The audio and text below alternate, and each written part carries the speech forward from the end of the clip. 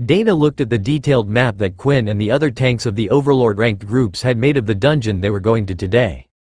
It was intended for 25 people, and normally, they brought 2 main tanks, 4 off-tanks and 3 clerics with them.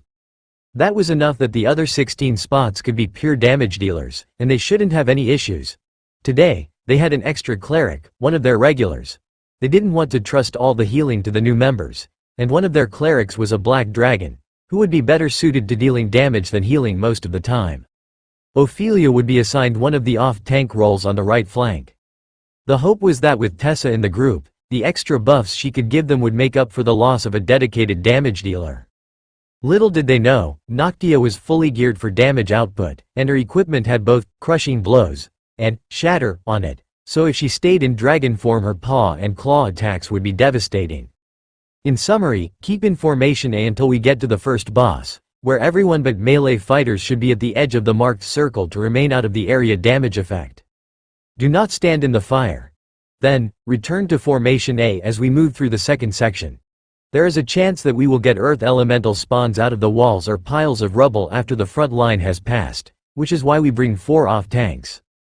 If you see a stone construct forming, move to intercept. Then, the second boss, ranged fighters remain in the middle, and the tanks will pick up the twin bosses as they appear from the edge of the structure. Then, it's the same thing until the third boss, which is a simple hack and slash. The boss is on an enrage timer, and its damage increases every 5 seconds. So, the faster we get it down, the less our healers hate us. The damage will hit everyone, so we're counting on the area healing effects to keep everyone going, he finished. Lotus gave him a cheerful salute, and their experienced healer gave the boss a grim look, wondering if it was a good idea to replace all the other healers with newbies who had just made it to Overlord. They did seem to be pretty well geared, though. He couldn't inspect the gear while they wore it, but it all looked like crafted Overlord rank gear. So, they might actually be the highest output members of the team.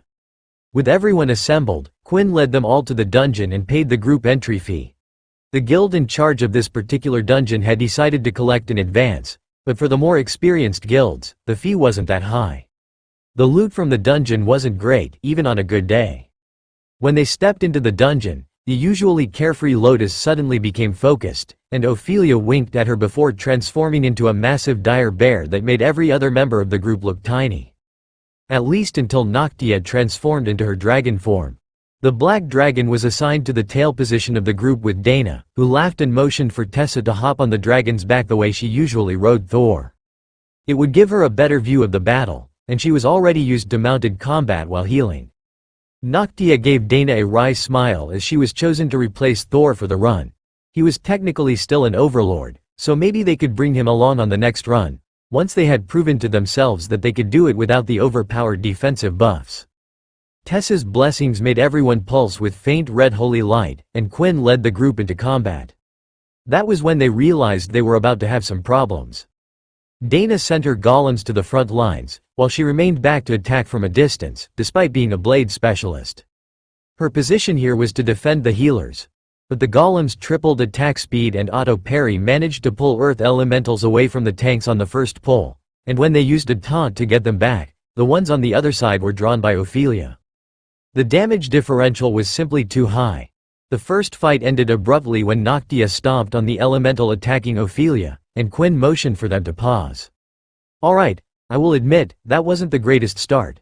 Do either of you have threat reduction abilities?" he asked. Dana and Ophelia both shook their heads.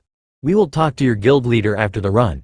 It's best if the mage doesn't draw the trash mobs away." Though for Ophelia it's understandable, as she is a tank class, so there is nothing in her skill set intended for monsters to ignore her. Change of plans. Send the golems to fight with the main tanks, so if they do draw attention, the monsters won't move. Ophelia, you get extra attention from the healers if you need it. That's the best we can do for now. The next group was a bit smoother, as the tanks simply let a few of the elementals go to the golems, who had no issues dealing with them. Dana had more than one skill for improved damage, on top of her equipment. But she also had durable constructs, which had granted her golems their first set of equipment back when she was just a budding young mage. The thought made Dana laugh. It had only been a few years, and they had flown by far faster than they had any right to. However, it wasn't her inattention that annoyed the group, she was still casting spells. It was Lotus singing as she worked and dancing in the dungeon that was making it hard for everyone else to focus. No, that song is expressly forbidden. Off limits, never to be mentioned again, a middle-aged warrior insisted. But I like that one. I even changed the wording, baby snake do. A hand clamped over her mouth, and the cleric laughed. He's got 5 kids, don't antagonize the poor man. Just pick another song, maybe a hymn. They're used to battle hymns, he suggested. Lotus shrugged and renewed the healing totems in the backpack that Ray made for her. Alright, I have a better song, we can keep going now. Quinn turned to look up at Tessa, who was just above his head, riding on Noctia, who had stretched out her neck to use a small blast of her breath weapon on the elementals. How does your group get anything done? He asked. Well, normally, Lotus does the melody, and the golems harmonize. If we have Sister Ray with us, she will add a background symphony. But she's calmer after the first time. Sister Lotus is just too excited about meeting new people today, Tessa joked. Her healing is incredible, though. I don't think that we've taken any noticeable damage with whatever healing spell she is using. Quinn added as he prepared to move forward. Yeah, long duration is her specialty. Only when the group starts taking major damage will the rest of us have to step in.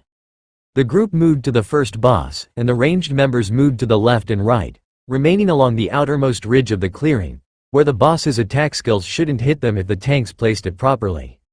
The melee group charged, and Tessa laughed as Ophelia's claws caught on the elemental's chest and gave it an unintentional body slam. Most knockdown effects didn't work on bosses, but whatever skill she had been using apparently did.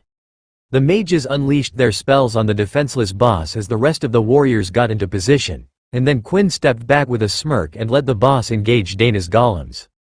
If they were going to try to steal the boss from him, why not see if the constructs could take the beating in his place? Not every mage was a soft and squishy liability that needed protecting. Even if this one was adorable in fox form. Dana hadn't wanted to transform, but she had quickly realized that beast form actually granted her a substantial bonus to her spell power. Lotus transformed into the Tree of Life, and the singing stopped, while she still danced in place to the song in her head, shaking her branches as pulses of golden healing light washed over the fight. Tessa kept her buffs active on the warriors, and periodically sent smite and holy slash attacks at the boss. Well, this is unconventional, the white dragon cleric muttered as he also began to cast smite. There was nothing for him to do, as Lotus had a constant healing effect active, and the damage that the melee group was taking wasn't overwhelming the combination of Ophelia's damage transfer and Lotus' passive heals. Tessa winked at him. Yeah, she's a bit of an oddball, but she's fantastic at her job. You should see what happens when you put a fluffy beastkin in the tank position. The other cleric laughed. He could only imagine the enraged expression a green dragon cleric would have if someone dared to damage the fluffy thing. She was already sending extra healing effects to Dana's greater golems, the dragonhounds, and they weren't taking any damage. I just wish that I had more than one offensive spell, he muttered. Talk to Carl later. He can likely teach you something. Like this. Tessa suggested, then cast Consecrated Ground under the boss, increasing the holy damage it took, and the damage reduction of the melee fighters. The boss dropped, and the dungeon's ambient light flashed red. Special event triggered, Overwhelming Force. Take 0 damage during boss encounter, without a totem ranked or higher guild member. Elementals began to swarm the platform, and Tessa activated Compliance as she hopped down from Noctia's back. Compliance creates an area of oppression 10 meters per user rank, and grants the Dragon Crusader the physique of a red dragon at their own rank. She turned to engage the incoming elementals as Dana summoned her golems to her and the other cleric retreated to where the melee group was standing. Fall back. Fast attack, intercept the elementals and defend the healers. Dana's blades flashed as she fought off 3 elementals at once, and Lotus began to shuffle toward the middle of the platform without transforming. She couldn't move fast in tree form, but she didn't have to go far to be in the middle of the group. Her oversized form made a natural regrouping point for everyone, and Quinn couldn't help but hum in appreciation as Tessa sent an elemental flying with brute strength. Whatever skill she was using, she wasn't any weaker than the black dragon or the dire bear.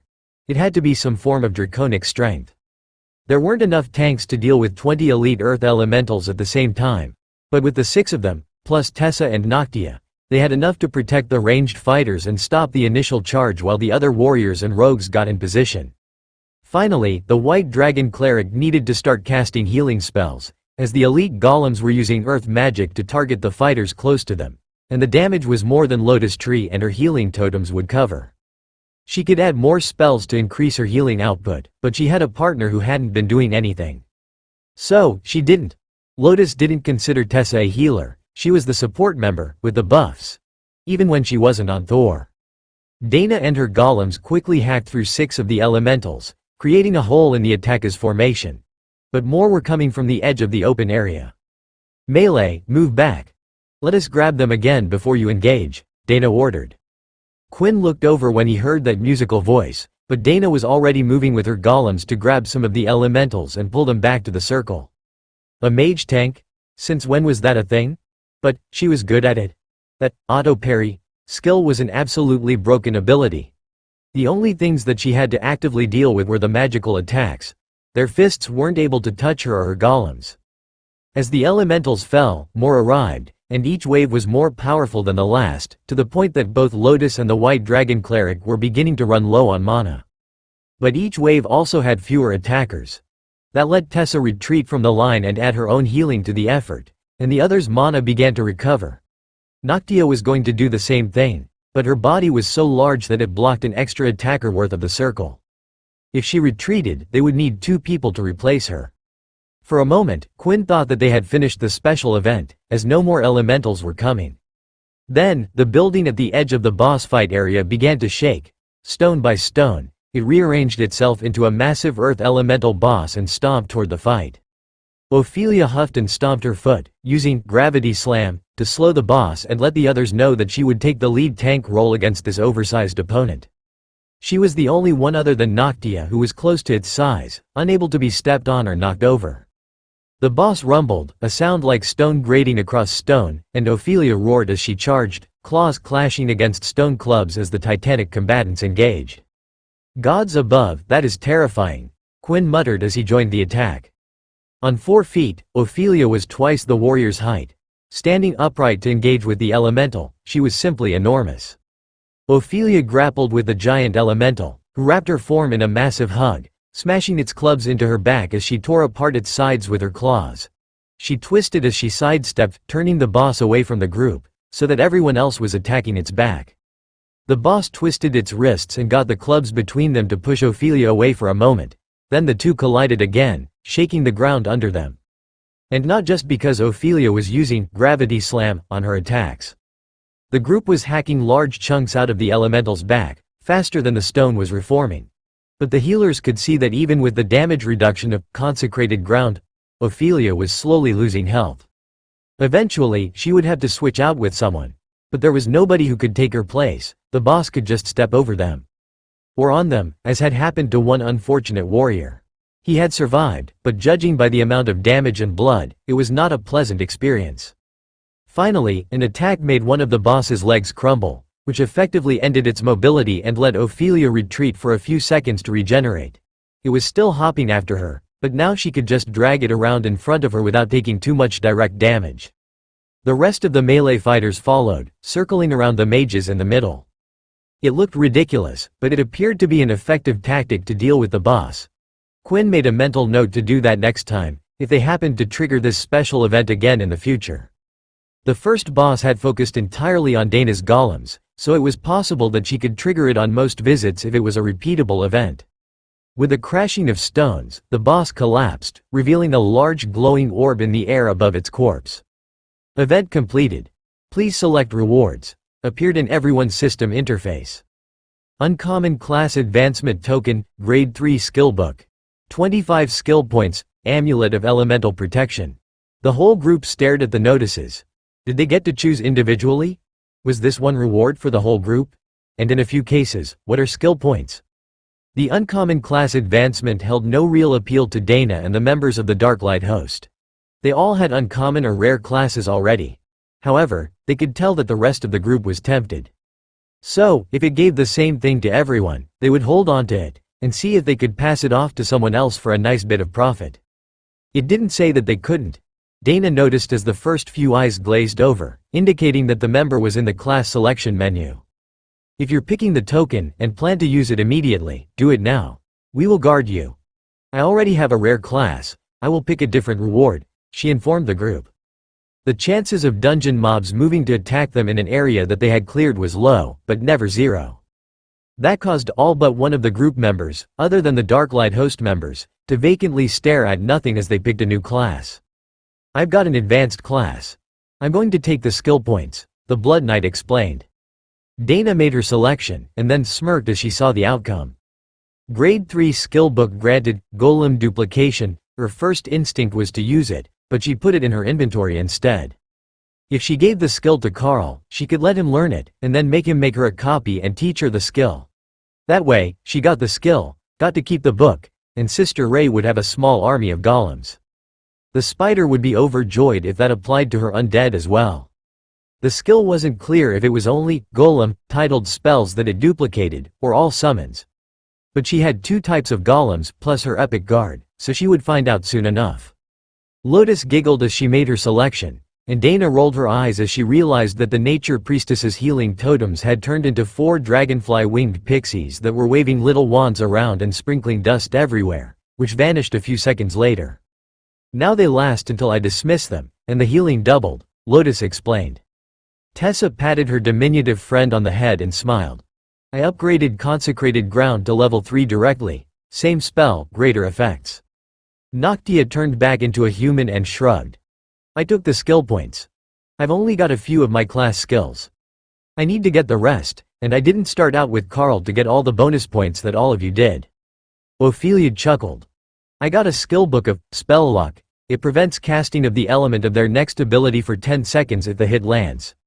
It should be pretty useful against bosses, even though it's got a long cooldown timer on it. Dana laughed. So, you don't get to do the Kara and just deny them all their abilities? Shame that. But I think that this suits your personality better. The White Dragon Cleric gave them a confused look. Who is Kara? Was there another mage in your group? We could have made space. Dana shook her head. Kara is an Overlord-ranked Chaos Badger. Not a Beastkin. One of Carl's bonded partners. She's got Totem ranked, Nullify, as a racial ability. It's absolutely, disgustingly broken against mages. Ophelia nodded. She tortures Totem-ranked Lich Lords for fun. The cleric blinked slowly. You're saying she can just cast it over and over? As soon as she finishes the activation ritual? Ophelia shook her head. I'm saying there is no ritual. She can use the skill instantly and at will, until she runs out of mana. How do you even capture, much less domesticate, a creature like that? Ophelia shrugged. I don't think that we ever asked. One day, Carl just came back with a badger who liked loot and pranks. Dana nodded in agreement. There was more to the story, but that pretty much summed up their introduction to Kara. The question of whether she was actually domesticated could be settled later. Is it true that actual badgers will pick pockets? Badger Beastkin get a bad reputation as untrustworthy? One of the warriors asked. Lotus laughed and motioned for Dana to answer. Not only will she do it, she will do it while you watch her. Then possibly give the item back if it wasn't interesting enough. She even has a skill, an actual skill, called Pilfer. She uses it on boss monsters in the dungeon to see if they will give extra loot. Ophelia smirked as a memory came to her. You know, I heard a story about her from when we were still living overseas. She beat someone up, then stole a barbecue packet from a woman's purse as a way of suggesting that they roast him as a snack. You never know what she's going to do, and without Carl or one of her bonded siblings, it's impossible to stop her from doing it. Quinn nodded in understanding. Dealing with magical beasts is best left to the professionals. Even if they are bonded, they are still who they always were, and that doesn't tend to mingle well with other species. The group sat in silence for a few minutes while everyone recovered, and when Lotus transformed back to human form, they got to their feet, ready to head to the next boss. The process was the same as heading to the first boss, except now the warriors were singing along with Lotus' silly songs. And that was driving Quinn and the White Dragon Cleric insane. She was infecting the others, but morale was high as they reached the second boss platform, and the ranged members retreated to the center, while the tanks moved into position to intercept the bosses. Ophelia moved up with them, and Quinn chuckled to himself. The big berserker had a point. Even if she didn't want to be the tank, she was going to be one. The earth elementals appeared and Ophelia moved to her right to gather one of them. But because she was so intent on her task, she didn't notice the confusion of the other members. These bosses were larger than usual, stronger, and they were using new skills. Something is off. The boss event must have changed the dungeon. Everyone, be on your guard for unexpected attacks, Quinn ordered. There were still 2 bosses, so the fight proceeded as planned. The fact that they were using new skills made it a bit harder for everyone in melee range, but you couldn't always rely on muscle memory and familiarity to keep you safe. So, while all of the warriors took splash damage from attacks targeted near them, only a few took direct hits. The bosses have changed, but follow the standard procedure. Focus on taking down the west boss first, then the north boss, Quinn ordered. Dana moved the stone golems to help Ophelia hold the other boss, while she sent the greater golems to help the rest of the team with the main target. With her own spells added, she was confident that she wasn't slacking on the damage, even compared to the more experienced overlords of the main team. There was no question that Ophelia was earning her spot on the team with her damage transfer and ability to prevent a boss from turning away from her. But it was more difficult to make a noticeable change with over a dozen others specialized in the role alongside you. What she hadn't noticed was how the boss responded to the different attacks. Dana deliberately targeted the same spots over and over, as that was the easiest way to take down a larger target. But it was also the best way to do maximum damage to an earth elemental. The deeper into the body you cut, the softer they were, so her strategy was actually noticeably more effective than the others, who aimed wherever they could hit easily. It took nearly 10 minutes to take down the first boss, but Lotus was still in a good mood, so the healing must not have been too intensive, Dana assumed. She had a lot of constant area healing, and the White Dragon Cleric was taking up the spot healing role for those who took harder hits. The fact that she hadn't had to do more than that even with both bosses up was enough to keep her happy. The fact that she had managed to turn her totems into adorable tiny flying five probably didn't hurt, either. Back off and catch your breath. We will take over, Quinn instructed Ophelia. They had been trading tanks using taunt skills throughout the fight, but she had been holding this one alone, they assumed. Only, she hadn't needed to. The golems had auto-parry, and they were able to block most of the boss's attacks, so Ophelia was mostly just fighting freely while they protected her. She followed the directions, though. She couldn't tell them without transforming, and that would drop off the stacks of buffs that she had built up. Not worth the effort. The second of the paired bosses died much faster than the first one, and Dana realized that there was a reason they were supposed to focus on them, and it wasn't survivability. They shared a buff, and when both were alive, they both took less damage, so, you had to kill one first, and then you could more easily kill the other. The warriors slumped to the ground as the second boss died, and the cleric turned his eyes to the sky. You know, we're likely to get the same issue with the last boss as well. But at least this one didn't give us any new surprise messages, he muttered. That's because we took damage. We will have to work on that until we can do a perfect run, Lotus agreed. The cleric gave her a confused look. I thought you enjoyed your job? Lotus nodded. I do. But I like it even better when I know that it is just for moral support and nobody would actually die if I messed it up. That is somehow exactly the sort of answer that I should have expected.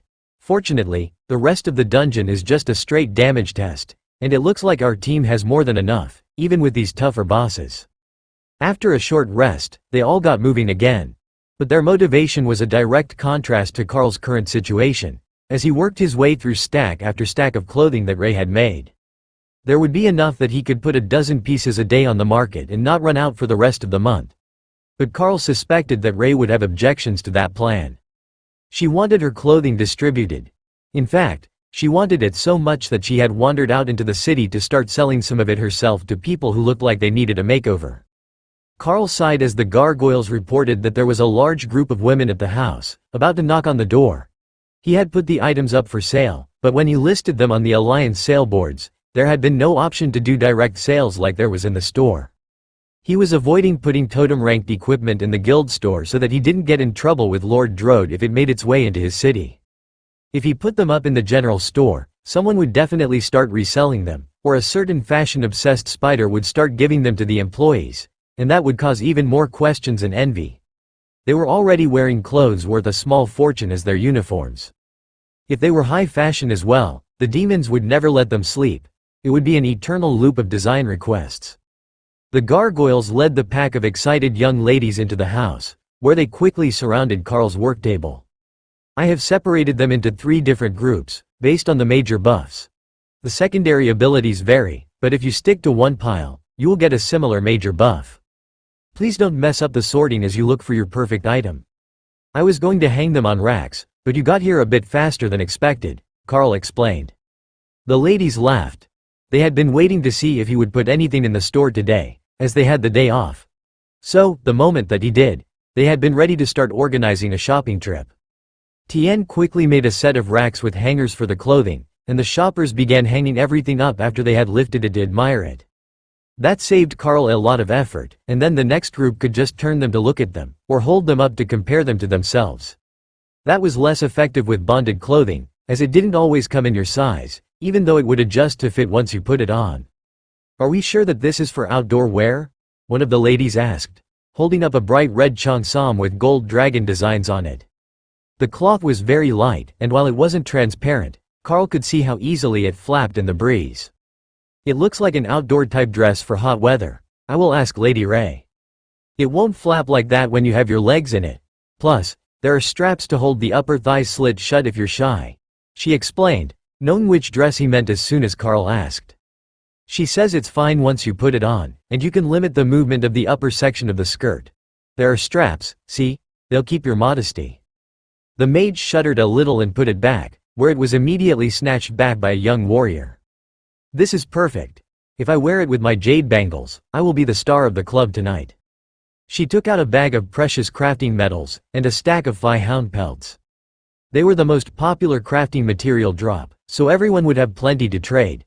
Normally, crafters would use what they needed and then trade the others around the continent, so there wasn't really a hard limit. Just an intermediate stage that reduced the value.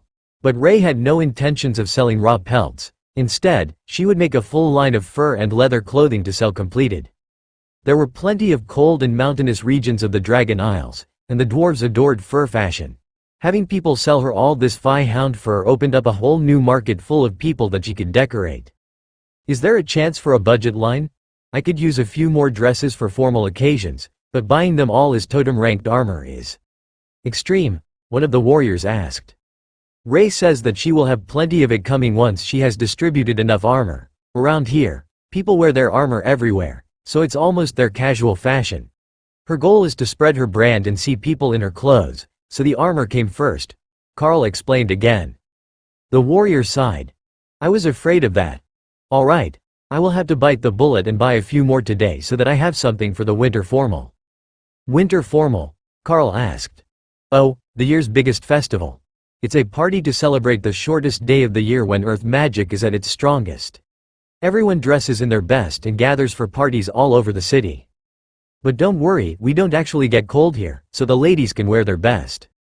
The winter formal sounded like just the sort of thing that Dana might like, and if Carl's mental calculation was right, it came the day before her actual birthday.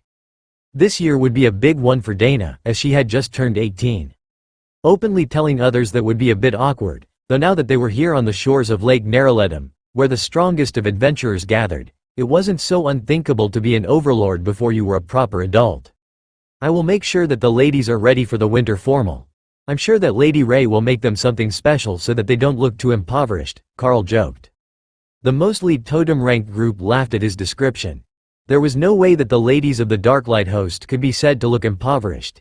Even a single accessory on their body was worth more than the entire wardrobe of half the people they passed.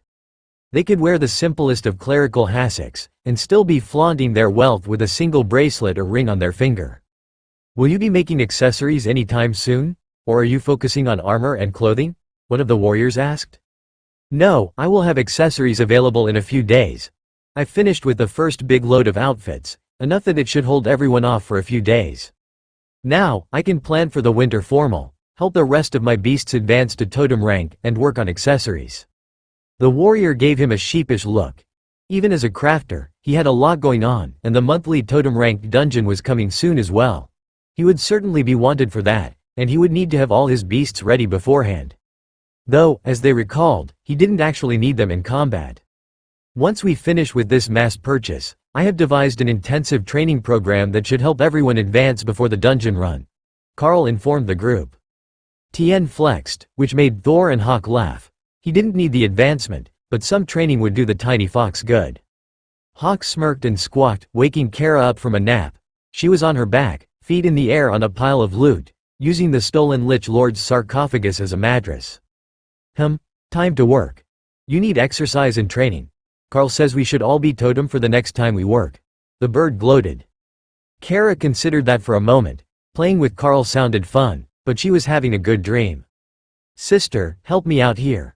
Remy tossed Kara a small golden potion between their spaces, which the badger swallowed, bottle and all. I don't think that's how you do it. Thor noted. You definitely needed to at least open it, or chew it, or something. But Logic and Kara only had a passing familiarity with each other, and seconds later the potion was taking effect, and her power levels were rapidly climbing. The effect of the potion was still growing when Kara reached the totem rank, but then the strangest thing happened. All that power simply vanished, and her eyes turned jet black, with sparkling golden flecks of light in them, like a night sky. Outwardly, her appearance hadn't changed, and it certainly wasn't as dramatic as what Remy repeatedly went through when she advanced. But those eyes were a sure sign that something had changed. Kara held up a mirror from her pile of loot and examined herself, then nodded happily and rolled over to continue her dream. Goal accomplished, totem rank achieved. Hawk squawked in annoyance. The sisters were definitely ganging up on them at this point. All the sisters were totems already, but had they offered any help to the brothers? Remy giggled at Hawk's annoyance, then activated Polar Apocalypse, the new spell that the goddess had taught her. It was exactly like the regular flaming version, but everything was ice. Hawk rolled his eyes and Remy's giggle turned to full-out laughing. Fine, I did make potions for my brothers as well. But there is one small problem. I don't think that I'll be able to do them again. I got the totem-ranked version of the ingredients, and it doesn't work. She explained as she passed matching golden potions to Thor and Hawk. What do you mean, it doesn't work? It's the same ingredients, Carl asked. Oh, poor phrasing. The potion works. But it's not any stronger when you use better ingredients. So, with both of them close to the bottleneck, they should be fine getting to totem rank. However, it will be useless to them after that. I don't think that it will do much at all for a strong totem. So, we can help our allies grow, but not all the way to the top until I learn a new potion recipe. Remy elaborated. Carl knew that they wouldn't be too mad about that. Mythic rank anything was rare enough. Being able to make more with an overlord or totem ranked potion was asking far too much. Most likely, they would need ingredients from the immortal realms if they were going to make a potion to force an advancement to mythic rank. And in the immortal realm, such a potion would be completely worthless, as everyone there was expected to be above that rank to begin with. Carl didn't know all the details, but Remy and Opal had both been reading books on the topic in their spare time, so he had heard plenty of random details from their thoughts. That's fine. If we can get everyone to totem eventually, they will be happy. Now, which brother wants to go first, Thor or Hawk? Carl asked. Thor. Hawk insisted. Not that he didn't trust his sister, but he wanted to see if an impenetrable bulwark behemoth could actually make it to totem rank, when their species wasn't supposed to be able to. Thor looked at the glowing potion, and then gently picked it up in his beak before pulling the cap off with his tongue to let it pour down his throat. And now we know why Tessa likes him so much, Kara sleepily mumbled, almost making Thor spit up the potion. But he got it down successfully, and his power was growing even more rapidly than Kara's had. It was almost as if the potion were extra compatible with his immense body, and he crashed headlong into the bottleneck at the very peak of Overlord rank. Then, he stopped, while the power in his body continued to grow. Along with the power, his body continued to grow, as if the behemoth was aging at an accelerated pace, sitting at the species cap for internal power. At first, it looked like the species barrier was going to be too strong to overcome, but just as the potion's effect was beginning to fade, Thor's space rang with power, vibrating like a bell and waking Kara from her nap. What's going on? Oh, congratulations. Are we having a party? Where's Lotus? Kara asked. She's still in the dungeon with the others. I'm getting everyone ready for our own dungeon trip. That's why you had to advance. Carl reminded her. Oh, we're doing a dungeon. I was distracted. The visions come much more often here, and it's like an afternoon drama. Thor still looked like Thor. Or like Thor the Behemoth, as it was so much different than he had looked as Thor the Lightning Sarrow. That was a good enough sign for Hawk. and he popped the cork on the bottle with his beak and drank the potion down. He flared with ghost fire as the potion flowed down his throat, and his body began to change. The Ghostfire Thunderbird was shaped very much like an actual hawk would be expected to look, if you ignored the fact that they were covered in fire. But now, his body was becoming more slender, and his tail feathers were becoming longer. "He's beginning to look more like a Ghostfire Phoenix," Remy noted. It still wasn't the same as the pictures in her book, but he was certainly more agile looking than the images of Thunderbirds. Hawk gave a long, keening cry. He had reached totem rank, and his flames were now perfect. This advancement was everything that he had hoped for, and it even came with a lighter body, so he could be more agile for strafing runs on ground targets. That made everyone, and Carl wondered what the team was going to think when they showed up to hold the briefing before the dungeon. But Carl also suspected that Thor's advancement wasn't entirely finished. His energy had a sense of resistance, as if something was still holding him back, or a skill wasn't fully advanced yet. Hopefully, that would sort itself soon, or Carl would have to find a way to help. "You seem distracted, guild leader," Carl heard, pulling his attention back to reality. "Sorry, I was speaking with the beasts. What did I miss?" he asked, just realizing there were still many people in the room, as well as the crafting team, who must have just come upstairs. "Not too much, everyone is still trying to decide on the fashions, but they thought that you fell asleep," Lala whispered. Carl exchanged goods with a few who were ready to pay and leave, and Lala the bunny opened a trade interface to pass him a bunch more. "I think it should be enough. I didn't argue with them, but it looks like a lot," she informed Carl quietly. "You did good. It looks like more than enough to keep Ray happy, and you got lots of fur for her new winter crafting line." The totems chuckled at the pleased blush the girl got when Carl praised her, and continued going to the 4 bunny girls to check out their shopping. That left Carl free to take items out to start working on his accessory inventory. More people were still arriving, drawn by the news of the inventory, or possibly to the potential for the sight of the ladies modeling their new purchases. That seemed to be the draw for most of the men, who were picking from a much smaller selection of clothing. But there were still valuable items for them, and having all the benefits of light armor while looking casual was a huge flex for the adventurers. For safety's sake, almost everyone wore armor in public. So, showing up in slacks and a shirt showed a level of supreme confidence that you could deal with anyone who held a grudge against you. "Do you think that Lady Ray could make more suits? Like black suits with long-sleeved shirts? It would be good to have formal outfits with good defensive stats," one of the warriors asked. "Ray, do you have suits?" Carl asked. "In the chest under the crucified Eden. The top ones are overlord ranked." Carl pulled the chest of suits out, as there were plenty of totem-ranked shirts and pants available. "I have some overlord-ranked suits available, and I can upgrade them for damage reduction, if you're worried about being attacked," he offered. "Oh, that would be great. Overlord ranked isn't quite as expensive, but it will still make a point." The other men came over to see what Carl would do, then looked confused when he just wrote something strange on the back of the pants and the collar of the jacket, then flooded them with mana. But the item immediately changed when he finished, and they all smiled when they realized that the suit now reduced 400 points of damage. That would be a joke to a totem-ranked monster. But for a punch to the face, it was just the right amount of damage reduction that they shouldn't take much, if any, damage from one of their fellow totem-ranked warriors. "How many of them do we need?" Carl asked as he finished. "How many do you have?" "There are 12 of us here who often wear suits," the warrior who had first asked about the item replied. Carl checked the pile. There were 4 more overlord-ranked suits in black sitting in the chest, then the rest were all older stock from when Ray was a monarch. The styles also varied with the older items, where the overlord ones were designed in the style that the demons in Drode liked. 3 more. First come, first served. The men all glared at each other for a second, then rushed toward Carl. A rapid motion slap fight ensued, as they all fought to prevent anyone from putting a hand on the crafter.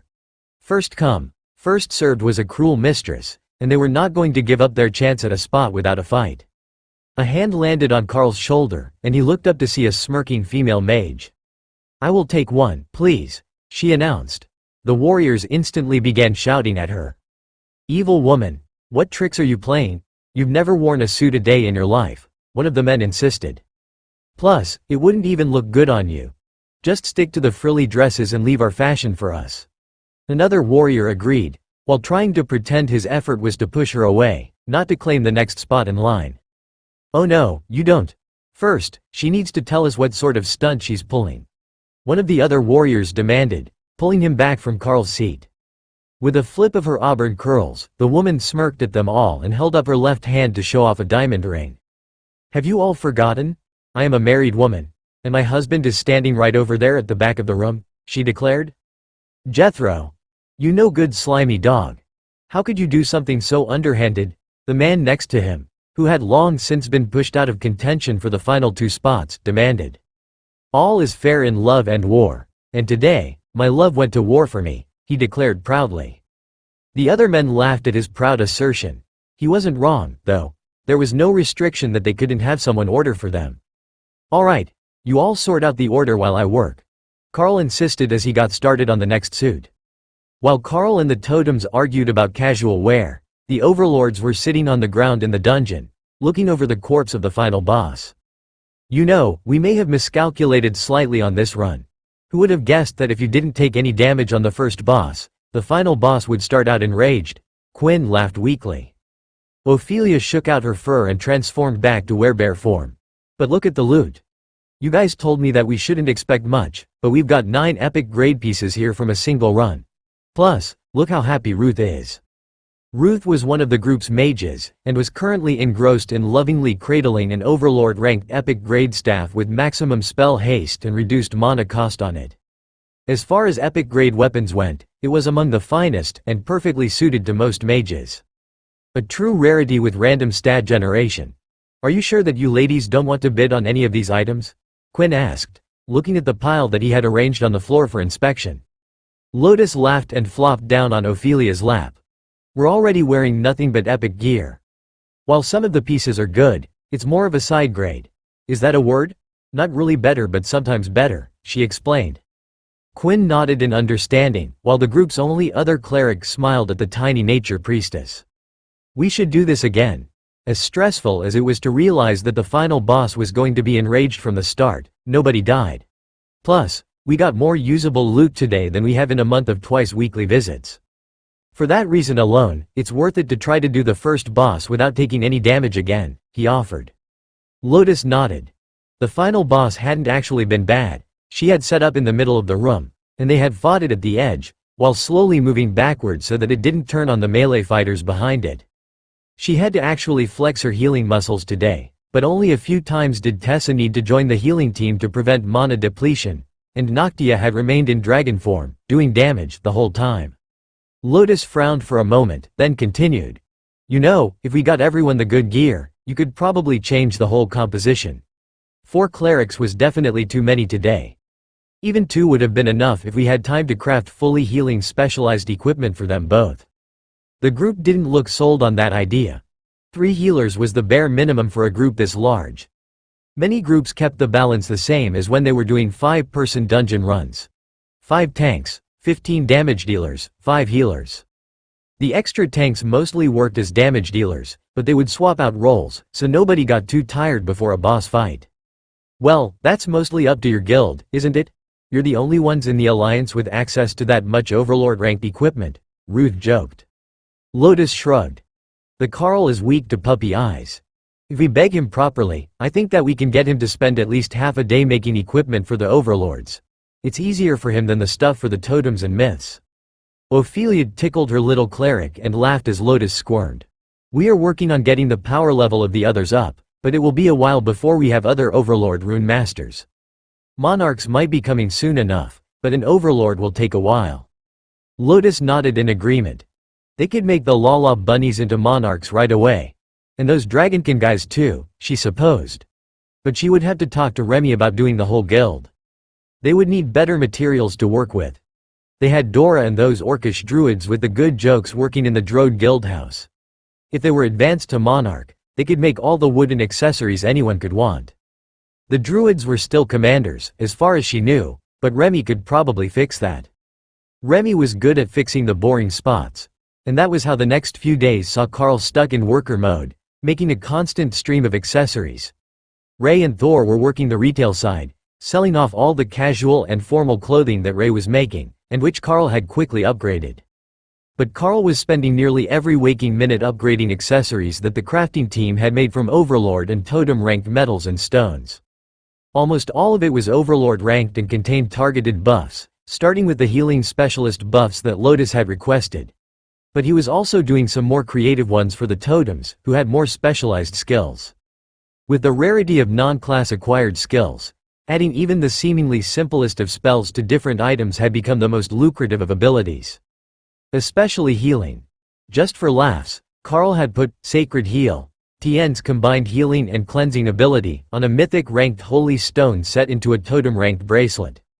The result had been utter chaos in the Alliance chat, and a meeting with the guild leaders, which was scheduled for 15 minutes from now. But the meeting wasn't a big deal.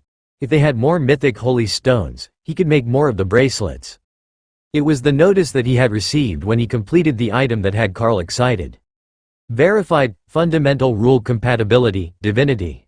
It hadn't seemed like a major thing at the time, but once Carl took time to focus on it, he realized that he had been neglecting the most important part of his own advancement. If he was going to make it to Mythic and Immortal rank smoothly, he needed understanding of the most fundamental rules of the universe. But the higher levels of understanding were a passive buff to his skills that wasn't affected by resistance of the common sorts.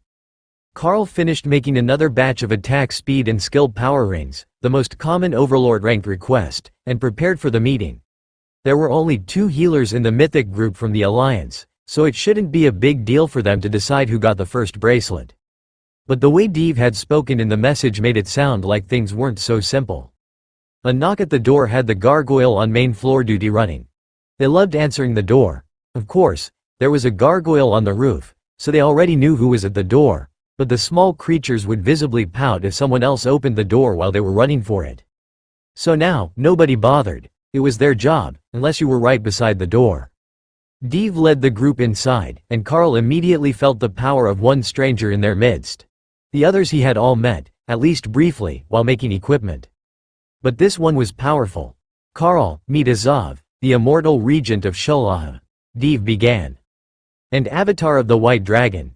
It's a pleasure to meet you, Regent," Carl replied with a polite bow to the immortal ranked powerhouse in front of him. The White Dragon smiled at him. "You're a most curious sort, aren't you? I can smell the divine favor on you from here. But that's not our concern for the day. I was made aware that an item with Sacred Heal was put up for sale on the Alliance market today." Carl frowned. "I thought that the Alliance markets were private?" Azov chuckled. "I was in a debriefing with one of our clerics about an incident in the Overlord ranked dungeon a few days ago when it happened. His response made it impossible to miss, and he had no problem sharing. But if he hadn't, I doubt that either of these two would have been able to resist the urge to brag." That was almost certainly true. Nobody could resist bragging about getting a new item that gave them an overpowered skill. "I take it that you would like one?" Carl asked. Azov nodded. "That I would, but it's less urgent, as I can use the spell. What I am more interested in is whether you can inscribe the spell into a book. Normally, divine magic cannot be written by anyone less than an immortal, so imagine my shock when I learned that someone had put it on an item at the totem rank." Carl shook his head. Trying to write that spell in a skill book would take more paper than he had seen in his life. Writing it on a holy stone was more like guidance, and only those who had enough favor of their gods could use it. Creating items with the effect is different. Mostly, I describe the basics of the spell and the desired outcomes, along with a short prayer passage. Generic, because I don't know what god or goddess the user will be following. If their deity doesn't grant them the ability, the spell won't work, or it will only work at partial efficiency, Carl explained. Then, he handed the immortal the item in question. The runes on the stone were mostly hidden now that the gem was set into the bracelet, but there should be enough visible for him to guess what Carl had done. Assuming he could read them. The dragon's eyes shone golden with holy light, and the runes on the gem lit up in the air in front of him. "Oh, this is lovely. Yes, you understand the spell very well. But tell me, how did you learn it? This is not a spell that most clerics of the world dragon receive, much less someone with a simple avatar transformation," he asked. "From a stone for divine fox. My class allows me to share some of the skills of my bonded partners, and that is one of them. I'm not particularly skilled with the spell itself, but I understand it well enough to make a gem with its effect. But I suppose that shouldn't be unexpected on my end. If the gods don't grant you that favor, It's only a mediocre healing spell. And I'm not a cleric, Carl explained. Though, that did bring up an interesting paradox. Could Dana use the spell, now that she was part stone for Divine Fox? It might only be a tiny bit from her advancement, but it might let her learn some sorts of healing magic that would lead to an even more advanced class the next time she advanced hers. Azov turned the bracelet in his hands for a moment, then took out a mythic-grade holy stone. Please make another of these stones for me. I wish to give it to my successor in celebration of his advancement. Carl nodded. Your successor in the clergy, or as regent of Sholaha? Both. He is reaching the peak of totem rank now, and it is only a matter of time before he can take over the day-to-day operations of the nation. Then, when and if he reaches immortality, he can take over my position in the clergy, and I will retire to the immortal realm. Carl nodded. That meant that this was an extra important gift, so he wondered if he should have the large stone carved into a statue. It was a milky white stone brimming with holy power, so it would make an excellent gift as a dragon carving. But actually adding the spell to that would be a nightmare. So, Carl formed the spell on the stone as the others watched silently. There you go, it should work perfectly now. But I'm sure you know that if you try to test it, there is a good chance that it will bond to you instead, he warned. Azov smiled. Oh, I'm well aware of the phenomenon. I will pass this to him now, and then we need to have a discussion about a few other topics. Then Azov opened a portal and handed the stone through to someone, who made a startled noise, but was cut off in the middle of his first word as Azov closed the portal. Portal token linked to my office, a relic from my predecessor. Very handy, he explained. Carl smiled, trying not to laugh at the fact that he had obviously just cut off whatever question his assistant had for him. Most likely it was about the random totem-ranked item that had been dropped on the desk without any form of explanation. But he was the leader of the nation, so it could have been about nearly anything. Now, I have brought the leaders of your alliance together for a reason. I have spoken with the court seer, and they determined that your alliance was on the ascendant, to a degree far greater than any of the other alliances in the nation. Unlike some insecure leaders, I'm not threatened by powerful residents. However, a large financial imbalance between guild alliances is not optimal for the region. More than that, a large power imbalance does not suit my goals of social stability. In next year's totem rank challenges, I will be placing a new restriction, and I thought that you should be the first to know of it. Each champion may only compete for one dungeon trial. It should clear up the backlog of competitors going for multiple dungeons until they win one. But it will also stop certain competitors from claiming multiple dungeons in the name of their alliance. Carl chuckled, and the immortal smiled at him. You're not quite alone. There are 2 others who took multiple totem-ranked dungeons this year. I considered just making all the trials start at the same time, but that was a logistical nightmare to arrange judges and referees for. Dave poked Carl in the side. And there is already a rule against competing above or below your rank, so you can't go for the easy pickings in the mythic rank. Azov rolled his eyes at the druid. Do you really think that he could claim a mythic dungeon? A chorus of affirmative responses filled the room, and Dave laughed. Unlike the guild challenges, there is no rule against using bonded pets in the trials. How do you think that it would end when he brought out 5 totem-ranked beasts with limited invulnerability and super-fast regeneration? You might as well say that he's mugging them once the behemoth and the demonic spider get a grip on his competitors. Azov sighed. I see your point. All the more reason not to change the rules about the challenges themselves. If you're the strongest at your rank, that's that. So, your goal is to stop us from becoming obscenely wealthy by capping the number of dungeons that we can control? Carl asked. Azov made a non-committal gesture. It's a start, but the seer says that it's not even close to enough to limit the imbalance, so don't worry too much that you will be left impoverished. I talked to Lord Drode, and he informed me that your guild has been good about complying with his requests not to flood the market with dangerous items. I believe that something similar might be a suitable request for the Nara Group Guild Alliance. Equipping all your members is a noble goal, but spreading dozens of totem-ranked items a day through the open market would be disruptive. Carl shrugged. Well, I have limited amounts of raw materials to work with, and even more limited amounts of crafting time. So, the damage would be limited. But I see your point. Even 5 totem-ranked, totem-grade weapons or armor pieces a day would cause chaos. The dungeon loot here really is trash compared to even the Overlord-ranked dungeon in Bara. At least that dungeon drops all Overlord-ranked crafting materials. There are Overlord-ranked dungeons that do drop better loot, but they tend to be monopolized, as even here, there are only so many dungeons to go around, and most of them have entry limits. The best only open once a month, but some of the others open daily and only allow a few groups. So, the guilds closest to them set up guards to keep anyone else from entering without an agreement. I let it slide because ultimately, an overlord-ranked dungeon doesn't really matter, and none of the guilds that engage in such behavior are crafting guilds, so they can't even use the materials they loot. They have to sell them all wholesale, Azov explained. And because they have to sell, they don't unbalance the system, and most of the trade goods get shipped out of the country because Sholaha has the vast majority of the powerful dungeons, Carl realized. Exactly. Carl considered the options for a few moments, then made a proposal for the Immortal Regent. What if we restrict items to open access by the Alliance, as per our Alliance agreement, and then hold a once-monthly auction for select equipment? We do that in Drode, and the Lord sends someone to vet the items, to ensure we don't sell anything that will be too problematic. That way we can at least maintain some level of reputation among the other guilds in the city, and those with money from all over the Dragon Isles will have a chance to snatch the items away and remove them from the region, Carl suggested. Azov smiled. That is not a bad option. You see, my major concern is not the power level of the items that you are selling. If you equipped the whole city, things would balance themselves out again. What I am concerned about is an alliance so obscenely wealthy that they use that clout to upset the balance of power. If your alliance is making enough that they can simply buy out or put bounties on entire alliances for displeasing you, how am I supposed to keep things relatively peaceful and stable? I won't stand for that level of chaos in my territory. Kara laughed quietly in her space.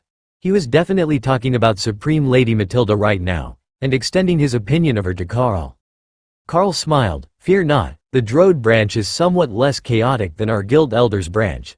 We're not actually big on causing trouble for others most of the time. The Immortal laughed. That implies that you are for chaos and trouble some of the time. Carl shrugged. Well, we do have a chaos badger. But mostly the issue is that some people just deserve to be troubled. Azov frowned. A chaos badger? Kara came out of her space and stood up to wave at him. Oh, that is brilliant. If that old witch was this cute, she might actually have friends. Kara snorted with laughter, then began to fly around the room, checking to see if anything changed during her nap. It all looked the same, except for the piles of things that Ray had been working on. Boring. So, she went over and landed on the new person. He had an interesting aura, and she was keenly interested in what about it made it different from anyone else that she had tasted before. Kara. Carl warned. The badger gave him what the myths took as a cheeky smirk, then gave Azov a nose bump and a subtle taste test. Not bad. Different spicy, like well-aged dwarven liquor. Then she settled back on his lap to investigate the peculiarities of his aura, while Azov stroked the fur on her back. Well, it appears that she is quite friendly. Not at all what I expected, he noted. She's a people person, just commonly misunderstood. But back on topic, is the auction a suitable limit on the growth rate of our wealth? We can accept sales limits on the items that we put up every month. It will all be stronger items, though. I put up an overlord ranked item or two in Drode every month, to keep the bills paid at the guild house, so this would be all totem ranked. Azov sighed, and his expression went vacant as he messaged someone. The seer says that should keep the rate of growth to a level that won't cause undue levels of imbalance. Whatever that means. He agreed a few moments later. Carl shrugged. Perhaps it's inevitable that the power level and wealth of the region is going to rise? As long as we don't get so far ahead of the curve that our members are tempted to cause trouble, I don't see it being an issue. Azov nodded. All right, that works for me. Your crafting skills are really incredible, though. Perhaps you would be open to taking a few more apprentices? Even on a short-term training program. Dev tried and failed not to laugh. Everyone wanted to load Carl up with apprentices. Carl shrugged. I don't see the harm. They are something of a trade secret, but we do have both guild spots and workspace available. We could take in a few more students if they have suitable personalities. Wonderful, I have just the right ones for you, Azov announced, then activated an item in his hand. It created a glowing spot of light, and then a few seconds later, a portal opened on the spot. Oh, that is a great toy. Kara cheered. It's just a marker beacon so that the people tracking me know to open a portal. He explained to the badger, who was intently eyeing the device in his hand. It's a magic stick of, be here, Kara laughed. Carl chuckled and relayed her thoughts, which made the immortal laugh. "Oh, I see how that would be appealing. Perhaps I have been using it all wrong." A young mage with glowing silver eyes stepped through the portal and bowed to Azov. "Your Majesty, you called?" Azov nodded and gestured to Carl. "I have confirmed that this man does indeed have both a lost crafting skill and rare spells, as the seer had predicted when she saw that his finances could cause disruption to the balance of the nation. Can you please summon one of the trainee study groups from the library?" A moment later, 3 blue-haired clerics approached the portal, then stopped as they realized they were expected to leave the library. "Come, take a seat. We have rare knowledge for you," Azov explained. Those were magical words, and 2 nearly identical androgynous figures rushed forward, followed by a more stately old blue dragon, at the mythic rank. "Is the study group only 3? Azov whispered to the silver dragon. "They were next on the list for new knowledge," he replied. "Rune Lord Carl, meet High Priestess Sapphire, and her grandchildren Bobby and Joe." The silver-eyed dragon introduced them. The older blue dragon smiled eagerly. "Rune Lord?" Carl nodded. "The Rune Master skill. Do you currently have a trade skill?" Sapphire shook her head. "I have been holding off for a new one. I have researched thousands, but I have not yet found one that was worth my time." Carl took out a small blue water stone and wrote a simple inscription on it. "Near this stone, no liquid will dampen the surface of a book or scroll." Then he buffed the water stone to totem rank and tossed it to her. "A welcoming gift suitable for a blue dragon," Carl explained. Sapphire stared at it for a few seconds, then began to mouth the words, which were written in ancient Dwarven, not the proper runic language. She smiled as she translated. "Does it really work?" Carl nodded. "Even a monarch-ranked flood spell wouldn't dampen a single page with that stone active. It doesn't prevent other damage, though. Just the thing to keep active at all times in the library with youthful apprentices running around. Tell me, do you have more apprentices?" she asked. Carl nodded. "A dozen more at this house, and half as many, plus alchemy apprentices in Drode. No more blue dragons, unfortunately, but we have bunnies, demons and dragonkin." Sapphire chuckled. "Let me guess. You have an acolyte of the green dragon with you, and they made it impossible not to keep the beastkin around?" Carl winked at her. "She's also fond of obsession demons. They make up most of the runic alchemy team." "And where is the young nature lover now?" Carl smiled. "In the Overlord-ranked dungeon, working as a healer for a 25-person team from the Guild Alliance. She has the Tree of Life transformation, and quite enjoys the job."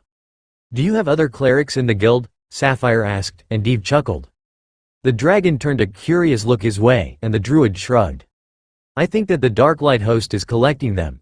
They've got one from the green, one from the red, one from the black, and now it seems there will be blue dragons as well. I should have sent them one from the bronze," Azov muttered to himself. Sapphire chuckled. "It's not too late. You know that most of them don't have trade skills other than being insufferable know-it-alls." The pair smirked at each other, and one of the younger blue dragons raised his hand. "Should I go request for one? I am certain that they would love the chance for a new legal case study." Sapphire patted him on the head. "No need. They will send someone on their own if they think that we need one here." Then she turned on Carl. "How long do you think that it will take to learn the basics of the skill?" Carl winked at her. "I have a special skill granted to me by my class, and it is very dragon-friendly." Dave nodded in agreement. His skill was practically perfect for dragons. Carl shook the totem-ranked dragon's hand, and activated, "Follow me, little one." Champion Carl offers knowledge, skill, runecrafting will be transferred to the curious maiden Sapphire. Champion Carl offers knowledge, skill, runecrafting will be transferred to the helpful assistant Bobby. Champion Carl offers knowledge, skill, runecrafting will be transferred to the mischievous whelpling Joe. The 3 dragons cheered and threw their hands in the air in celebration, while Azov stared at Carl. "What sort of skill is that?" he asked. "It's intended to train my bonded beasts, but with a few upgrades, I found that they just have to be friendly and not part of my bonded team. So, I can teach all sorts of fun skills to compatible dragons," Carl explained. Sapphire's eyes glowed with divine favor as the god of knowledge was intrigued by the possibilities. So, Carl did it again. Champion Carl offers knowledge, skill, lightning zone, will be transferred to the curious maiden Sapphire. Carl smiled as he remembered the first time that he had taught a lightning skill to the blue dragons, and how frustrated they had been that nobody else could use refreshing lightning. Sapphire winked at Carl. "Thank you, but the goddess says you're still holding out." Carl shrugged. "Of course I am. If I showed you all the fun things at once, what would we do tomorrow?" Champion Carl offers knowledge, skill, refreshing lightning, will be transferred to the curious maiden Sapphire. The familiar blue barrier surrounded the dragon, and her eyes flashed once, then faded. It seemed that was enough amusement for her goddess for one day. But it had only confused the rest of the group. Blue dragons are very compatible with a lightning barrier type skill that I know. It's the one that normally belongs to the lightning Sero species. But you need to have quite a bit of lightning affinity and beast blood for it to work, he explained. "So, you can't just teach skills to anyone?" Azov asked. Carl shook his head. "No, I can only teach skills that you are compatible with. In fact, my team members all have entirely different skill sets because they're not all that compatible with the specialties of the others. For example, only Dana managed to learn Kara's Nullify. None of the others, and none of the other beasts. Even though both Remy and Tien are skilled magic users. Plus, Tien and Remy can't even use each other's healing skills." Carl remembered that most of the group here didn't know who he was talking about, so he elaborated. "Remy is our runic alchemist, and a Naga queen by species, while Tien is a young Stonefur divine fox." Azov smiled in understanding. He had the briefing on the members of the Darklight host, but they hadn't had names for the beasts, or many of the lower members. It was only the ones more likely to be entangled with the web of fate that had caught the notice of the seers, so they were the only ones researched. He should have known that more members of that guild meant more trouble. How many tens of thousands of years had he known that old Chaos Dragon? Of course, anyone that the system pulled into her guild was a potential catastrophe. They weren't even in her branch of the guild, so Matilda hadn't recruited them. The system had done it, at least for the first one. Idly, Azov inspected Carl's system information, then paused when he got to one particular line. "Would you care to explain how exactly you came to be the city lord of Bunga and when? As far as I know, the bronze dragon Orthos has held that title for thousands of years." Azov asked, his tone only slightly accusing and mostly curious. "Oh, that's a bit of a long story, but Bishop Misty sent me for a little journey into the past, to the last resurgence, when Orthos was still young. I just happened to be at the city gates when a guild war started, and ended up as the champion for the Darklight host. That's the first of the gold rings on my guild tabard." The immortal regent sat silently for nearly a full minute, while everyone else tried to make sense of what Carl had said. They were definitely missing some information here. Like exactly how old was Carl, and where was Bunga?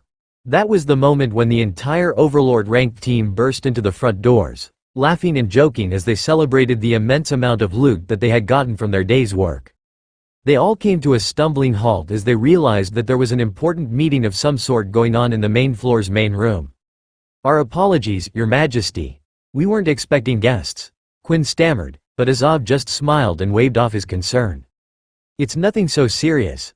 I take it you had a good day?" Azov asked, now much more interested in what the overlords had gotten up to than the minutiae of the Darklight host's likely future troublemaking.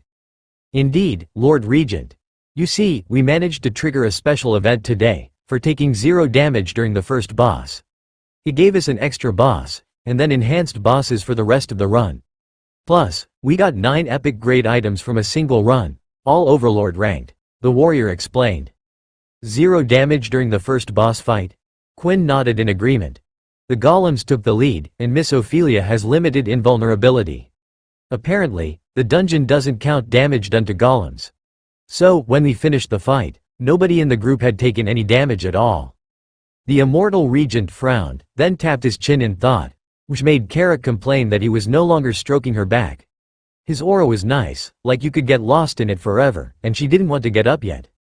But he got up and handed her to Deve, who laughed as Kara tentatively stared at him, considering her options, then sat on his lap to face the group.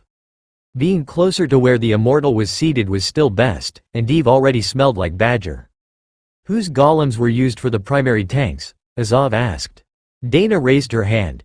"I am a mystic blade master, and my main golems have auto parry, as well as increased attack speed. They don't excel at holding the attention of the boss, but they are good at intercepting attacks." Azov nodded. "That makes sense. I wonder if it has happened before, and the guilds simply kept it to themselves. With that much better of a result, I can see why they would want to keep it as an alliance secret. And for that reason, I won't spread the news. It's just an overlord-ranked dungeon, and if your alliance has what it takes to keep triggering the event, then they can reap the rewards." The overlords looked relieved. If the regent wasn't going to mess with their new strategy, they would make a fortune in the next few months, and they would have all the gear they could ever need. The portal was still open, and Azov began making his way over. "I will leave these fine folk with you for the foreseeable future. It has been a pleasure meeting you all, but I do have work to return to," he explained as he walked away without looking back. That left Kara without hope for more exposure to the strange immortal aura. So, she rubbed herself all over the front of Dave and returned to her space to look for a blue stone, the same color as the new dragon's eyes. Dave paused, then began to curse. Damn it, I know why she was so happily sitting in my lap. She wanted to send me home smelling like a strange badger, the druid complained. The other guild masters laughed as they realized what Kara had done, and how Dave's badger beastkin wife would take it if he walked in smelling like another badger woman. "There is a shower at the end of the hall. You can wash and change before you go home," Carl suggested. Dana laughed. Don't you think that she would notice just as quickly that he came home smelling of someone else's shampoo with wet hair? Dave frowned. "Give me the badger, I'm bringing her home with me to explain." Actually, that sounded like a lot of fun, Kara thought. Baby humanoid badgers. So, she gave up on her stone search and came out to bump the back of Dave's legs, encouraging him to get going. "I feel like I've been bamboozled. But alright. Let's go. Once she knows you're an actual badger and not a mistress, I will have much less to worry about." Dave led Kara out of the house, and Carl saw Lotus sneaking around the edge of the room to inspect the new people. "They're blue dragons, you don't need to sneak up on them," Carl informed her with a soft chuckle. The younger one who had been introduced as Joe laughed and took down her hood, revealing a girlish smile, missing a front tooth. "No, she definitely needs to sneak up. It's the only way to keep green dragon clerics quiet in the library," the young dragon joked. Bobby took down his hood as well, and Carl noted just how much they looked alike, even for twins. But Carl's fears were unfounded, as Lotus didn't do anything crazy. She just grabbed her fellow small people in a hug and welcomed them to the guild. "What is Carl going to teach you? Will you be joining the bunnies and the boys? Or did you want to do runic alchemy?" Lotus asked. The pair both turned to their grandmother, who smiled at Lotus. "We all will be joining the bunnies and the boys." I promised their mother that I would train them up in my chosen trade skill when we picked one. Lotus nodded. "That will be helpful. We needed another totem-ranked crafter in the guild. These two will also fit in well with the others. They might be monarchs, but the others are royals, so it's not too big of a difference." Noctia shook her head in dismay. "Dragons born on the Isles really do have an advantage. I was nearly grown before I reached monarch rank." Bobby and Joe hid behind Lotus as they noticed the black dragon, but Noctia was used to the response the first time people met her. "This is Noctia, part of our overlord rank team, and she will have a room right by your grandmother. Perhaps next to you, if you don't want to stay in the basement with the other crafters for safety." Sapphire winked at Carl. "And am I not now a guild crafter who needs protection?" Carl patted her gently on the shoulder. "I am not fooled by the appearance of your transformation. There isn't anything weak about a mythic ranked dragon. Especially one who can make acolytes behave in the library." Sapphire thought that this assignment might actually be more fun than she had expected. There were other dragons around still, and not just Dragonkin. Not that there was anything wrong with the Dragonkin, but they tended to have this weird hero worship thing going on for full-blooded dragons, and when there was nobody else to distract them, it could get tiresome. Sapphire had taught school for centuries as a young blue dragon, and she was more familiar with most how youngsters looked up to old dragons in positions of authority. But lately, she just didn't feel the need to be that person. "I would imagine that I am going to be expected to create equipment now that I am here, and you are a crafting guild," the blue dragon sighed. She was great with the theoretical, and loved to study, but having to actually practice a skill was part of the reason she had held off so long. "You can practice on this lovely set of accessories. They're all carved with dragons around the outer edge and a flat center for easy engraving. How familiar are you with the runic language after the knowledge transfer? I could write out examples, or you could just free-form it and make what you like. There are two basic options. Linking the runes into the largest possible combinations for efficiency to add stats, or using poetry to link everything and make it flow. Both generate excellent results, Though poetry can have some surprising additional effects, Carl explained. Sapphire was silent for a moment, then smiled. The goddess has granted me a comprehensive understanding of the language, and even a bit of knowledge about your oddities. Is it true that you often write in Dwarven because you started out with very little knowledge and a Dwarven runebook? Carl nodded. Indeed, that is true. But it won't work for everyone. Many of the Dwarven runes and poems need a bit of Dwarven blood to work, and I have barely enough.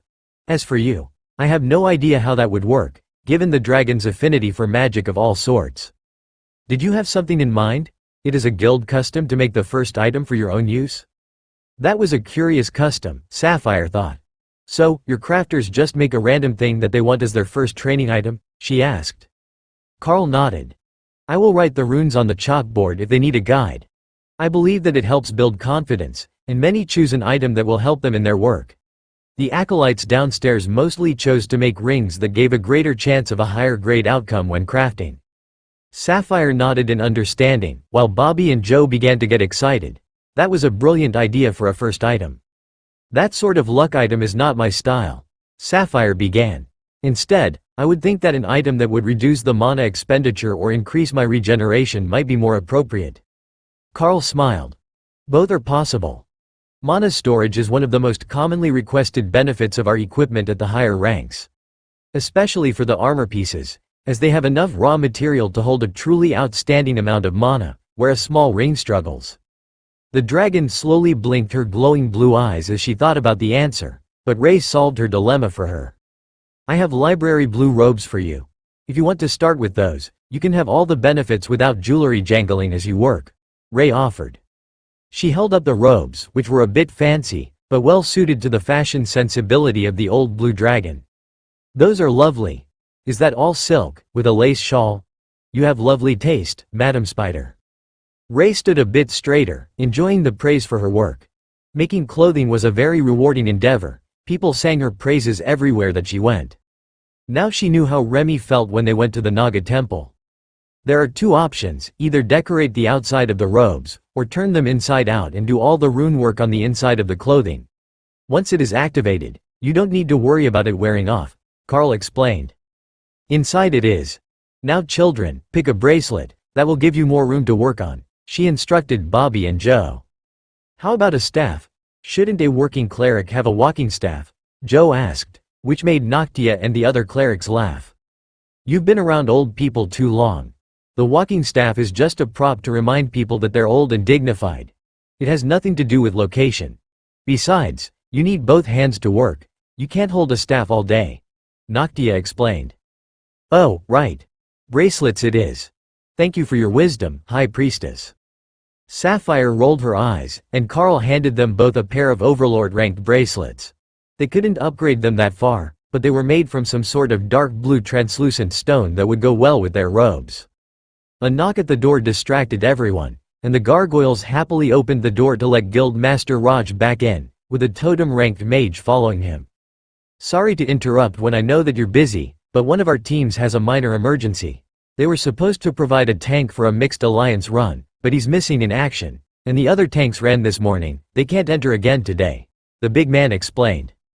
Carl frowned. Technically, I'm not a tank. Raj gave him a disbelieving look. With your skills, you don't think that you're suitable as a tank? Carl considered the answer. It was true that he was suitable as a tank. In fact, he had no intention of taking the hits himself. He would just appropriate Ray's skills and let them do the tanking for him. Alright, I will join you for the run, as long as someone tells me where to go, Carl agreed. Ray smiled as she prepared to return to her space. You're coming as well? I thought that you were going to be busy making decorations for the Alliance, Carl joked. Even Remy stopped working to join us. It's been too long since we were in a dungeon. We should call Kara back, but she's having fun, Ray replied. Raj frowned. Did Dev really take her home with him?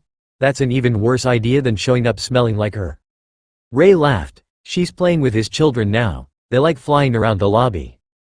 The mythic warrior sighed. There should be a law against that. Flying badgers is just excessive.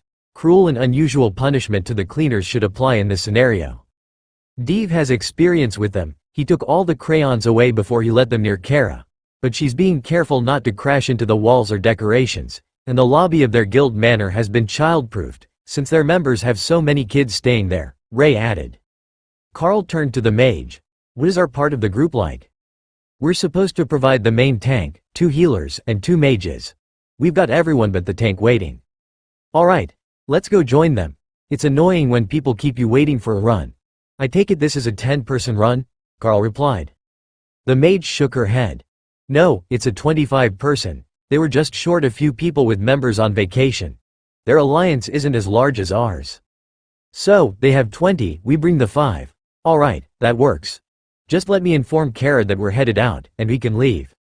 The moment that he said that, Kara returned to her space, then came out to wave at the mage. Oh, it's you. Deve's new friend. I saw him chasing you around the garden earlier. Carl gave Kara a suspicious look and she shrugged. The kids wanted to fly outside. It was fun, and landing on grass is softer. Plus, my claws won't damage the floor. Then she returned to her space, and Carl motioned for the mage to lead the way. Thanks for the invite, Guild Master. If you want a snack, I believe that the ladies have some baked goods going in the kitchen, he offered. As one, the 4 Lala bunnies poked their heads out of the kitchen. They had been preparing for the ladies to return from the dungeon. Who was this new man invited to the celebration? Carl gave Dana a one-armed hug, and he whispered in her ear. I will be back in a few hours to hear all about your trip. Don't let Lotus overdose on popcorn. Dana smiled up at him. If anyone can make it possible to overdose on popcorn, it would be Lotus. Carl followed the mage out of the manor, then extended his hand. I believe that we missed this stage. I am Carl, Beastmaster Champion, and it's a pleasure to work with you today. I am Cindy, Fire Mage. It's a pleasure to meet you properly. We didn't have an opportunity to talk when everyone was shopping for new clothes. Lady Ray has become something of a legend among the Alliance. Carl nodded. I can understand that. She's gone all out making clothes and armor. Our Grandmaster Blacksmith has the disadvantage in creation speed, so he hasn't gotten the same level of recognition yet. I suppose that it doesn't help that he's still in Drode either. Raj split off when they passed his guild's manor, but Cindy led Carl out the front of the outer building and into the city. You know, since I arrived, I haven't even had an opportunity to see the rest of the city. This is the first time I've been outside in days. It's kind of bright out here. The mage laughed. The great complaint of crafters everywhere, seeing the sun. Carl inspected the shops as they passed through the commercial district, headed for the Myceloid dungeon, according to the signs at every street corner.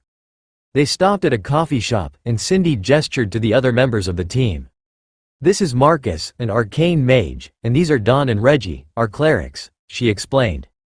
The arcane mage was wearing black robes, made by Ray, while both clerics had Ray's signature cleric robes on, in thick white silk.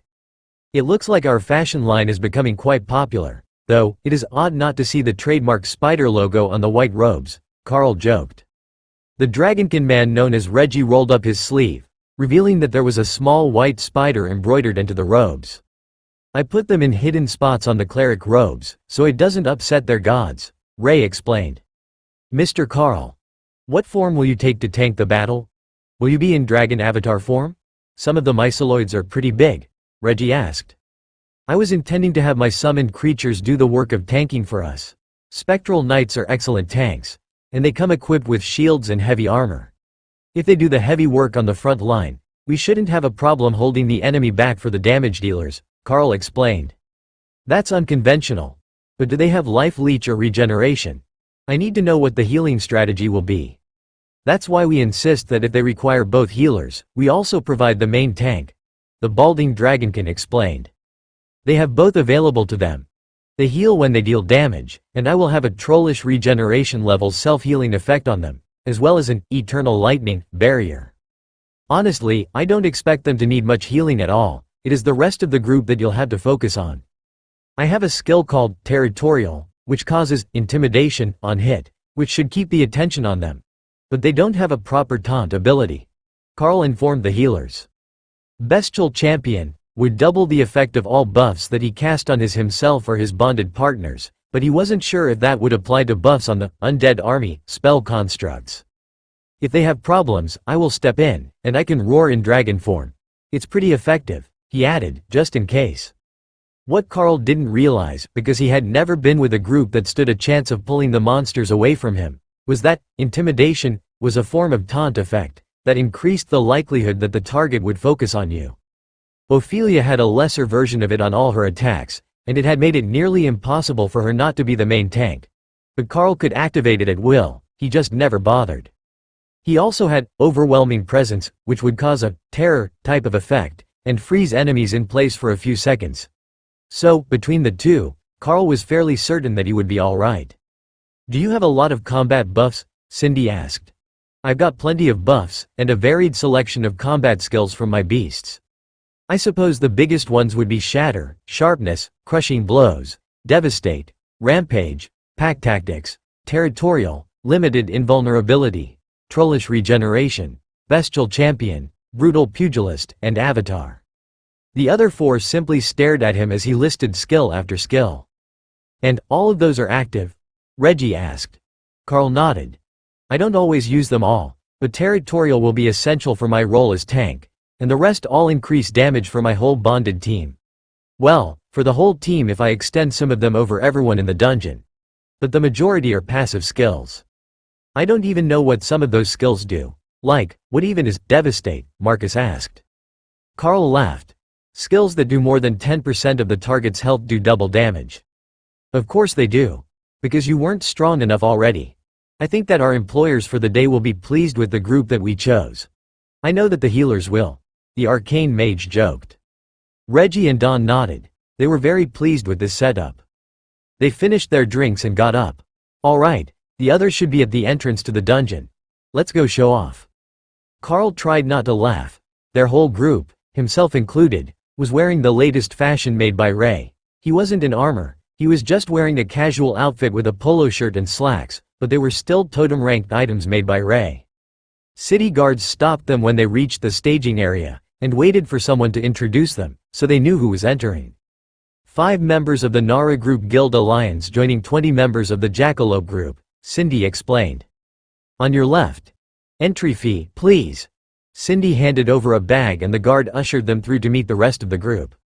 Much to Carl's dismay, there was one visible mage, 4 rogues, and the rest of the team all showed the same basic brown of the warrior class, with no advanced classes among them. They were all totem ranked, so they weren't doing anything strange, but the fact that not a single one of them had managed to advance was somewhat depressing. He was going to have to start hiring inscriptionists to make skill books so more of the Alliance members could trigger advancements. "Gentlemen, Cindy. Who is the new tank?" a muscular dragonkin warrior named Steve asked. "This is Carl. He's an unconventional one, a beast master. He tanks with bonded beasts and summons, but he's got intimidation on hit, so just give him a couple of seconds to grab the myceloid's attention and it'll be fine. Bear with us for a few pulls, it's his first time here, he just moved from Drode when his guild joined our alliance," she replied. The warrior sighed. "Well, a tank is a tank.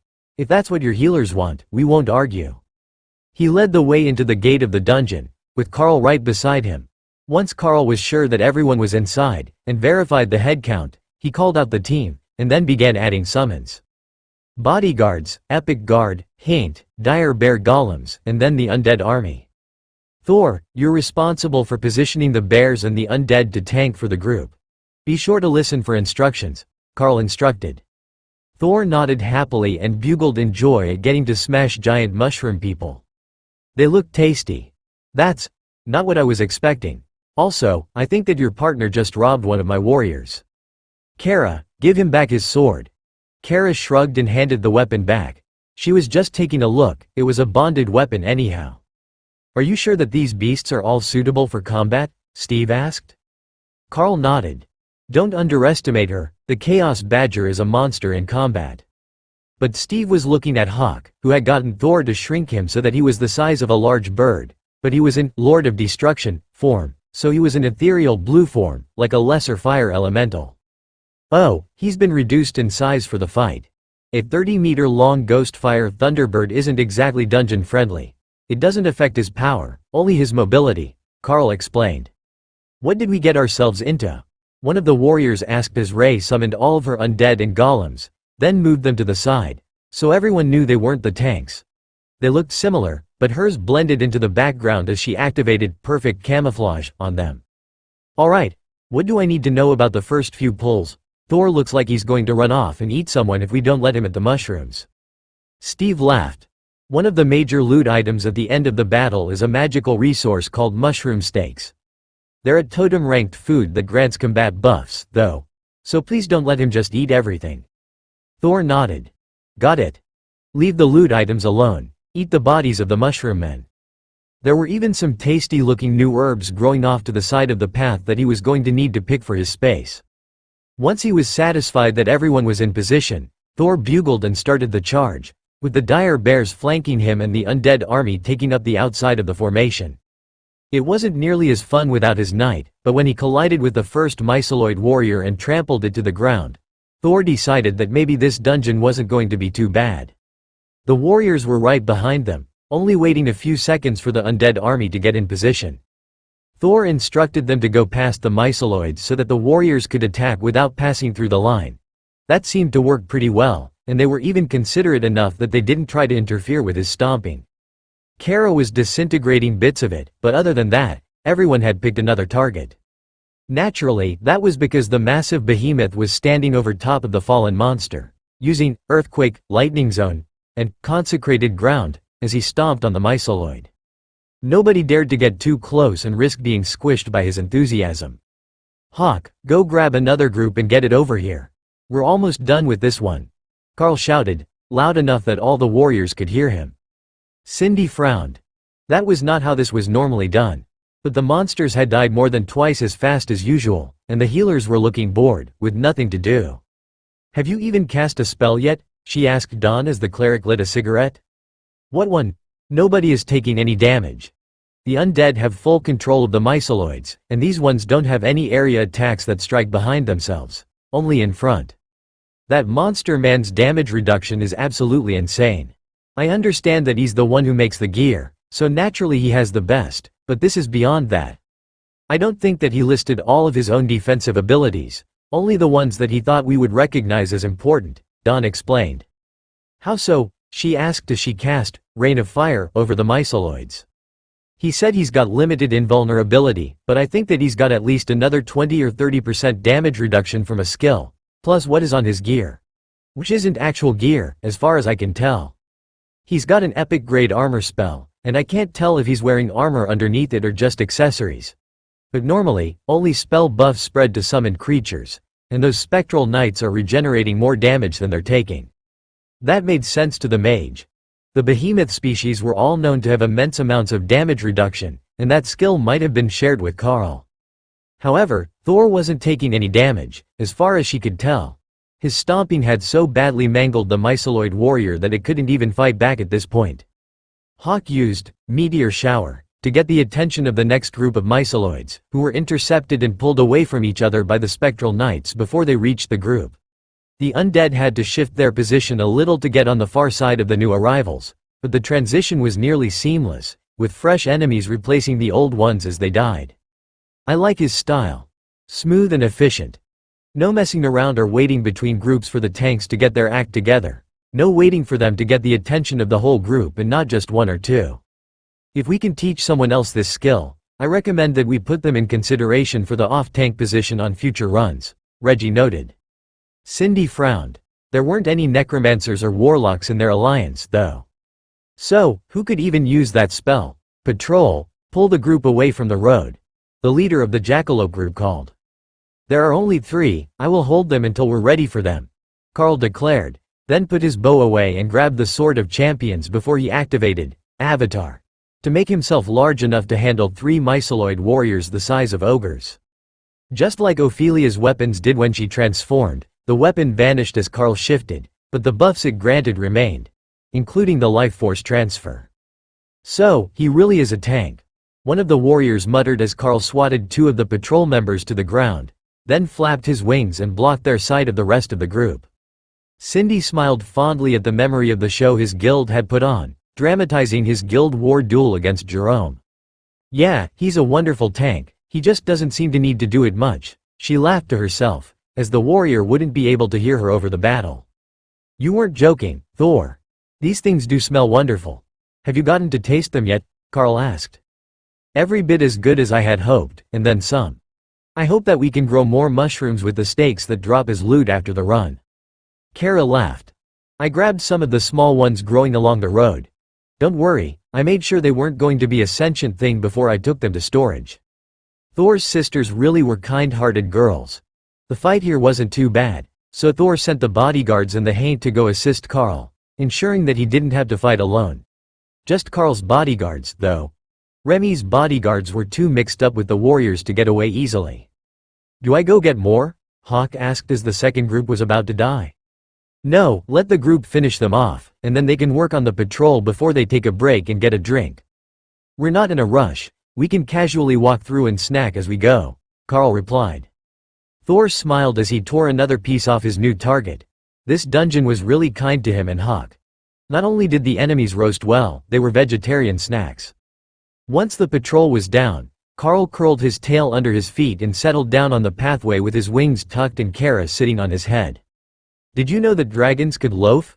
I've never seen a dragon sit like that before, Steve laughed. Probably because Carl isn't a dragon, it's just a transformation, and he's a cat demon. Cindy shrugged, taking up the role of spokesperson for her group, since the tank was in dragon form. We've got 2 more groups, and then the first boss. If we deal with them in the same way, we should not have any issues. How taxing was that extended fight on the healers? Is their mana holding up? He asked. We ain't done shit. I've been standing here chain-smoking and waiting for someone to screw up badly enough that they need me, Don replied. Steve laughed. Well, if you put it that way, should we pull both groups at once, and use the extra targets to save time with area damage effects? He was assuming that the healer was just putting on a brave front, but in combat, he was too busy to keep track of the health information of the group members. So, he didn't realize that the man was completely serious, or that the lifesteal of the Spectral Knights was so high that the healers really didn't have anything to do. Carl joined the lead group when they were ready to move again, and Thor reassigned the Bears and the Haint to join Carl. They would pull the second group back to where the rest of the tanks were waiting, and then get them turned around so that the damage wasn't hitting the whole group. That was what the Jackalope group considered the hardest part of the fight. You needed to get them to the right position and get them turned around, or get the melee fighters behind them without anyone taking too much damage. Carl led the team forward, and let out a huffing draconic laugh as he saw the targets. 1 group of 5, and 1 group of 3. So, they could put the undead 2-to-1 on the first group, while Carl and the Dire Bears each took one of the others. They were significantly larger than the Spectral Knights, so it all worked out evenly, and the spot where the first group was standing was large enough for everyone. Hawk, go bring that second group to us.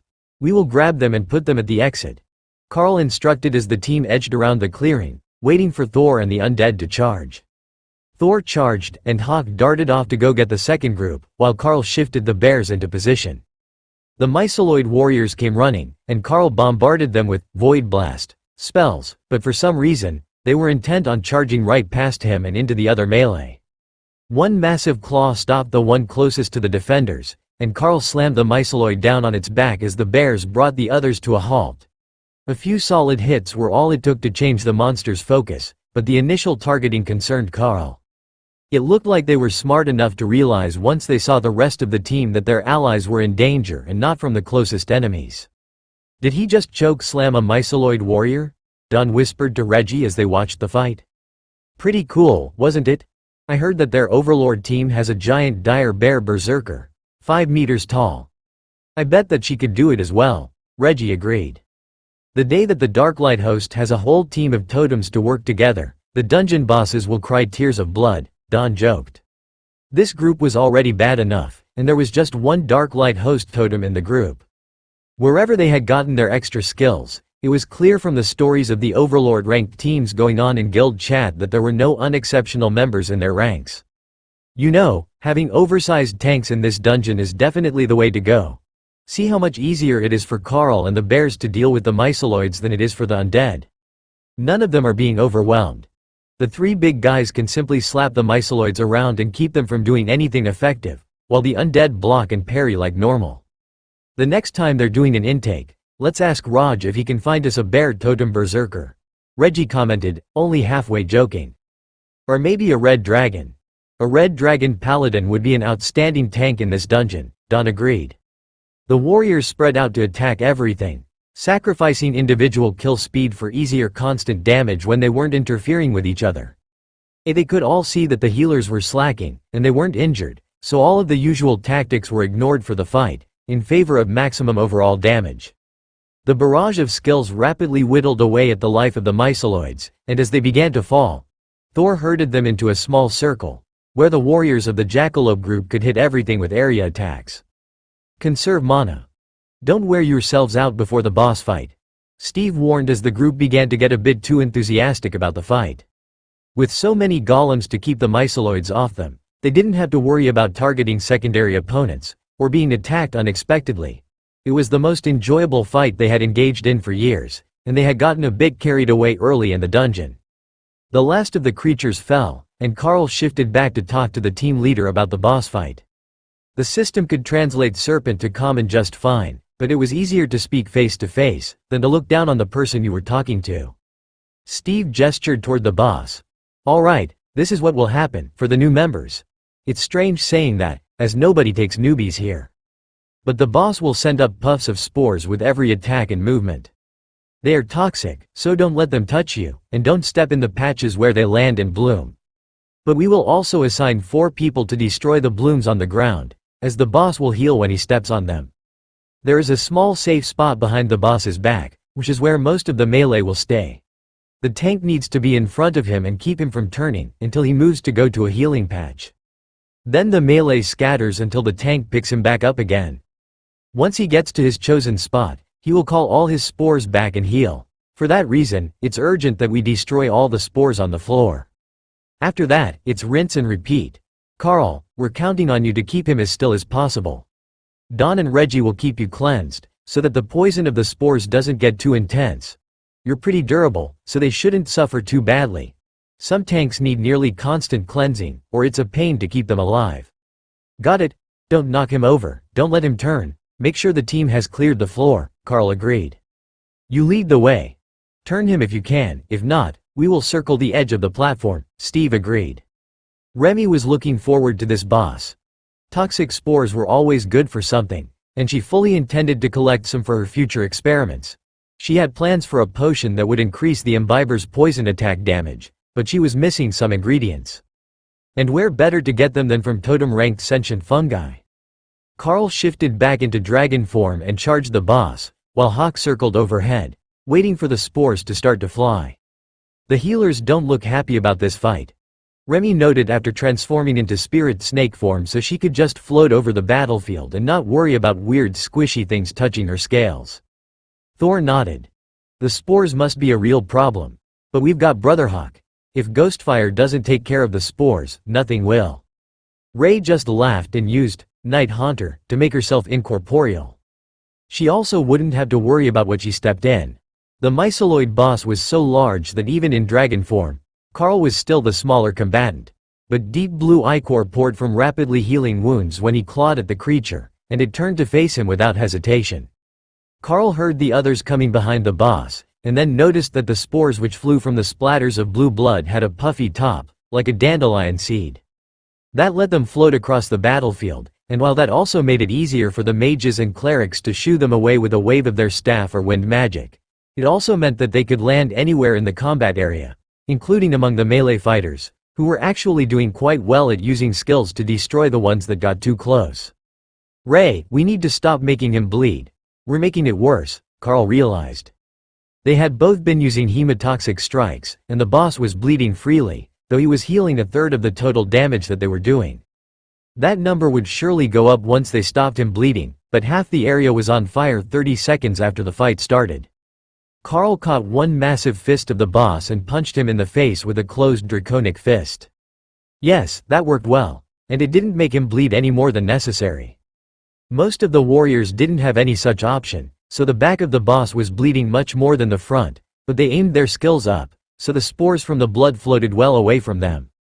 Though Carl couldn't see it, as he was on the other side of the boss, the warriors were beginning to get concerned by the amount of fire on the ground. Hawk had been burning all the spore spots as soon as they hit, but there were so many in this fight that there was fire everywhere. Then, the boss began to shift. It headed for a spot where a spore had just landed, and Hawk's fire was failing to stop it from growing. I think it's part of the dungeon effect. Just work to destroy all the others, and put out the extra fire, so the warriors have somewhere to go. Carl instructed as he followed the boss. Its health made a small bump as it absorbed the one spot that wouldn't burn, then plummeted as it called all the burning spore patches to itself and got covered in ghost fire. Well, that's a new one. I never thought about leaving the patches on fire. Steve laughed as the boss smoldered. It's dying fast, too. Why did we never think of this before? It's brilliant. One of the others laughed as they got back in position, while Carl attacked from the front, keeping the boss from trying to swat out the ghost fire that was ravaging its body. It was nothing more than a gigantic walking spore colony, and now that it had pulled ghost fire inside its body, the boss was already doomed. It just hadn't realized it yet. Everyone, go all out. We can drop this boss before it moves again, Steve ordered. They could also rest after, if they were out of mana or stamina. The mages and healers looked fine to Carl, and those were the only ones he was worried about. There was no way for the damage dealers to completely avoid the spores in this fight. But area healing was also one of the most mana-intensive spells that any of them had. If things got too bad, he would ask Tien to help with healing, and not just fire magical stones like a machine gun. The boss collapsed into a pile of burning fungus, and the dungeon team celebrated. Good work everyone, let's keep moving on. From here on, the myceloids will all spray spores when they attack. So if we can get Hawk to keep burning them, it will save the healers a lot of aggravation. Carl, same routine as before. The undead can grab them and turn them away from the group to limit the damage. Just try not to turn them toward the next group. If you use the far side of the path, it will point away from anything we have to walk through, and the majority of spores can be ignored. That way lets everyone focus on damage, and avoids exhaustion. This dungeon is short, only the 2 bosses, but the exertion levels are pretty high with the durability of everything, Steve explained. Carl nodded. In that case, I will remain in humanoid form, so I can use my bow and not crowd up the front lines of the fight. Carl agreed. The warriors chuckled. They had no choice but to be within 5 or 10 meters of the fight, as that was the maximum range of most of their skills. So, the more people who could move back and fight from a distance, the better. Alright, let's get this show on the road. Is everyone rested and at full mana? Steve asked. Carl nodded. He had never been anything but at full mana, due to his increased regeneration rate. The undead army charged forward, this time mixed with Ray's copies, and began drawing the myceloids to the far side of the road, where they could be pummeled to death in peace. Did we really need more of them? Reggie asked as he cast an area healing spell over the fight. Carl shrugged. Probably not, but Ray was the first one to get the spell, so it's only natural that she wants to show off her own. Functionally, they're identical to the ones that I use, since almost all our buffs are shared. The balding dragonkin cleric chuckled. Well, at least we have job security. With all that damage output, you will need at least a couple of healers in your party. I can see why you had 3 of them in your guild when you arrived. Carl laughed as he sent Void Blast arrows into the fight. Actually, that was more coincidence than anything. We started out with 2, then I got a rank ahead of them, and I met Noctia in the Bara dungeon area when I was finding a group. I am a friend of her uncle, and we worked well together, so she agreed to join us. Now, the Darklight host is slowly becoming home to a whole pantheon of dragon clerics. We've got nearly half of them, I think, Carl joked. You'll just need silver, gold, white, bronze and blue, and you will have someone from each of the major dragon clans, Steve agreed. We've got blue dragons now. The Immortal Regent recruited them for us. Once they get settled in, we will have a second totem-ranked runecrafter and more apprentices for the less powerful utility items, Carl explained. That's just unfair. Most of the top guilds can't even get a meeting with the king. And you got a personal visit from Immortal Regent Azov? Cindy asked. He had some concerns about a vision that his seer had which involved our guild. The other guild masters brought him over. If the warriors at the front could hear how the ranged members were casually chatting as they struggled to take down the massive myceloid warriors, their mood would have quickly changed. But they were too busy, and Carl's arrows flying overhead gave them the impression that everyone was working hard. Only when it was time to move between groups did the melee group that the ranged combatants were in a much better mood than would be considered reasonable for a group that was in a dungeon. Sure, it was going faster than usual, but weren't they a bit too casual? There were still just as many spores being tossed out for every myceloid killed, and they were coming out faster than usual, which normally stressed the ranged group to the extreme. But today, they were laughing and joking. That was when they noticed all the ghost fire. Those slackers of the ranged team weren't doing any spore control at all. They had left it to the bird, who was happy to just set the entire dungeon on fire if someone let him. So, they were just attacking the group without a care in the world. No wonder they weren't stressed out. Only the melee group had to protect themselves, as Hawk couldn't light up the spores landing near them without setting the melee group on fire as well. His fire wouldn't affect them, but the burning spores inflicted damage of their own, separate from the attack that set them aflame. Keep it moving. We're almost at the second boss, and then we can finish this run with a nice clean kill, Steve instructed. Carl chuckled as the undead army followed Ray's group to the next myceloid location and began hacking into them, not waiting for the rest of the group to catch up. They had enough healing that they could survive a few minutes without any intervention. Plus, they would switch out and let the regeneration abilities heal them if they got too low. Remy floated over to the edge of the group and began to cast Frozen Apocalypse, for the first time. It was the perfect counterpart to Ghost Fire, she thought. Hawk would set everything on fire, and she would freeze it. The warriors paused as they saw the snowstorm start, and then the frozen vortexes filled the area, while Hawk screeched and began bombarding the whole area with ghost fire and meteor strikes. Maybe give them a minute, they're having a discussion, Carl suggested. Oh, what now? You know, water versus fire magic. They do that from time to time, and I think that they forgot the rest of us are here. The spells won't hurt you, we're all in the same group. It will just be hard to see until I tell off Remy for taunting her brother, Carl explained. Don and Reggie, the clerics for the group, began to laugh. Remind me to send someone responsible to babysit if we're having a family event at the Darklight Host, Reggie joked. Carl winked at him. Fear not, we have a red dragon high priestess. The badger would be less likely to traumatize the children. I still have nightmares about the orphanage matrons catching me sleeping in. Are you two idiots done arguing yet? He started it. She started it. Carl shook his head in dismay, but the overkill area effect stopped, and the rest of the team was able to join the fight without having to squint through a snowstorm to find the enemy. They actually did quite a bit of damage to the myceloids alone. Don noted as the healers moved into position to top off the undead army. Yeah, those spells use a huge amount of mana, but the burst damage is unparalleled.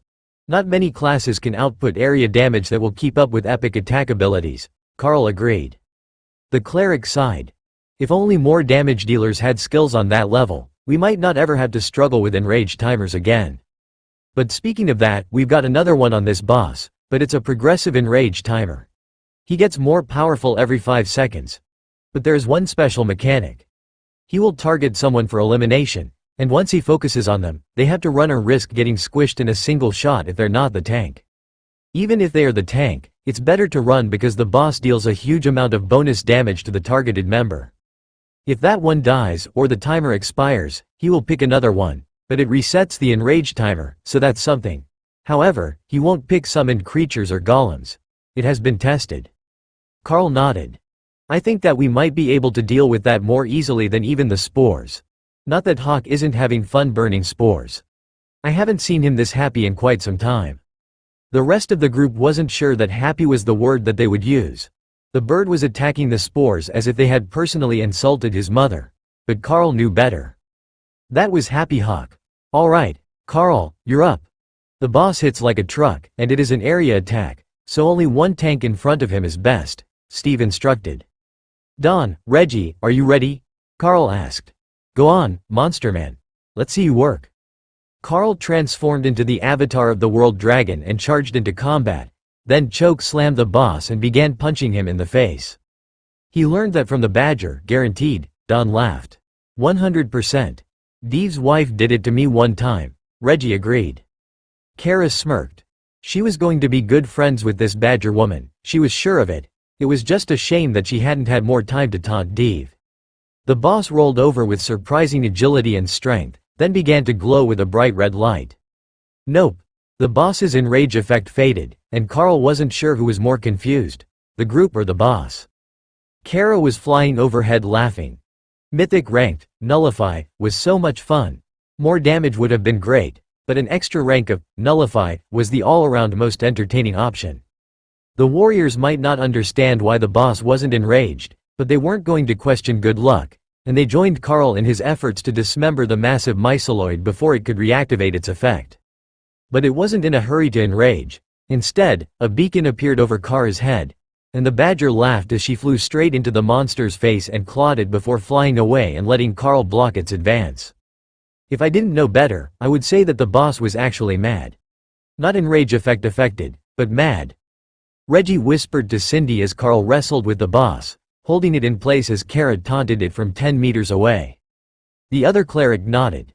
For a shambling pile of mushrooms, it looks positively murderous. I wonder if that is some sort of special ability of the Chaos Badger species? Cindy and Don considered that. No, they didn't think that it was an actual skill. The Chaos Badger's personality was just perfectly suited to making people want to murder her. They could only imagine what it would be like trying to live with her after you got on her bad side. There was a chance that Carl could keep her under control, but he didn't seem all that interested in stopping petty squabbles and practical jokes until they actually interfered with someone's work. With a mighty heave, Carl tossed the boss to the ground, and the floor shook. Aren't bosses supposed to be immune to status effects? Cindy asked. Normally, yes. But it looks like if you use a big enough dragon, it is actually possible to knock them down. Look, it's already getting up, though. It still totally ignores the other attempts to keep it down or stun it. Maybe it's not about a skill. What if you need the raw physical strength to overpower the boss? Cindy suggested. The clerics considered that. Smaller bosses usually had a skill or mechanism that triggered when you tried to trap them, and they always found a way not to get pinned, but there were some that you could knock down. They just didn't get the status effect from being stunned or frozen that you would normally suffer when you were knocked down by a skill. We can study that later. First, increase the attack rate, or our allies are going to accuse us of slacking. Just as Reggie spoke, the boss suddenly glowed red and changed targets, creating a targeted enemy effect on one of the warriors. The boss moved shockingly quickly, now that Carl wasn't between it and its target, and the warrior took an overhand blow that knocked his axe from his hands and crushed him to the ground. Ray turned a leg and flung the wounded warrior across the room, out of the way of the next strike. It bought enough time for Don and Reggie to heal him back up, but the man was still groggy as the boss chased him and shrugged off Carl's efforts to restrain it again. But it was nearly dead, and with a shadow step relocation of the targeted warrior to the other side of the boss fight area again, Ray bought the group enough time to finish it off. Dungeon complete, calculating rewards. Carl smiled at the message, and the group breathed a collective sigh of relief. Good work everyone. One near miss, but that's unavoidable. We got sloppy toward the end, like we forgot that the boss can change targets, Steve declared. The Jackalope group members were in high spirits now that they had finished the dungeon without any issues. Until the Nara group had agreed to help them out, they had thought that they wouldn't be able to go in for the next 2 weeks. Mr. Carl, were you available for the upcoming trips through the dungeon? Steve asked hopefully.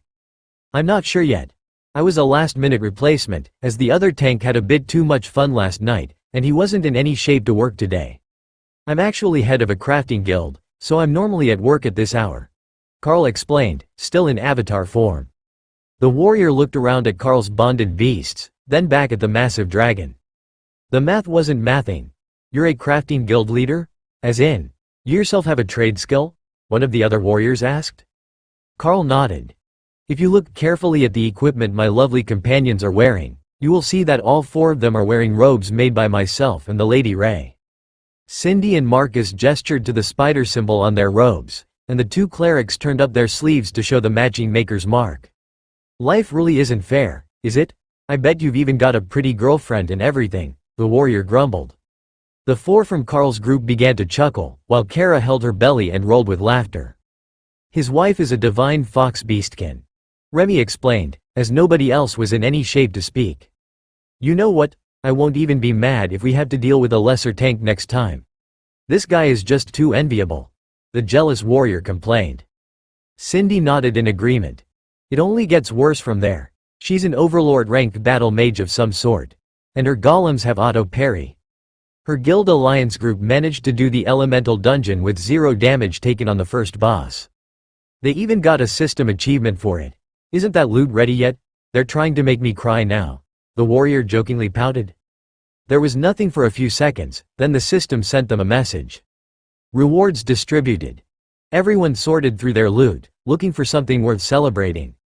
Oh, here's a rare drop, and a couple of good tradable items. Not a bad day, Steve noted.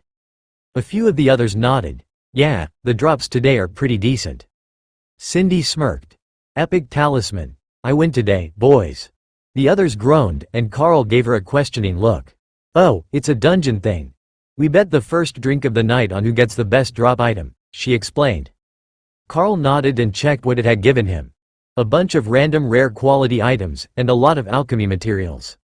If the contest was for bulk alchemy materials, I would have it for sure, but that's about it, he offered. Oh, right. I forgot that Remy has alchemy skills. So, by proxy, you have alchemy skills, so you will get the related material drops. The dungeon mostly gives things that it thinks are relevant to you, so none of us get much for crafting materials, Cindy explained. Carl sighed and shook his head. What a waste. If it did give them to you, a group this large would pull enough materials out of a single run to keep an alchemy shop stocked for a week. Cindy shrugged. That's how the alchemist guilds do it. They only send in members with the trade skills, so they can maximize their gains. We mostly get weapons and armor, sometimes an accessory. But that's good as well, as it helps us gear the newer members, and we can either sell or recycle the rest. Carl nodded. So, the loot was more dependent on who was here than on the dungeon itself. That was different. Normally, groups in other regions picked the dungeon by what it dropped, and how easy it was to sell what they didn't need. Here, the system was tailoring the drops to the group that cleared the dungeon, and that meant your usual loot could change as your needs changed. It also meant that it might not be a bad idea to try to convince Sapphire to come with him for a trip. She might be a blue dragon and a librarian, but she was a cleric by class, and she could heal. Now that she had runecrafting as a trade skill, it should give her materials that were useful to the trade, most likely various sorts of magical stones. Those were always in high demand. Alright, that's it for the day. We're off tomorrow, but we will message you the morning after to make sure that the arrangement still stands. Steve insisted, addressing Cindy.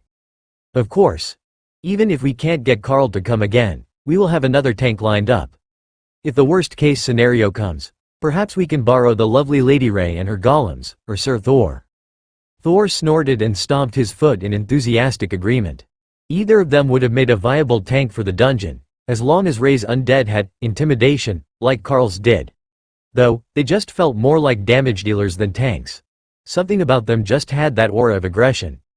We will be looking forward to it, and if you happen to have any inventory for your crafted gear, Steve began. Carl laughed. We're currently on backorder, as the Dark Light host just joined the Alliance, but if you want to make a custom order, swing by the complex later, and we can work something out. As long as you don't mind the wait, that is. I was afraid that you'd say that. But I will let the guild master know. There are a few pieces he's hoping to have commissioned before the next round of dungeon challenges. Carl nodded. There seemed to be some misconceptions about how long his waiting list was, but he wouldn't tell them that. What do you plan to do when you're back home for the day? Catch up on some of the backlog of orders?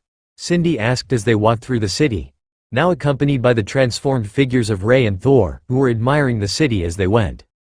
While there certainly will be plenty of that, and I do need to go over many of the tricks of the trade with our new members, I am also going to be spending some time working on my own power. One of my skills increases my abilities as I improve the power matrix, the mental focus array thingy. So, I need to train that, work on my mana density, and then get started on the comprehension of fundamental rules, Carl replied. The other totems all laughed. If it was that easy, we would all have made Mythic by now, but we do wish you luck learning the fundamental rules of reality, Cindy replied. Marcus, the other mage in their group, frowned and nodded in agreement. What fundamental rule were you going to go after? I only recently got the system to recognize that I had a minor affinity to arcane magic, he asked. Carl shrugged. The system says I have compatibility with fire, chaos and mana manipulation. I was thinking of starting with the third, because it works with all spells in some ways, but it will also help my crafting. That is quite the rule to have any compatibility with. The fundamental rules are not only core to reaching mythic rank, but I am told that only the complete understanding of one can be used to reach immortality, Marcus replied. Cindy smiled.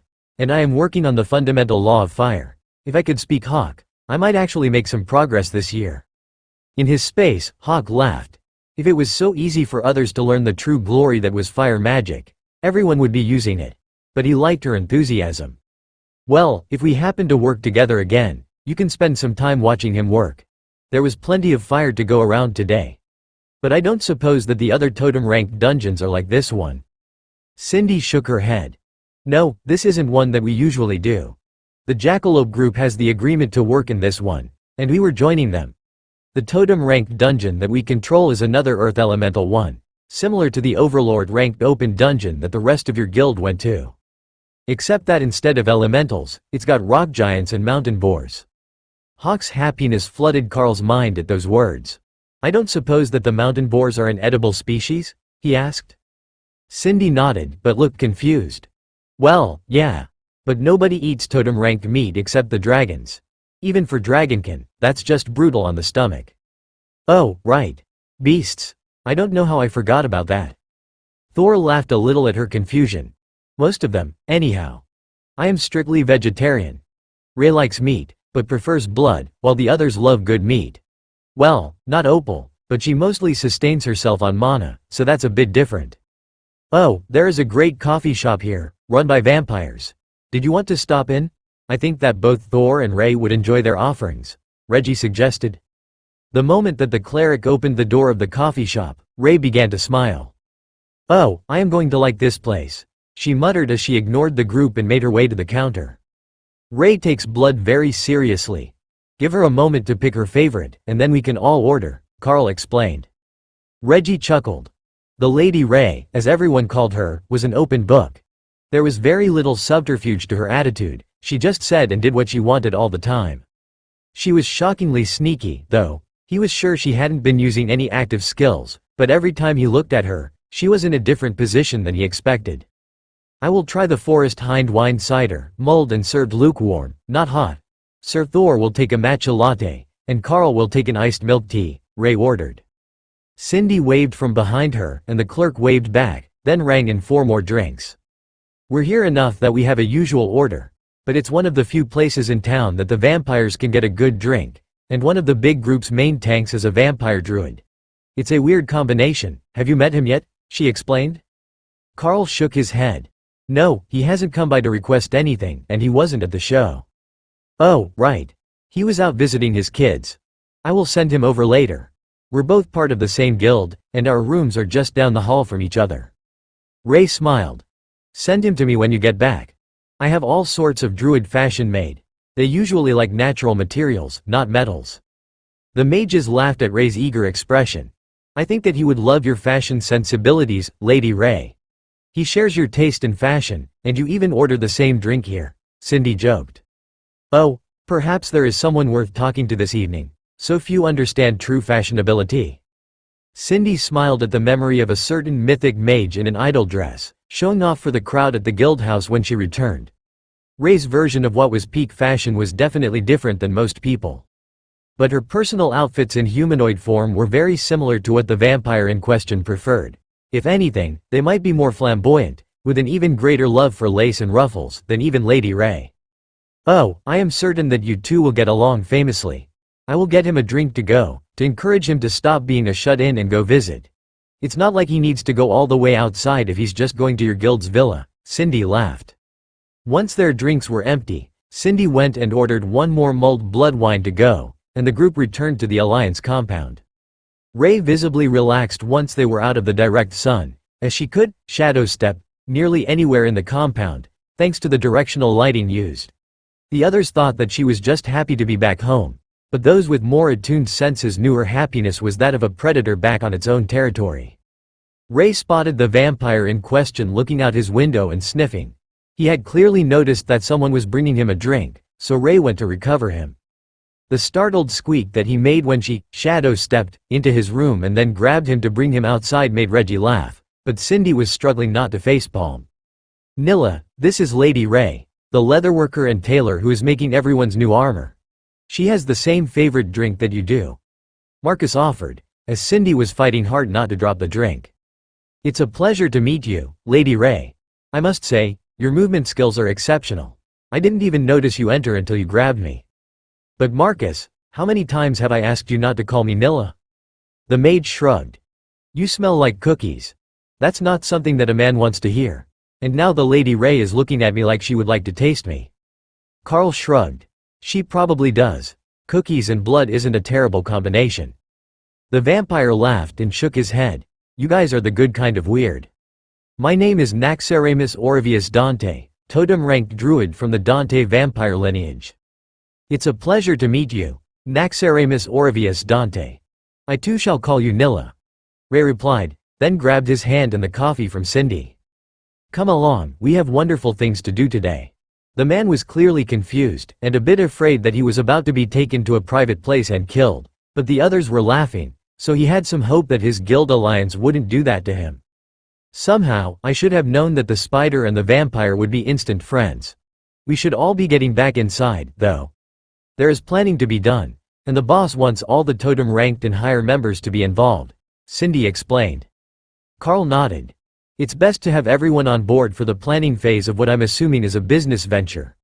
With the fees that they took to enter the dungeon, I know it's not cheap living here, and even the coffees were on an entirely different price scale than I was used to in Drode.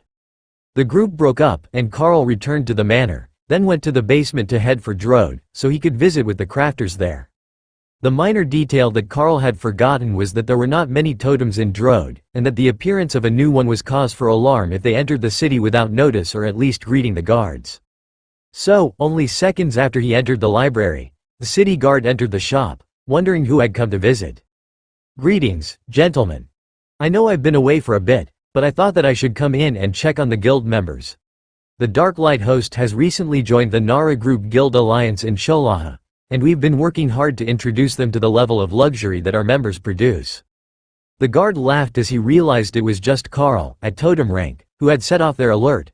This was his home, and everyone knew that they had the ability to use portals, so it wasn't shocking that he would just go straight home. Welcome back, Totem Carl. Did you bring Miss Lotus? The shops have all been asking how she is doing, the guard captain asked. Carl chuckled. You mean the coffee shops and bakeries? No, she's not with me today. We have some new apprentices in Sholaha, and she's working with them. Our guild alliance brought us apprentice bunnies. The big demon's laughter shook the room. Oh, they do know how to bribe her. Well, tell her that her friends here are starting to think she forgot about them. Carl sent off a message, reminding Lotus to come back sometime and visit everyone in Drode, then waved to the staff, who were poking their heads out of the kitchen, where they were having lunch. The guard smiled at the staff, then went outside to smoke, clearly waiting for someone to arrive.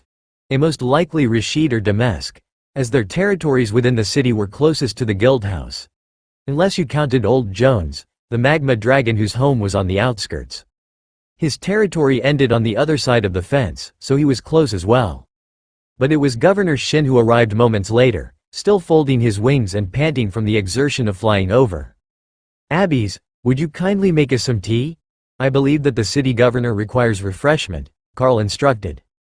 Of course, guild leader, the three demons replied in unison. But they sent Mick out with the tea, as Carl and the governor were still standing in the shop, which was looking somewhat bare to Carl. He would have to remind them to keep the shelves stocked before they set items for export. Mr. Carl, it's a pleasure to see you again. I had heard that you made it to the totem rank, but seeing it in person is quite something. Governor Shin declared, extending his hand to Carl. Carl shook his hand and gave the governor a friendly pat on the shoulder.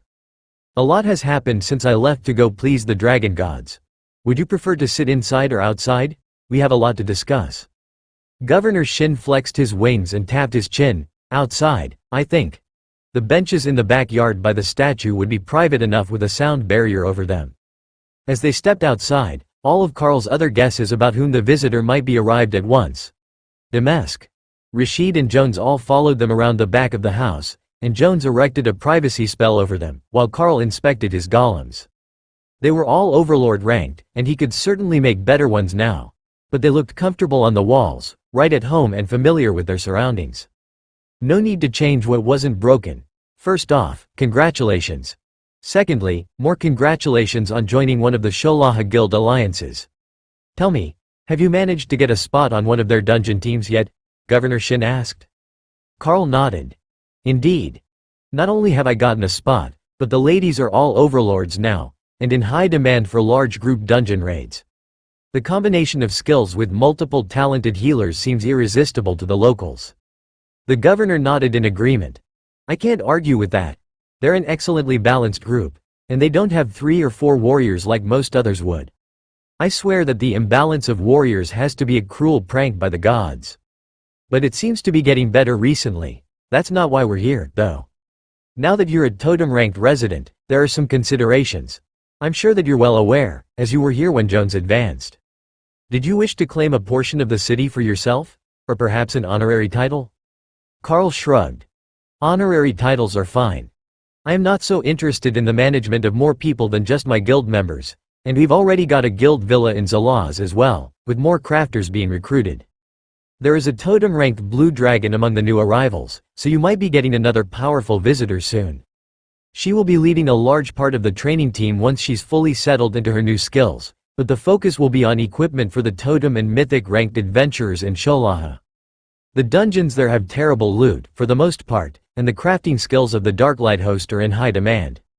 We even sold out of soap. The demons laughed at the complaint. The scent nullification soaps and cleansing soaps, that prevented getting dirty for the whole day, were hugely popular in the city.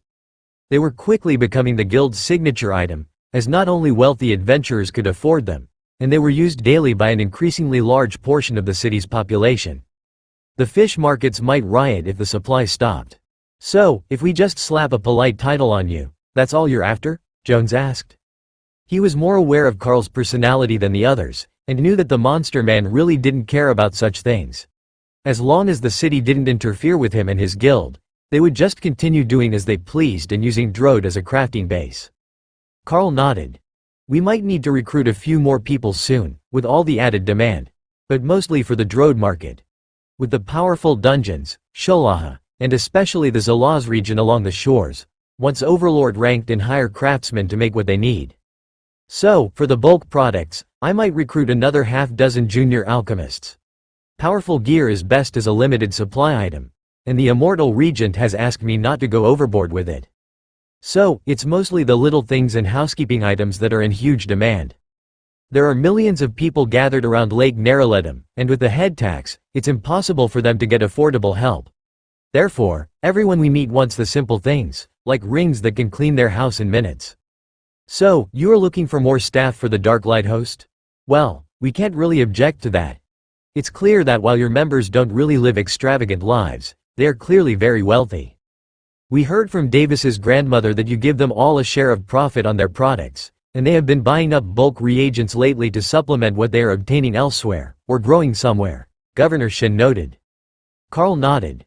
We are going to have to obtain either a large space for reagent farming, or trade deals for everything that we need soon. Buying them really cuts into profits, but it's simply not viable to continue to produce all our own materials with the way that demand has grown.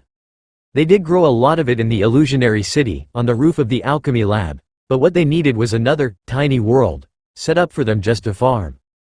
Carl's was filling with resources already, and that was a good start, but he kept leaving the guild house. Carl had thought about loading them all into that copy of the guild house, but it would be rather empty in Drode if he did. Now that they had the Guild Alliance link in Sholaha, it wasn't so bad to move around, anyhow. Either he or Remy could send materials back home every day, and the tiny world was growing them at a remarkable rate.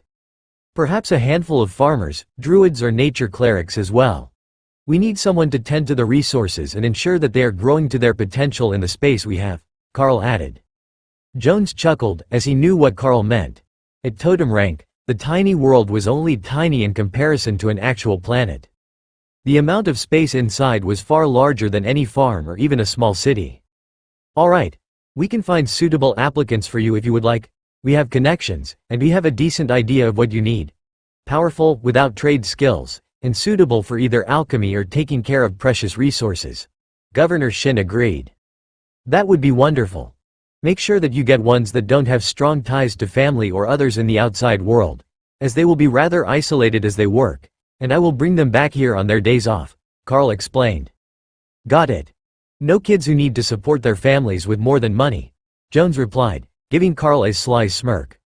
Families who mostly needed money were the majority of people on the outskirts, outside the walls. They didn't have the power to get decent treatment inside the city, But they could definitely live well where they were if they could just get a bit more money. Are you planning more upgrades for the guild house? Governor Shin asked as he looked around the yard. Carl shrugged. I might. The place is nice, and it's got almost everything that we could need. But with the workload, I suspect that Ashbringer could use a larger forge and some more apprentices. So, I might upgrade the outdoor workshop to give them more space. Now that I'm at totem rank, and so is Miss Opal, we can make rather powerful illusionary stones, and those can be used to set an illusionary domain in the workshop. That would give them all the space that they could need. It would also give us more storage space because I expect that soon we will have a lot more loot coming in.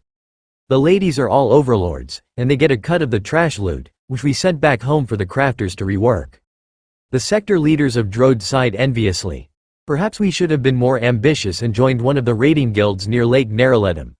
But I never wanted to move too far from home, Governor Shin lamented. Carl shrugged. Things are different there. Everything is combat-focused, everything is a competition.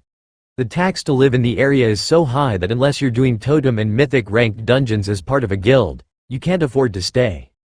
There are mercenary camps outside the city, but even at totem rank, they're mostly struggling to find decent groups. The warrior phenomenon is too strong. The demons all laughed, and Governor Shin gave Carl a wry smile. I feel that on a deeply personal level. Carl frowned. Oh, Drode has it good. There are actual classes other than warrior here, naturally.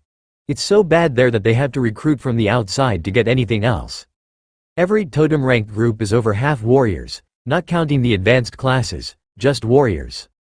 And that is after their efforts to get other classes in and recruit dragon clerics. From what I understand, out of over 600 overlords in our alliance, there are fewer than 20 healers. It's so bad that they literally kicked people out of a group so that ours could join, and they didn't even ask if they were any good at their jobs first. The demons chuckled. Is it really that bad? Carl nodded. The group that they went with had 15 warriors in a 25-person group. It's insane. Especially for poor Ashbringer, who has to make all the metal armor that they're requesting. We need more mastersmiths. More than just the ones he's already hired, that is. Because he's got at least 2 different forges hired to make armor for us to upgrade with runes already. Jones chuckled. So, that is what is going on. I've seen every forge on the south side of the city suddenly ramped up to full production, and I couldn't figure out where it was going because nobody had any stock to sell to the trade caravans. They must all be using the higher grade materials you sent back to make armor for you to sell to Sholaha. Only to my guild alliance. The Immortal Regent asked us to keep to similar restrictions as what we maintain here, Carl clarified. Governor Shin winked at Carl. So, even the Immortals know that your entire existence is created to break the comfortable balance of the world. But he's also an old friendo for that dragon. So, he knows better than anyone what disruptive existences look like. It was his seer who said that we were going to become so wealthy that even our common members would be able to crush guilds who irritated them. That's the reason he put the restriction on. He doesn't care if we get too powerful, or build up the power level of the region. He just doesn't want us strutting around swatting raid guilds like flies and putting bounties on anyone who bothers us, Carl elaborated. The governor frowned. Kindly don't do that here, either. And mess up our reputation at the pastry and ice cream shops? Never. Rashid fluttered his brightly feathered wings and clicked his beak. I think that I know just the people that you need for your guild. There is that ruined temple out by Kaboon, formerly run by nature clerics and druids of the non-draconic sort. They're mostly demons, but they're all powerful, and they're struggling to find buyers for their crops. Why is that? Carl asked. Because their house matron turned down a marriage offer from the local orcish chieftain, and he ordered everyone else not to deal with them, or his people won't sell to them anymore. The orcs in North Drode are more civilized and live mostly in cities like the western border. So, selling to the temple or buying their goods would make you a virtual pariah. The avian-featured magic demon explained. Carl nodded in understanding. So, they stood on principles, even though it made them outcasts. I suppose that they're worth talking to at the very least. Wonderful. That will solve one problem for the Lord. The locals want them gone because their presence annoys the city bosses, Jones agreed. Ah, the guild of misfits and outcasts. But as long as they have the power, I can find them a suitable home to continue farming and please the nature gods. Then, we can make potions and soaps out of the crops. I would say food, but with nature clerics, The edible crops are the smallest concern. It's the more difficult to grow magical resources we need them for, Carl joked. Alright. Well, now that we know it's you, and we've sorted things out, I will go talk to the Lord about making an announcement that you've reached totem rank, and he can pick some sort of honorary title for you. It should be finished within the week, and it would be good if you could come back for the announcement.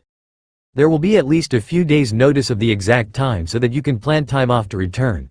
Governor Shin agreed. I will make time. I have easy travel from city to city, so it won't put me out to spend a day closer to home. Rashid stood. I will go talk to the members of the Nature Clerics farm, and see if they're willing to meet with you. Your reputation is a good one, so I don't think that it will be a problem, and they're already becoming quite unhappy with their current situation. Carl nodded. Thank you, that would be wonderful. I've got a portion of farmland that I believe they would enjoy, and a need for more of the magical herbs that grow there. We should all let you get back to your work. I know that you've been busy lately, and we can come by again if we want to place a custom order with you now that you are totem ranked. Governor Shin agreed. The town leaders all left together, leaving Carl alone in the garden. The statue in the garden was happily pulsing, healing someone either in the house or in the front yard, so Carl decided to go check on that before he got back to business.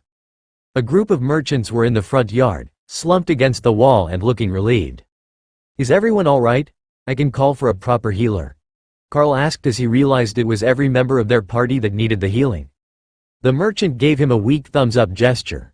We should be good now. We thought that with the attacks by Bomgon no longer focusing on the Drode border that everything was sorted, but we came across a group of zombies, and the crew caught something from them that our zombie curse-breaking potions didn't cure.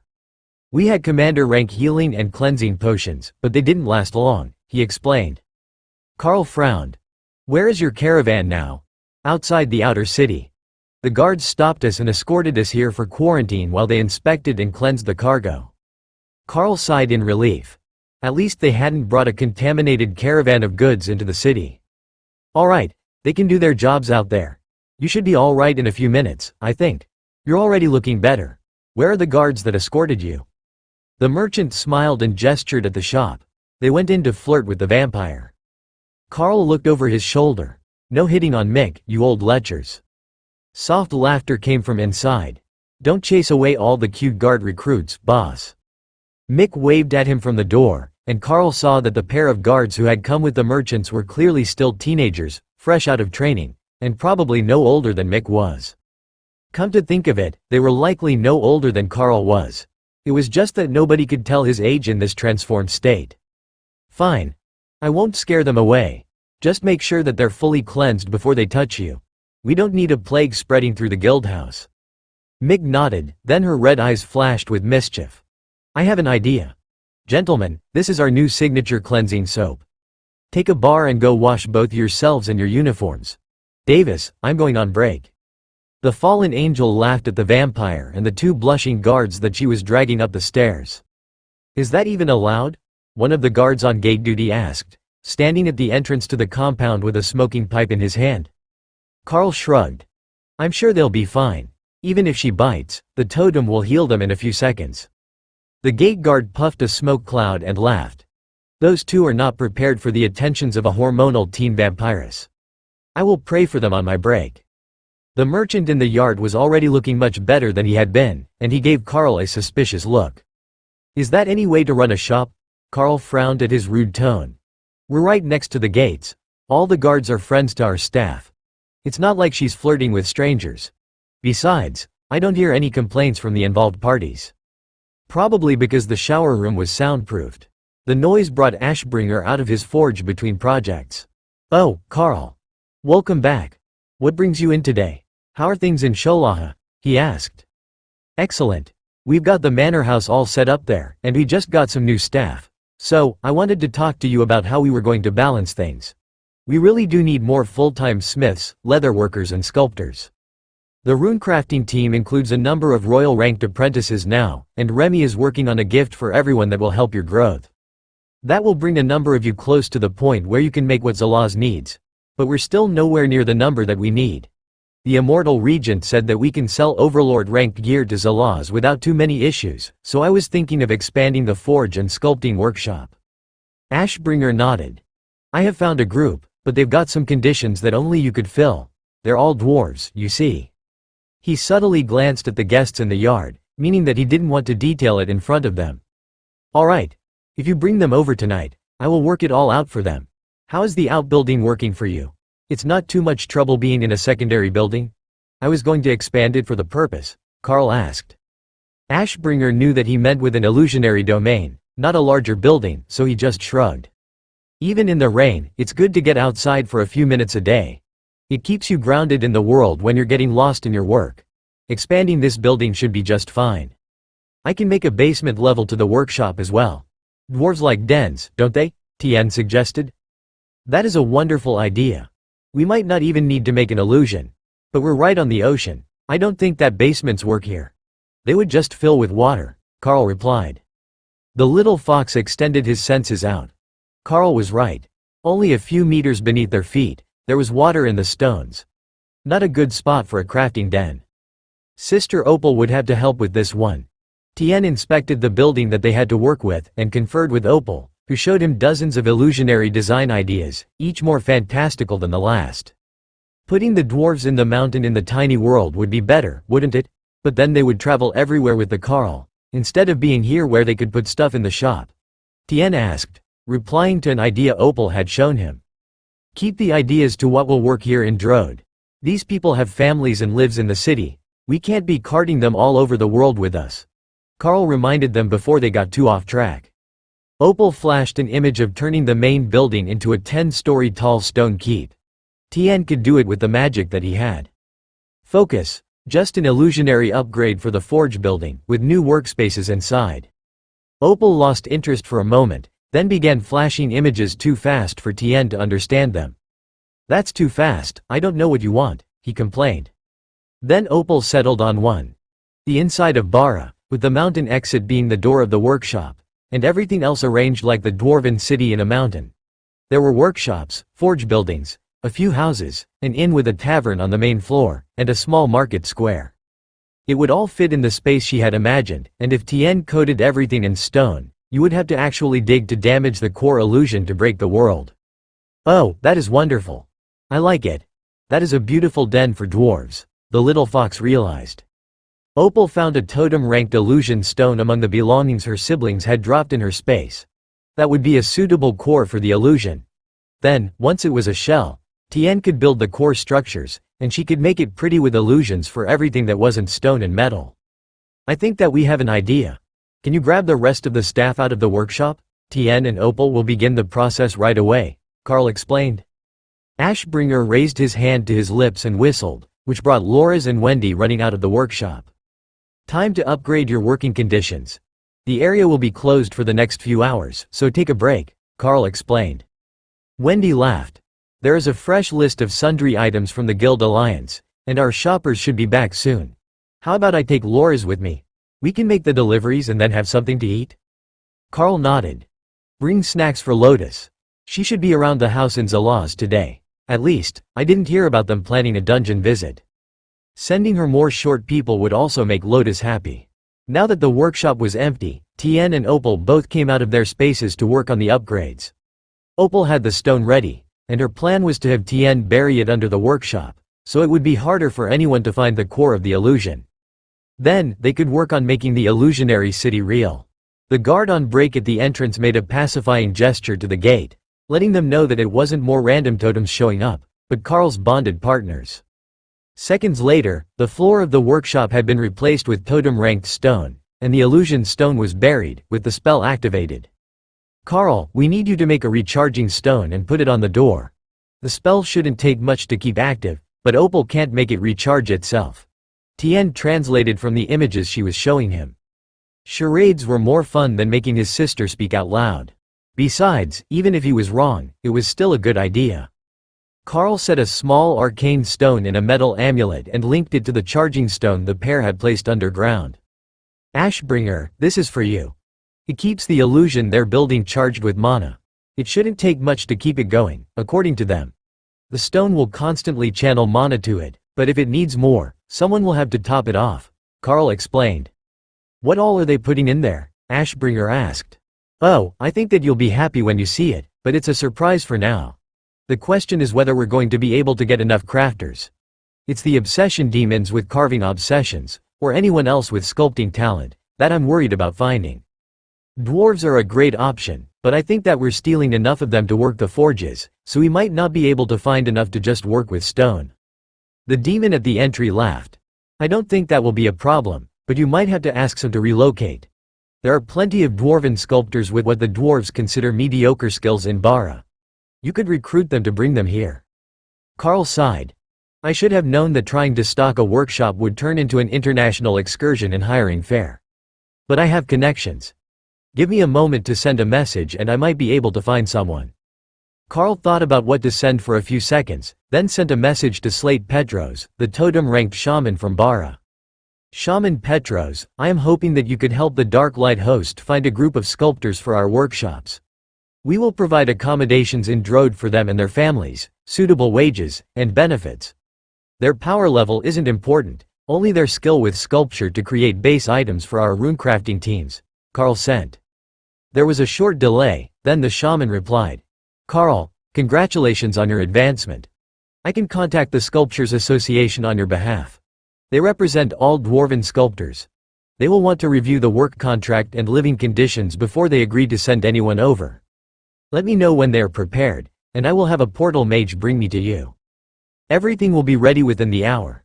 I have a totem-ranked stone for Divine Fox working on the accommodations now, designed to mimic the homes of Bara City. That assertion intrigued the shaman. How was the odd cat demon planning to mimic dwarven living conditions in the demon city by the shore? Had he bought a high-rise apartment and modified the interior? He wouldn't put it past Carl to have done exactly that. Slate Petros wasn't a cynical man by nature, so he took Carl's word as truth and went to look for a representative of the Sculptures Guild. Council member, what brings you by today? Looking to redecorate? The guild master asked. Slate shook his head. A totem-ranked demon is looking to hire sculptors, and he believes that he can house them properly and pay them well in Drode.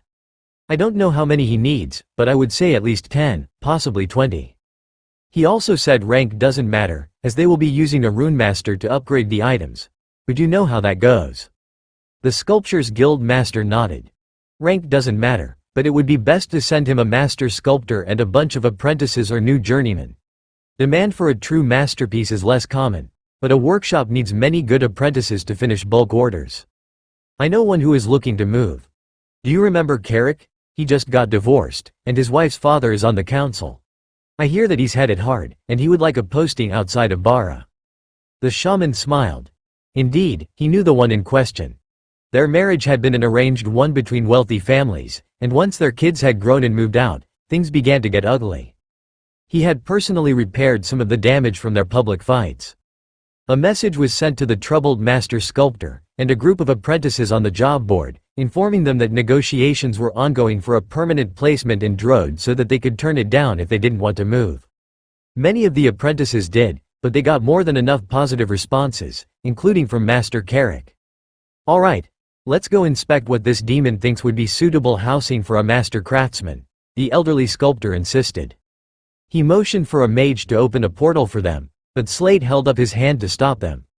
Not to the main platform. Bring us to the south side of the city, to the western Frostfire Gate. The destination is just inside that gate, and I don't want to walk all the way across the city, he explained. The mage nodded, and then opened the portal. The guards nodded a greeting as the two dwarves walked through. Council member, what brings you here today? Should I send for a carriage? The gate captain greeted them. No need. We are off to visit the Darklight host about an employment matter. Do you know why there are so many dwarves already in their courtyard? Slate replied. Oh, they're hiring blacksmiths and sculptors. Those are the blacksmiths from the Frostfire Gate region outside the gates. They are negotiating a long-term deal between their forges and the Darklight host. Slate nodded, then walked into the city. The gargoyles on the wall waved to him as he approached, and the shaman began to wonder what sort of strange magic had been used in this place. Gargoyles normally only cared about threats. Oh, I see. They have a mana supply rune in the house, so the gargoyles are active all the time, and not just when the house is threatened. That's why they're so interactive, the sculptor realized. Slate smiled. So that was it. Just a matter of active time, so that they were fully aware of their surroundings. That was less disturbing than thinking Carl had modified the gargoyle spell. "Ah, council member, and I believe you are the Sculptures Group representative?" Carl greeted the new arrivals. "Sculptures Guild leader, yes. Crafting guilds are a long tradition, like a workers' union," the old dwarf replied. The blacksmiths in the yard turned in shock. That was an important person to be here in person. They had just arrived to see what Carl had in mind for a new working space that would be secure for them. But this was a bigger deal than they had thought if the dwarven guilds were involved. None of them even qualified to be members. "Well, let's not delay any longer. The workshop is finished, and the artists have returned home for a nap, so we're free to enter," Carl instructed, then opened the door to the workshop. From their position, the outside was dark, but not impenetrably dark, just the way that the dwarves liked it. Bright lights were only for use as necessary, not everywhere. But it was still bright enough to be comfortable for Ashbringer. They followed Carl through and found themselves inside the upper levels of Bara. Only, all the buildings were wrong. The whole north side was a row of forges, 3 levels high, while the cavern was smaller than the real city, and the southern side was all crafting workshops with a conveyor system in place to move raw materials directly to their destination, instead of having to push carts up rails. In the center, the duo had created housing, shops and a market, complete with fox beastkin girls that the older dwarves immediately recognized as illusions.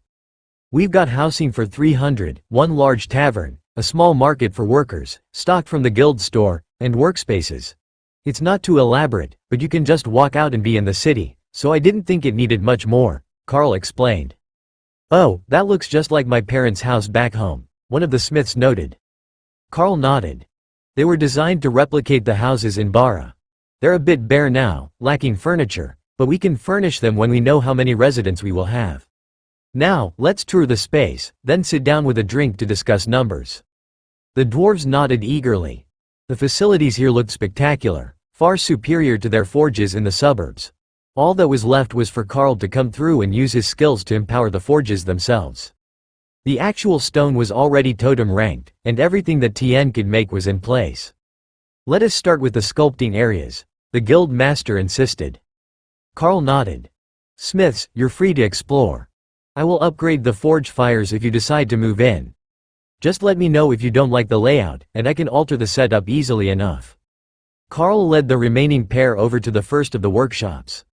"What do you think?" The sculptor guild leader looked around the inside of the shop, taking in the tables, the adjustable height chairs, the pegboards to hang commonly used tools up instead of putting them in toolboxes, and the small coffee station in the corner of the room.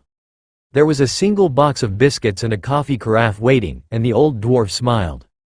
"You're so confident that you've already put the coffee on?" "That's actually full of dwarven ale from Bara," Carl clarified. The old dwarf laughed. "Oh, you might be their new favorite employer if you provide ale and oat biscuits in the break room." Carl smiled.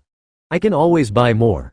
Good ale isn't cheap, but it's far from the most expensive item in the room once they start working." The guild leader nodded, but didn't say anything as he inspected the rest of the room, then moved down the row of identical workshops.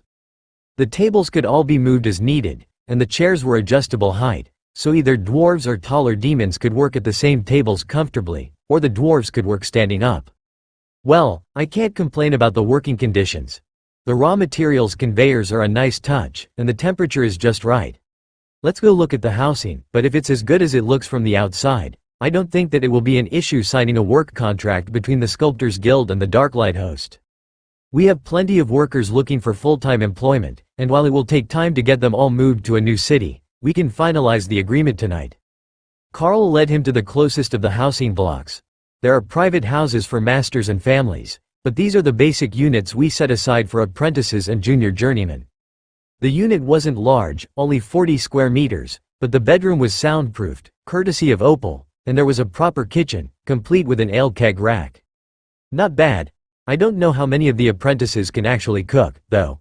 They normally stay with their masters during training." Carl smiled. "That's what the tavern is for. The guild does 3 meals a day for everyone who lives here, but I thought it might be inconvenient to have them all go to the main house for meals, when the dining room is on the 2nd floor. That's where the other apprentice rooms are, but they're much brighter, made for demons. They can stay there if they prefer.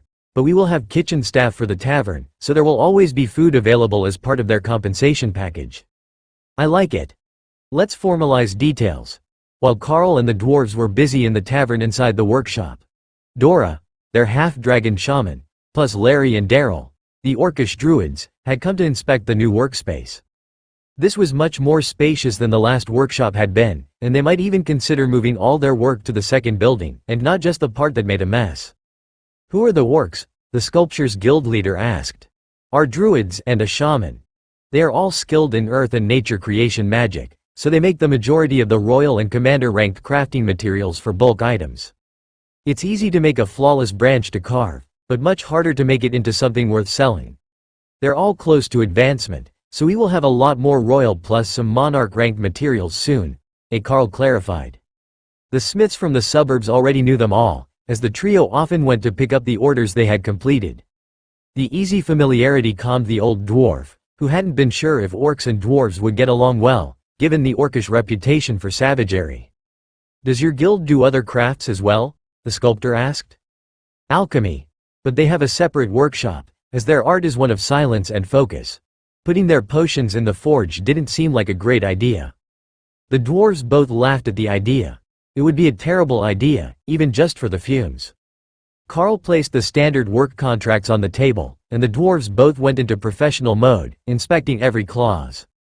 But Carl used the standard template from the system interface because he wasn't interested in any sort of fancy legalese trap.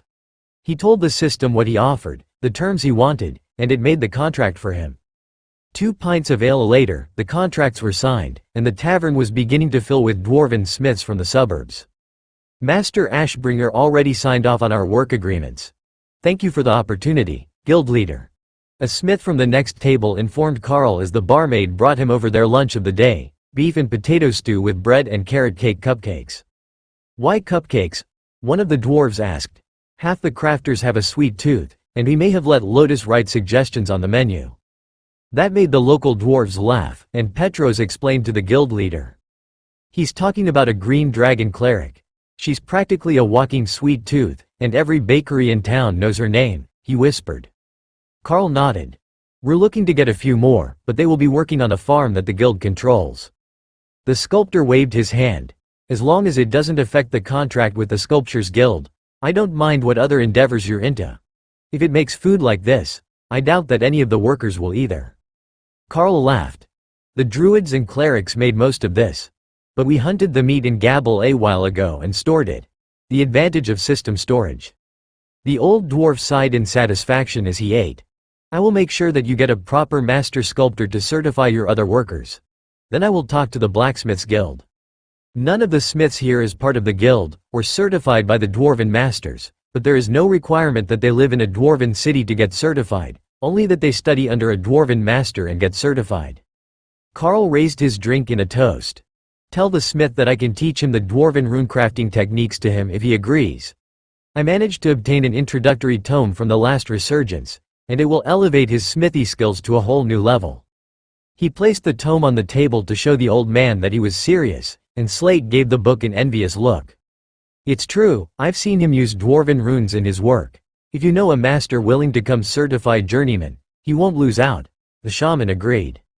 Over the next few minutes, dozens of messages were sent back to Bara, describing the situation at the Darklight Host Guild house. But it was the message about the man who was willing to teach master smiths how to use the lost art of the dwarven rune forge that garnered the most attention. They had seen a few runic items in the city already, either purchased from Drode, or shipped by merchants and brought by travelers. But the weapons that were going around were mostly commander rank ones.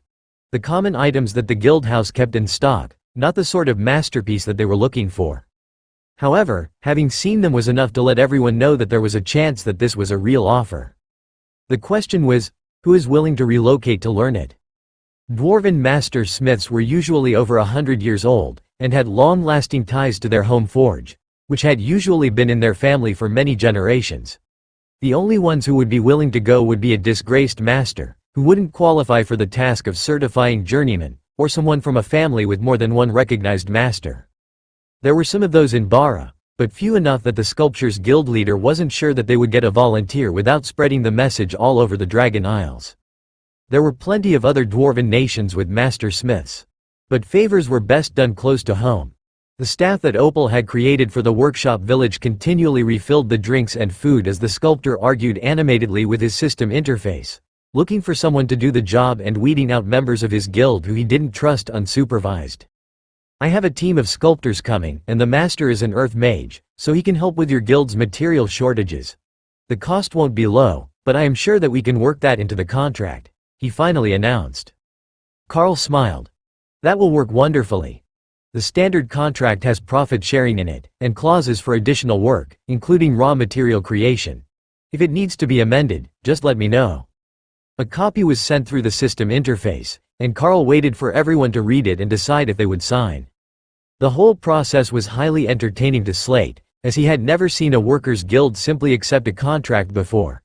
He hadn't read Carl's offer, but it was clearly more generous than the counter-offer that the guild leader had prepared, as he hadn't even brought it out. Ashbringer's voice was followed by the sound of many stomping feet, and then the demonic Grand Master Smith led a large group of dwarves into the tavern. Ooh, isn't this place swanky? And foxkin barmaids? How do ye expect any of the apprentices to get to work on time?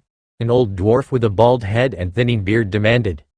That's not really our concern, is it? Keeping apprentices in line is the job of the masters. If they can't handle their ale or a pretty lady, you can just keep them in the forge. There are cots, Ashbringer explained. Petros and the Sculptors Guild leader both looked confused when they saw this group. They weren't the sculptors that he had called for. Carl, these fine gentlemen are from the Blacksmiths Association in Zindab. Someone informed them that there was a chance to obtain dwarven runecrafting here, and they came right over to negotiate, Ashbringer explained.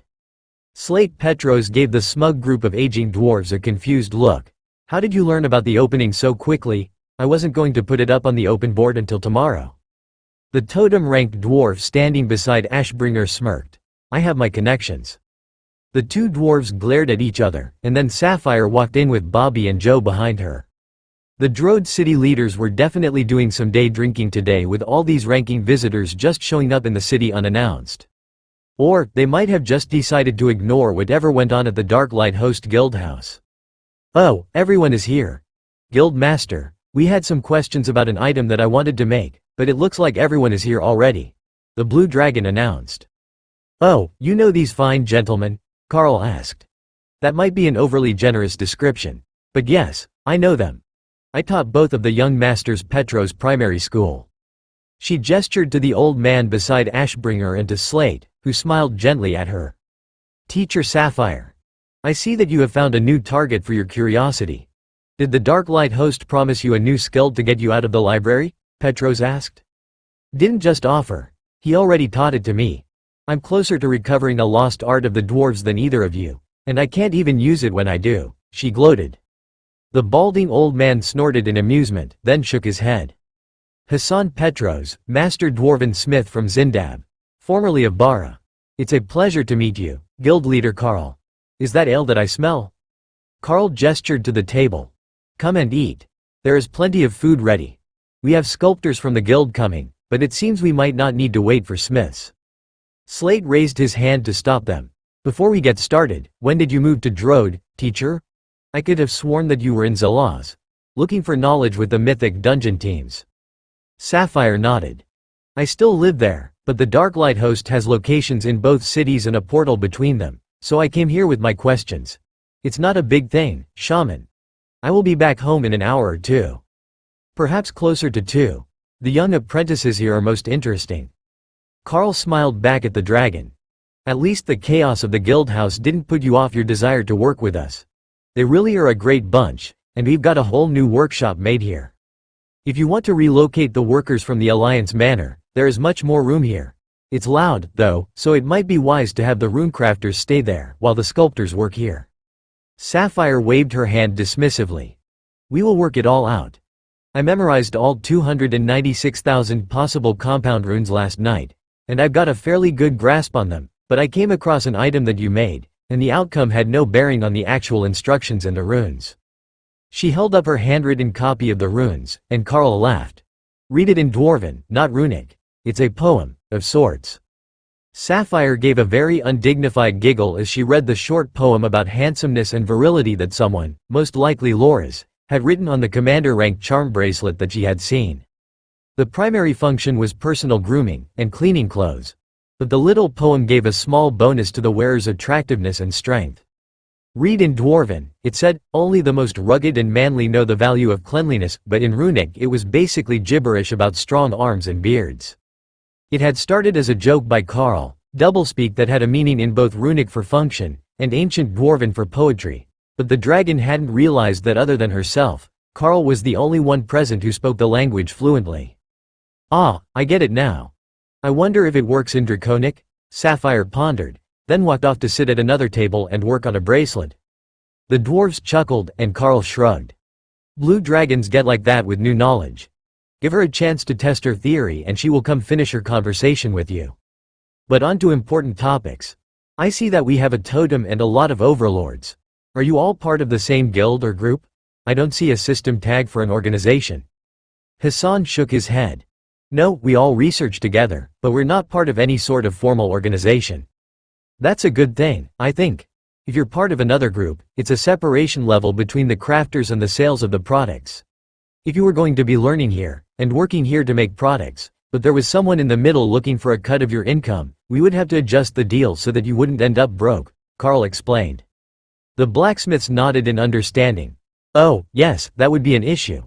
I know that the sculptors pay an annual fee to their association. The blacksmiths do too. But it's not a large one, it's just enough for them to keep track of everyone and send out the certificates. The sculptures guild leader finished his ale and rose to his feet. You've got new members to settle. I will go get the sculptors ready. They should be here in a day or two. Carl shook the dwarf's hand. I look forward to meeting your recommendations. The Dark Light host has plenty of work for those with the skills. Once the sculptor was gone, Hassan looked over the dwarves from Drode, who were all gathered in the tavern now, preparing for the hardest part of the transition.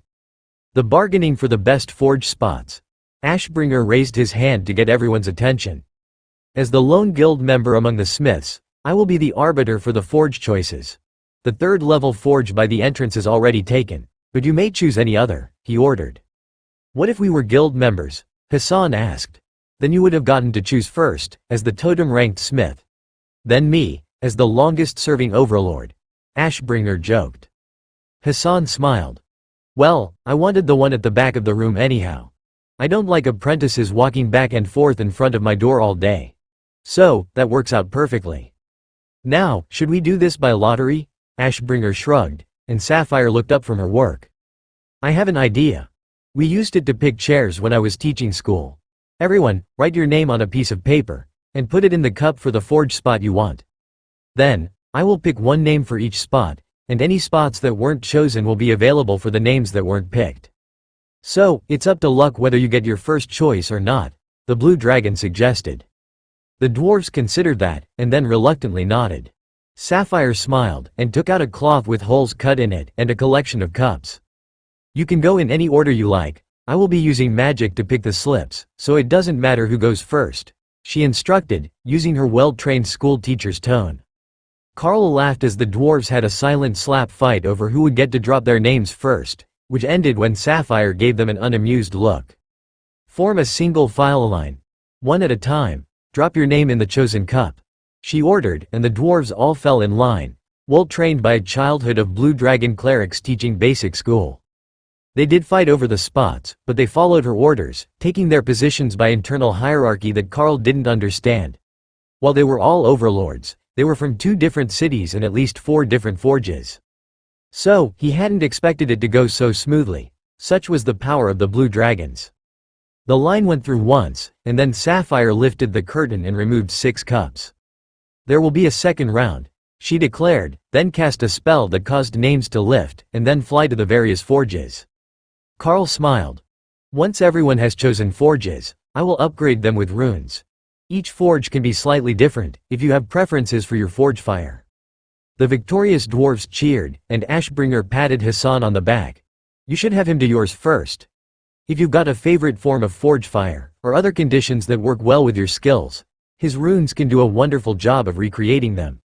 I have gotten quite proficient at using ghost fire in my forging process, and it adds an excellent chance at soul-based attack and defense bonuses to my items, even without targeting them. The elderly smith nodded. That's not a bad idea. Soul defense is even more rare than soul attacks. But it's not my style. Runemaster, might I ask you to accompany me to the forge? I know just what would be perfect for my next masterpiece. Carl followed him to the forge at the back of the new crafting area. Not only would he upgrade the forge, but Carl believed that he had just the right combination of skills to give the old dwarf a proper upgrade.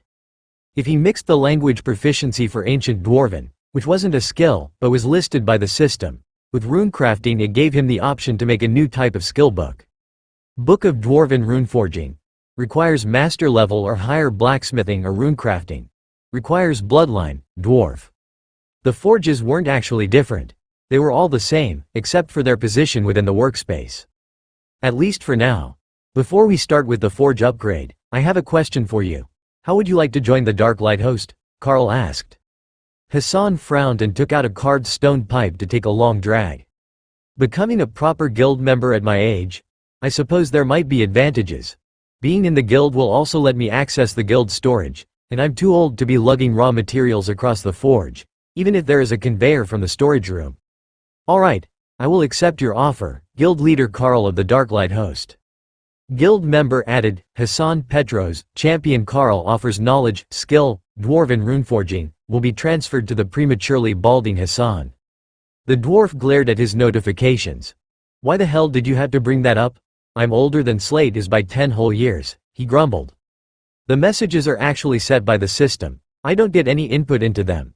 But now that you're in the guild, you can just grab a jar of hair growth cream and work on your hairline, Carl suggested. Hassan chuckled. It's all because of my slow childhood growth. I thought that I could do things better my own way, and I didn't make it to royal rank before I was getting old. Then, I gave in and made it to overlord and finally totem, but my youth was long gone, even with the extended lifespan. Well, now you don't need to look like the old man anymore. At least not in the beard. But before you go off on a fashion journey, what do you want me to do with your forge? Carl asked. I specialize in earth magic, so if you can add some deep earth element to the runes on the forge fire, I think that might be best for my work, Hassan offered. Carl thought about it. What about a lava forge?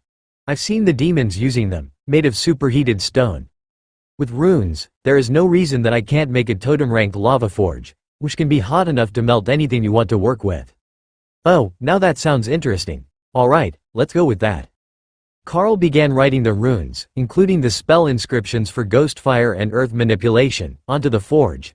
It wasn't a quick process, but when he was finished, the space was a masterpiece, completely covered in black runes. It seemed to ooze darkness until the forge was activated, then the deep red glow of the forge, flickering with blue ghost fire flames, lit up the room. Hassan didn't say anything. He simply took a block of mithril from his storage and tossed it into the totem-ranked crucible. He worked the bellows, forcing air through the works, and nodded as the crucible began to glow and the metal softened. That was perfect for what he needed. But he didn't need liquid mithril, so he pulled it with the tongs and began working on an axe head. I will let you work. Don't forget your new runic skills. Once the weapon is nearly finished, you're in for a real treat, Carl announced, then stepped back from the forge. Yes. See you soon. The dwarf was already lost in his work, so Carl began to work his way down the line, stopping at each occupied forge to give them the runes they needed. Unlike Master Hassan, the others simply wanted what they called a proper dwarven forge fire. Just totem-ranked forge fire.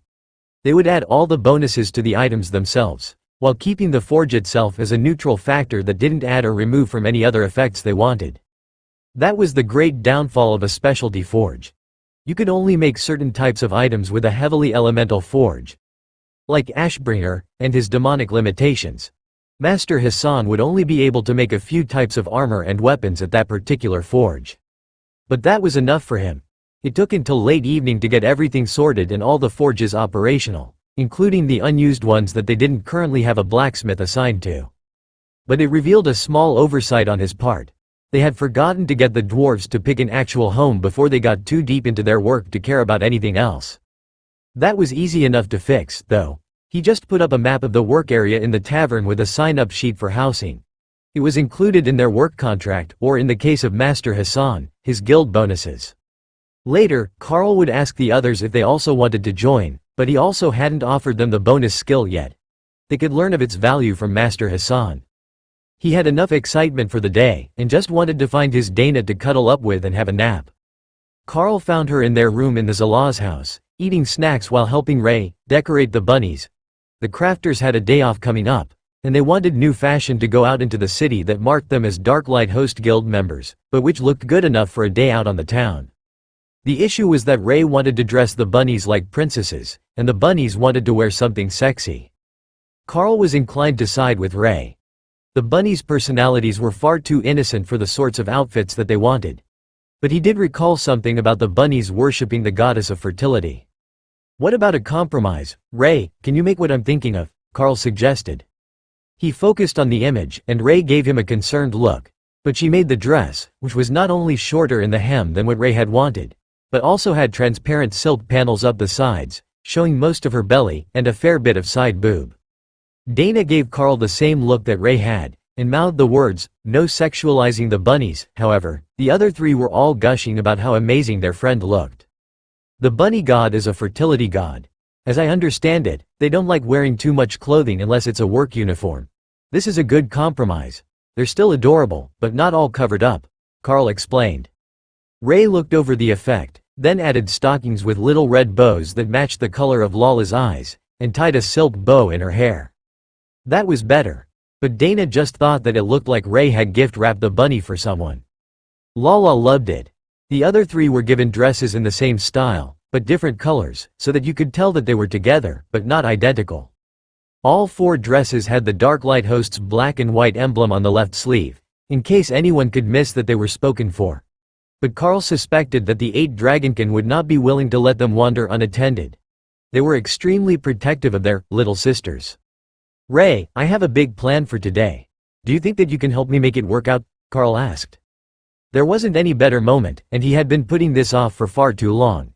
It would probably come as a huge shock to Dana, but Carl was confident that Ray would help, and that Dana would say yes.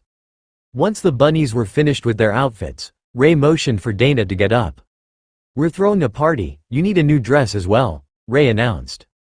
"We're having a party?" Carl asked, feigning ignorance as they silently plotted their next moves. "Yes, my chronologically impaired friend, we have a major milestone to celebrate. We have skipped far too many birthdays. But now both you and the Dana Mage are over 18, while both me and Thor have our hatching day coming up. 4 is a big age for Sero. Well, Thor might not be a Sero anymore, but it's still a big age.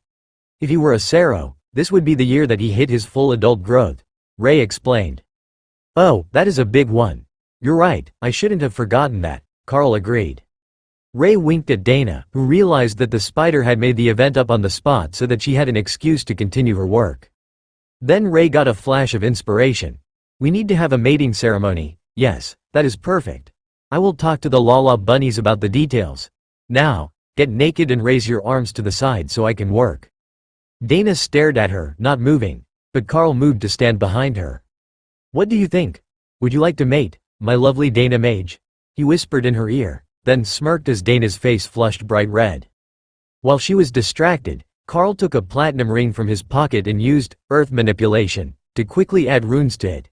It wasn't easy to get all the runes for lifelink onto the band of the ring, but she was so shocked by the sudden tag team of distractions that Carl was already sliding the ring on her finger by the time that her brain recovered.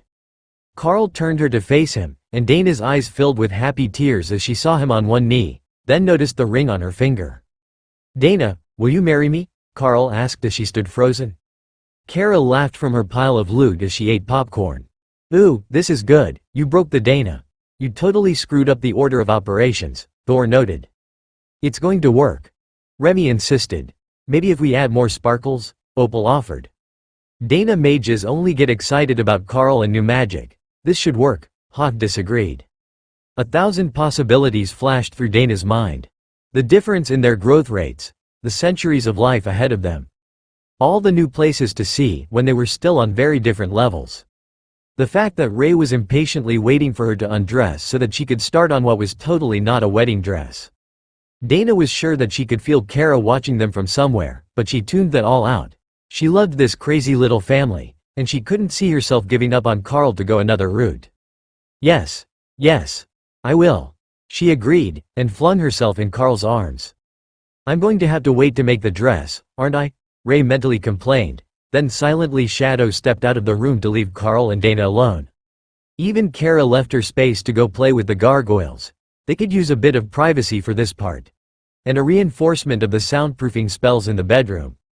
Tessa and Thor were relaxing on the sofa, reading the same novel, when Kara appeared with a tray of snacks, which brought Lotus and the bunnies right behind her. They were eating those before the badger stole them. "What's got Kara all worked up today? I haven't seen her this smug in a while," Tessa asked. "The Carl is mating Dana," Thor replied proudly. "They do that fairly often," Tessa reminded him. Ray flicked Thor on the head. "He means that Carl asked Dana to marry him. We set up the perfect ambush when I was dressing the Lala bunnies." Lotus squealed in joy and turned to run up the stairs before Ray caught her. "You can congratulate them later, they're busy now." Lotus grabbed Ray by the hands and spun her in circles. "Good work, excellent work. I didn't think that they would ever get around to it. But an ambush proposal? That had to be your idea." Ray frowned. He sprung the trap too early. "I had an outfit in mind." "Don't you think that would have given it away?" Lotus asked as she stopped spinning around Ray. Ray shrugged. "I will just ask Opal to edit it when she makes the replay." "Opal isn't watching everything that happens in the house, is she?" Tessa asked, suddenly concerned. Ray smirked. "Opal sees everything. I always liked this part of the romance books. Steamy, spicy, all the good stuff," Opal agreed. Tessa gave Ray a suspicious look, not sure if she was liking the implications of that. But the Lala bunnies were all laughing and poking each other, while making quiet jokes about all the silly things they had done since they settled into their new rooms. Ray's suspicions were confirmed. Bunnies really were too pure for this world. Standing at the top of the stairs after a brief affectionate moment with Carl, Dana did her best not to laugh. She had changed into a different dress, and Carl had on a new shirt, as she may have mistakenly torn his with her beast form's claws when she got excited. But they were intending to go down and give everyone the good news. Carl wrapped his arms around her shoulders and waited as they listened to the group. "Are you ready to go face them?" he asked softly. "I think so. I just need to mentally brace myself," Dana agreed. Carl took her hand and escorted her down the stairs, waiting for the moment that Lotus saw that they were out of their room.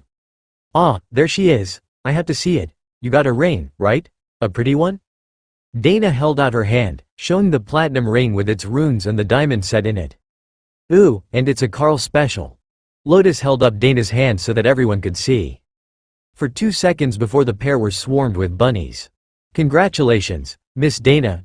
Yay wedding." Dana stroked their ears as the girls celebrated. Then noticed the look Tessa and Noctia were sharing. "Would you like to see?" she asked. "Of course. We're just wondering where we're going to do the wedding. There could be some very important guests there," Noctia replied. Dana hadn't even thought of that. The guest list for the wedding should have their friends from the raiding team, probably the other Alliance guild masters, their friends from Drode, whoever Carl intended to invite, then Supreme Lady Matilda, and their parents. She would be happy not to see her useless father again, but her mother would be heartbroken if she knew that she had missed her daughter's wedding. Then there were Carl's parents. His mom was a sweetheart. It was all overwhelming, but she had good friends, and they could certainly help with some of the details. Maybe they even had a specialist here who could do some of the details for her.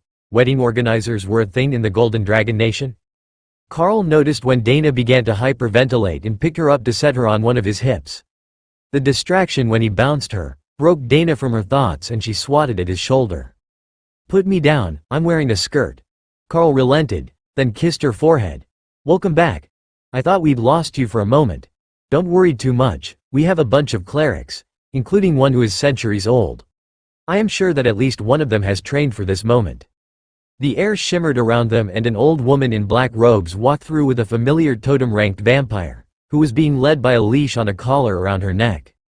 Dana had to work to hide her surprise at the situation, while Tiffany was pretending that none of them existed.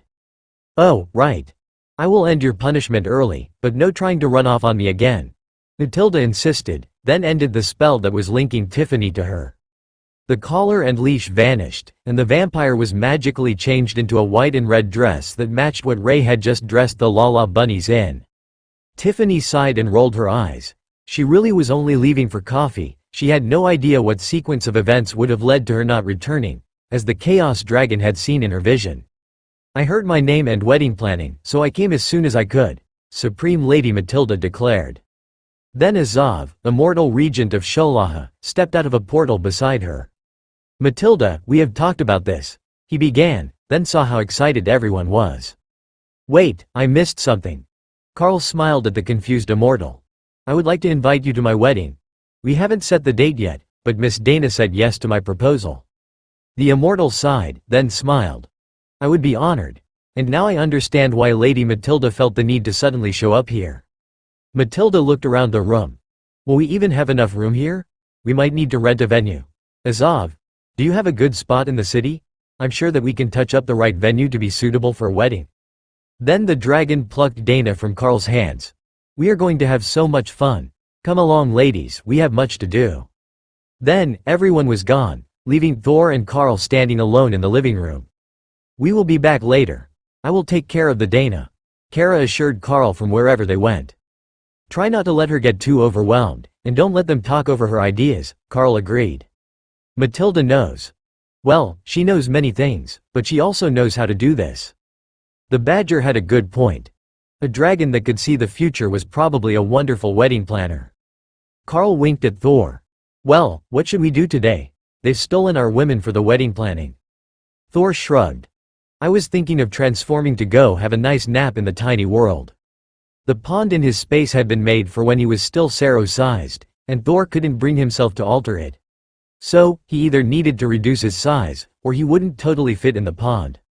But there was a full lake for him to lounge in inside the tiny world. Carl laughed. In that case, I should probably get some work done. We've got enough requests already, and we've got sculptors coming soon. Thor laughed. Yes, make all the warriors extra stabby. It will make Ray happy, even if you're using dwarf armor and not her clothes. Good point. Enjoy your nap, and I will start working on the last of the armor sets that are in the guild storage.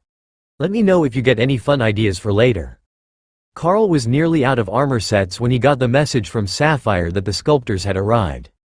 The dwarves were still in the yard when Carl walked out of the library. The workmanship of the aging stone building had pulled them into intense discussion on what could be done to the old barracks building without completely tearing it down, but Carl could tell that they were also enjoying the stress relief of the healing totem in the yard. All of them had luggage with them, on top of what was surely in their inventory. Good afternoon, gentlemen. I am Carl, the Drode branch leader of the Darklight host. It's a pleasure to meet you all. The dwarves nodded politely, and one middle-aged man stepped forward. I am Master Geralt. I am looking forward to working with you. From what we have seen, Drode is quite different from Bara, but in a good way, quite friendly. The other dwarves laughed, and the master shrugged. I thought that the best way to get here would be a straight line down the side streets. But apparently, demons don't build their cities that way. We may have ended up in the more interesting parts of town. Carl laughed and shook his head. If you came here from the portal platform, you didn't. There are some interesting sorts on the west side, but the east side is where all the questionable activities happen. I recommend that you not go before you're familiar with the city, at the very least. The demons are quite friendly, though, at least most of the time. The other sculptors were openly laughing now. He got beat up by an old woman for cutting through her yard, and punched in the face by some massive feathered guy for talking to his wife. One of the others explained. Carl gave the master sculptor a sympathetic pat on the shoulder. I will find you a primer to demon culture. But fear not, we've got a whole workspace filled primarily with dwarves, and at least one of them can surely help you acclimatize. There are a few others working here, primarily demons. But some orcs, dragonkin and others. Plus the dragon and the beastkin who usually work at the Zalaz Alliance house. Geralt smiled. Yes, I see that you managed to recruit teacher Sapphire. Her niece was my teacher, and she used to come bring her lunch. Everyone knows the dragon, it seems. She was the teacher for our master blacksmith as well. Geralt looked around, then spotted Hassan, who was leaning against the entry of the workshop and smoking his stone pipe. Master Hassan. It's good to see you. Hassan harumphed and rolled his eyes. Good to see that you survived the divorce. It was a close thing there for a while.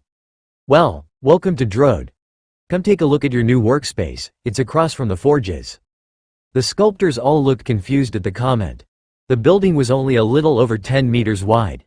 There wasn't room for them all to stand in there, much less work next to a forge. They might not be engineers, but their spatial awareness was impeccable. Hassan stepped back inside, and the sculptors immediately recognized something was off when he simply vanished. It was a side effect of the spatial distortion and the dim light inside, but it was interesting enough to get them all moving. The 10 sculptors pulled their luggage inside, and paused by the entrance. Carl raised his voice to be sure everyone heard him. "Everyone, welcome to your new home. This is the crafting space of the Dark Light Host, Drode Branch. Hassan, have the smiths chosen rooms yet?"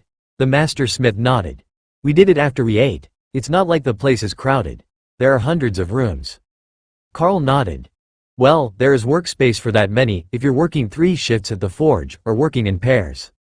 Master Gerald looked around the cavern, which reminded him so much of Bara that it was almost uncanny. "This is wonderful. Spatial magic?" he asked. "Technically, an illusionary domain that we filled with earth magic. It's a form of space magic, but not a fully spatial spell," Carl explained. "All right. We can put our gear away and get to work. The guild appointment said that we would be expected to create a demonstration piece to prove that we were qualified," Geralt explained. "Certainly. Pick a room and come back in 10 minutes. I will have a collection of items available for you to work with." Technically, Tien would.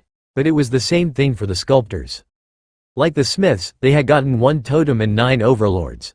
Carl hadn't specified a power level for them, only a skill level.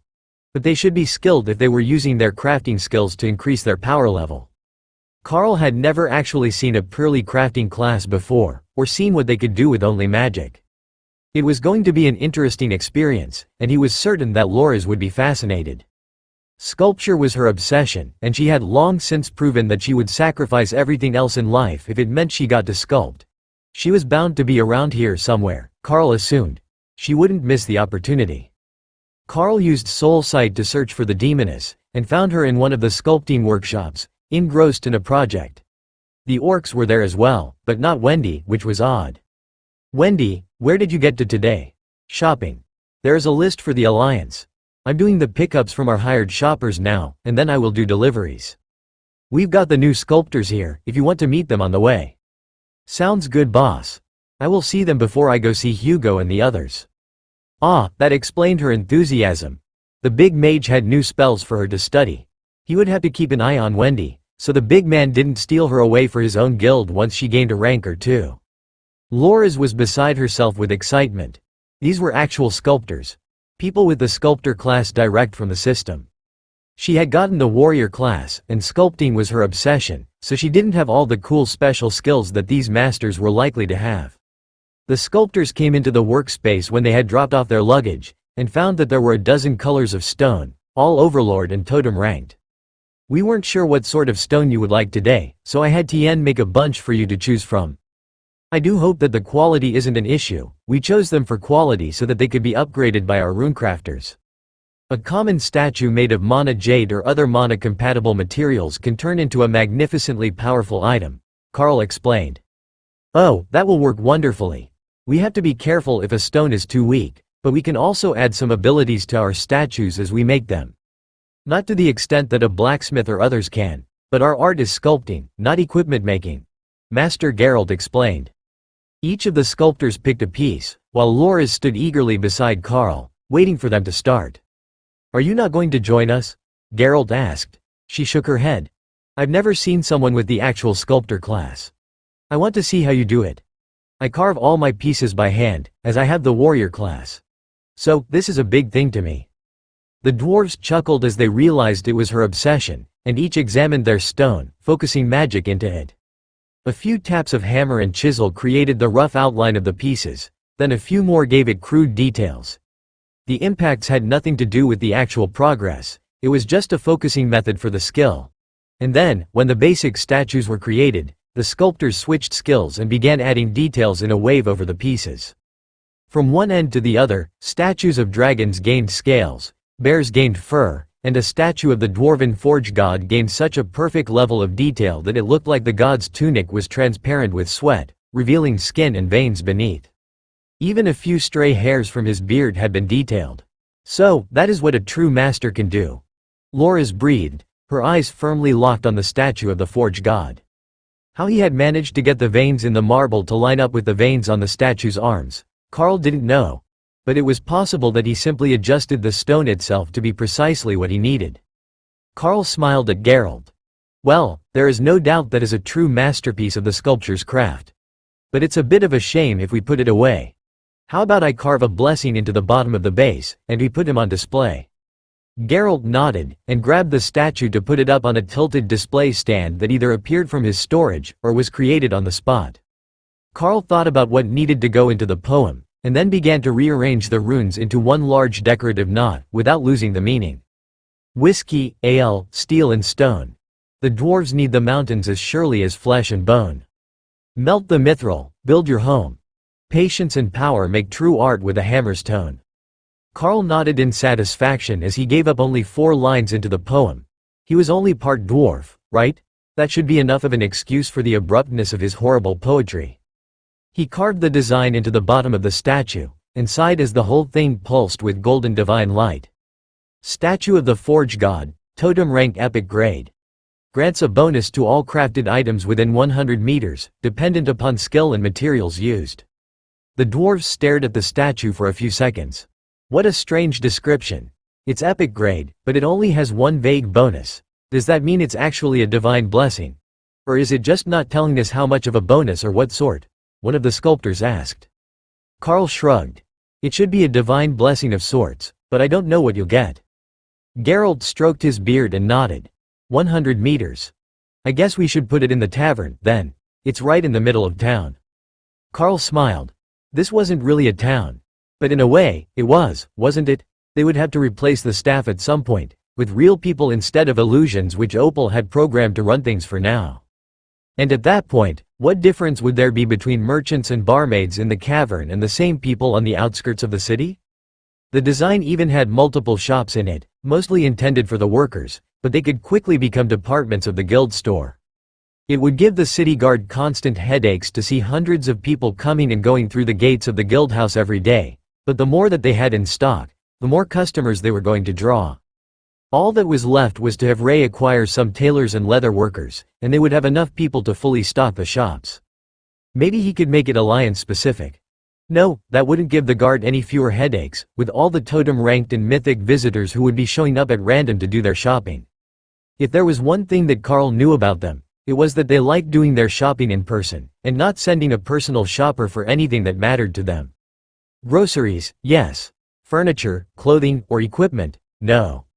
Well, it could remain 2/3 empty for now, and he would hire workers to tend the shops. Carl wasn't the only one with thoughts about what could be done with all the extra space, though. Sapphire stormed into the workshop seconds later with a red-robed dragon priestess, who looked much too excited. Tell him what you told me, the blue dragon insisted. The goddess says that you made a space for us. The commander rank red dragon insisted. Oh, that is brilliant. Yes, I believe that I did. Come with me. Gentlemen, we will return. You're all approved for the position, so feel free to grab what materials you need from storage, or use the extra stone here. Carl informed the sculptors. Then he grabbed the statue. We will place this on the way. It goes behind the bar of the tavern. He explained to the confused dragons. Quick question. What sort of strength do you need to just pick up and carry a life-sized stone statue of a dwarf? In human form. I don't think I could do it, Sapphire asked. I'm no weaker like this than you are as a dragon. Don't worry, if it were too heavy, I would put it in inventory. Carl led the way to the tavern, where the helpful illusionary barmaid served both ladies honey wine in pint glasses the moment they entered. How did they even know? The red dragon asked. I often wonder that. They shouldn't know anything that their creator doesn't, but they're made by a glass-winged butterfly, and she simply knows things, Sapphire replied. It's in the book on how to stock a temple for the winter. I read it a few weeks ago while preparing a new play, Opal informed Carl. Carl's amusement made Sapphire gesture for him to speak his mind. She read a book on how to stock a temple for the winter, to make one of her plays more realistic. The honey wine is one of the items in the list, so she assumed all clerics drink it. Sapphire laughed. Well, she's not wrong. The blue dragon moved a spare keg from the middle of the back shelf, and Carl replaced it with the statue, then put the keg in an empty rack to the side. Perfect. That's nearly exactly in the middle of the city, for maximum coverage of the statue's blessing. Now, I have a spot in mind. It's near the front, closest to the market area, which is currently empty. What is the church's position on having the orphan staff vegetable stalls? We have nature clerics and druids to make the food, but we don't have enough cooks on staff at the moment to make dinner for everyone every day. I should probably hire more of them, but we only have 3 right now, Carl asked. The Red Dragon smiled. We actively encourage our children to hold productive positions in society. We can even have the older ones cook, if supplies and funding are sufficient.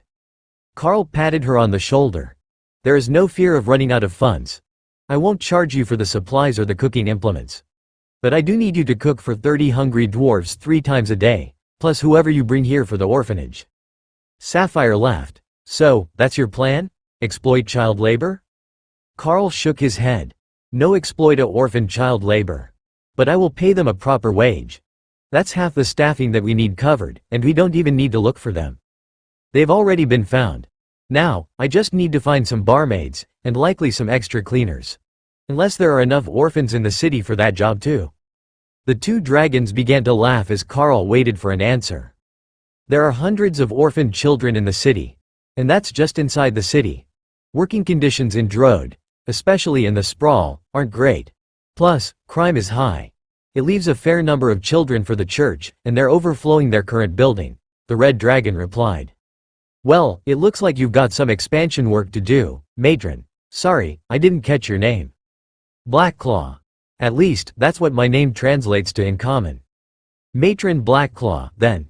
We will also provide magical rings to help the children clean. This whole area will need to be maintained. Even the empty areas will need at least twice a month dusting. But with the rings, you should only need 10 or so children to keep up. If the dwarves are really messy, we will approve more cleaners. Oh, and one on the early morning shift at the tavern, to clean before breakfast every day. We will serve the food your orphanage makes as well, but I will get proper staff for the tavern, Carl explained. We have a few who have aged out of the orphanage as ascended demons. They're working part-time in the sprawl, so I will ask them if they want to work here. I have heard that you hired caretaker Joe as well. Matron Blackclaw asked. Carl turned to look toward the house. I'm not heartless enough to kick her out of her home, even though we bought it from the city. She's still caretaker Joe, and we found her a nuked beastkin to work as her assistant. If you 2 know each other, you can find her in the house. Her room is on the 3rd floor, but she's always busy with something. You'll have to get someone to let you up, though. The gargoyles might not let anyone but guild members go up unattended. Sapphire sighed. Do you just take in every random person you meet? Of course not. But these ones were recommended by the Red Dragon God. It should be fine. That reminds me, did you find a chance to visit the library here? I know you had to pass through it to come visit. The Blue Dragon's eyes sparkled. It is a wonderful library. Many ancient and rare tomes, much better than I had expected out of a guild house. I will show my apprentices to it later. Apprentices should read in their spare time, it's good for the mind. Then she paused. You just sidetracked me from my questions about hiring policy by mentioning the library. Devious little demon. The Red Dragon laughed. The Monster Man has quite a reputation in the city. He's not as open about who he hires as you might think, but he's got the god's own luck when it comes to finding employees. He managed to get a Grand Master demonic blacksmith simply because the man came in that gate and happened to smell the forge fire. Ashbringer stuck his head out of his forge when he heard someone talking about him, then waved to the priestess. He already knew the orphanage matron. They used her kids to do the shopping for the alliance that Wendy was out delivering. In a private room of Supreme Lady Matilda's castle, the ladies of the Darklight host were in the middle of complete and utter chaos. Matilda's method of planning was to bring out every possible option side by side and see what her visions said about how those things would work together, then ask the others what they thought, to see if that would change the visions. What about this color for the bridesmaids? The ancient Chaos Dragon asked. I like that one. Kara commended her, but everyone else just looked confused. You're not holding anything that we can see, Dana informed her. Oh, and it's such a pretty shade. Shame that nobody can see it. Feel how smooth it is. Dana reached out, then stopped when her fingers touched something impossibly soft, almost like silk, but it felt like it partially merged with your finger as you touched it, like running your finger through warm water. Tiffany sighed. You wouldn't believe the fight she put up when I first told her I wouldn't wear that in public. I don't even know what she thinks it looks like.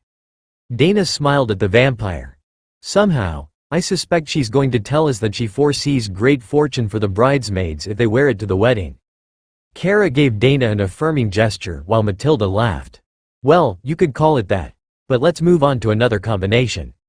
The Chaos Badger relayed to her sisters what she thought the dress looked like, and Ray immediately began to pout. That dress was spectacular, and she couldn't even see the real thing. But part of that was because the dress didn't exist fully in reality. It was like being partially incorporeal, but still solid enough to touch things a little. If you tried to damage the dress, Kara's thoughts said that you would pass right through it. Which in Kara's mind made it ideal for a bridesmaid's dress. Remy considered the potential. It was like a non-Newtonian fluid, but in reverse. It was solid until you applied too much force, and then is simply phased out of reality. The problem was that the color was one that didn't exist in any light spectrum that their eyes could see. The light that it reflected only existed in the chaos plane. Matilda brought out another dress. This one was almost white, but in the way that white light was white. It radiated white to the point that you couldn't see any detail to it. Then, she moved the dress, and the colors shimmered, flickering like the rainbow. Matilda frowned at the dress, then did something that made the light fade. "Phi silk. It's lovely, but if you get the mana attunement wrong, the colors get all wonky," she explained. Ray took the dress from her, and Dana waited patiently as she was changed into the 50th new dress of the morning. "Oh, that is lovely. You can fly, right? We should get you some wings to go with it," Matilda cheered. "How about a shawl? It would flap in the breeze as she floated down the aisle," Kara suggested. "Oh, that is great. Yes, 1 second." Dana waited for someone to explain, as only Matilda and the other beasts could hear Kara's mental messages. "She says a shawl with the dress would be right." Matilda flipped through dozens of gossamer pieces of cloth in the next minute, then held up her choice. "Here, put this on." "Yes, pale violet flowers on simple white. The classics are always the best luck." Ray put the cloth over Dana's shoulders, and she found herself floating involuntarily, but she could still move normally, she just wasn't touching the ground. "I need one of those too. I hate getting other people's mud on my scales," Remy demanded. Matilda laughed and passed her a red one, then took it back and held it up before Dana. "Would you consider red and gold as wedding colors? Red is a good luck color for the day." Dana shrugged. "I wouldn't object too strongly. Some of the demons I've met use red for wedding gowns, and they look lovely." Noctia nodded. "Black dragons use red wedding dresses as well, and white dragons use black for special occasions." That made sense. They wore white every day, so they would have to pick something else if they wanted people to know that they were celebrating. Matilda gave Remy a different red one, with the same effect, and the Naga silently celebrated this small victory over filth. Sure, she could fly in spirit snake form, but that form didn't have arms. This one had 4. It was clearly the superior option for an alchemist. Dana was just being rearranged into a red gown when a sudden thought came to her mind. "I got a skill book from the dungeon, but I never used it. I wanted to have Carl duplicate it for Ray, and then I forgot about it," she gasped. Lotus laughed. "Huh, they say that I am infectious, but it's the Carl who is corrupting everyone and making them forgetful." Ray laughed. "Well, if you give it to me, I will make Carl lean it and teach us both. Then make him make a copy of the spell book. No, 2 copies, so that we can give one to the Blue Dragons for their records, and still have one for the library at the guild house," Dana added. Matilda nodded eagerly. "Tell him to take in the Blue Dragons. They will make great guild members. Having a blue dragon to protect your books is the best thing you can do to guard knowledge. Carl, learn this book, teach me the thing, then make 2 more books. And take the Blue Dragon into the guild. The Chaos Dragon says she's good luck," Ray informed Carl, startling him out of a discussion about items that would be needed to place the overflow of orphans into a new home. "Lady Sapphire, how would you like to join the Dark Light host? I can offer you a few benefits, and 1 super exclusive skill," Carl offered, halting the conversation. "What brings on this offer?" she asked suspiciously. "Lady Matilda says that you're good luck, and Ray just gave me a skill book to learn and copy. I know how blue dragons feel about those, even if they're not inscriptionists. Actually, make it 2 bits of exclusive knowledge. I bet that you can learn both," Carl explained. "I'm listening." Carl sent a guild invite, then took out the book of Golem Duplication and immediately learned it. The look on Sapphire's face when the book vanished was priceless, but she still accepted the offer. Guild member added, Sapphire, Champion Carl offers knowledge, skill book, will be transferred to the curious maiden Sapphire. Champion Carl offers knowledge, skill, eternal lightning, will be transferred to the curious maiden Sapphire. There we go. The promised super exclusive skill. Only blue dragons and Thor have been able to learn it so far. You need very high affinity for both holy and lightning magic, and blue dragon breath is lightning. The other skill allows you to make skill books of any skill that you know, similar to an inscriptionist.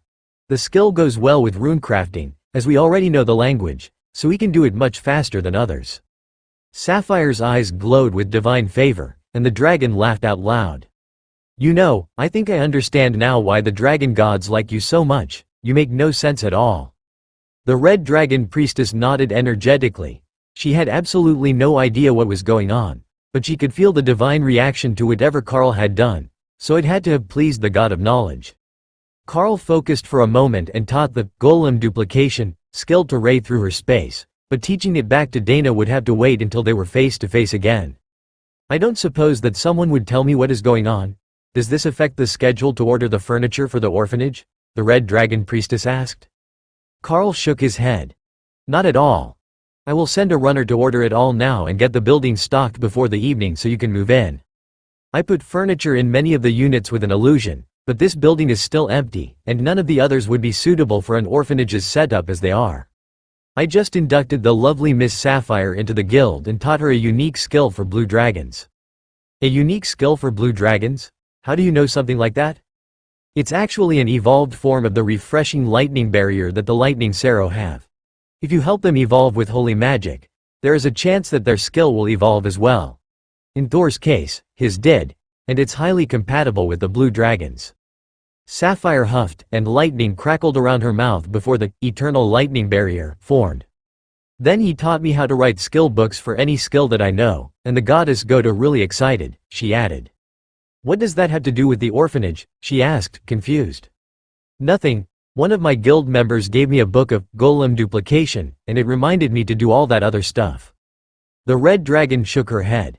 This guild is a strange one, but I can tell already that it's going to be an adventure for the children. Now, is this the building? I can see that working. How much renovation are we allowed to do to it? Carl shrugged.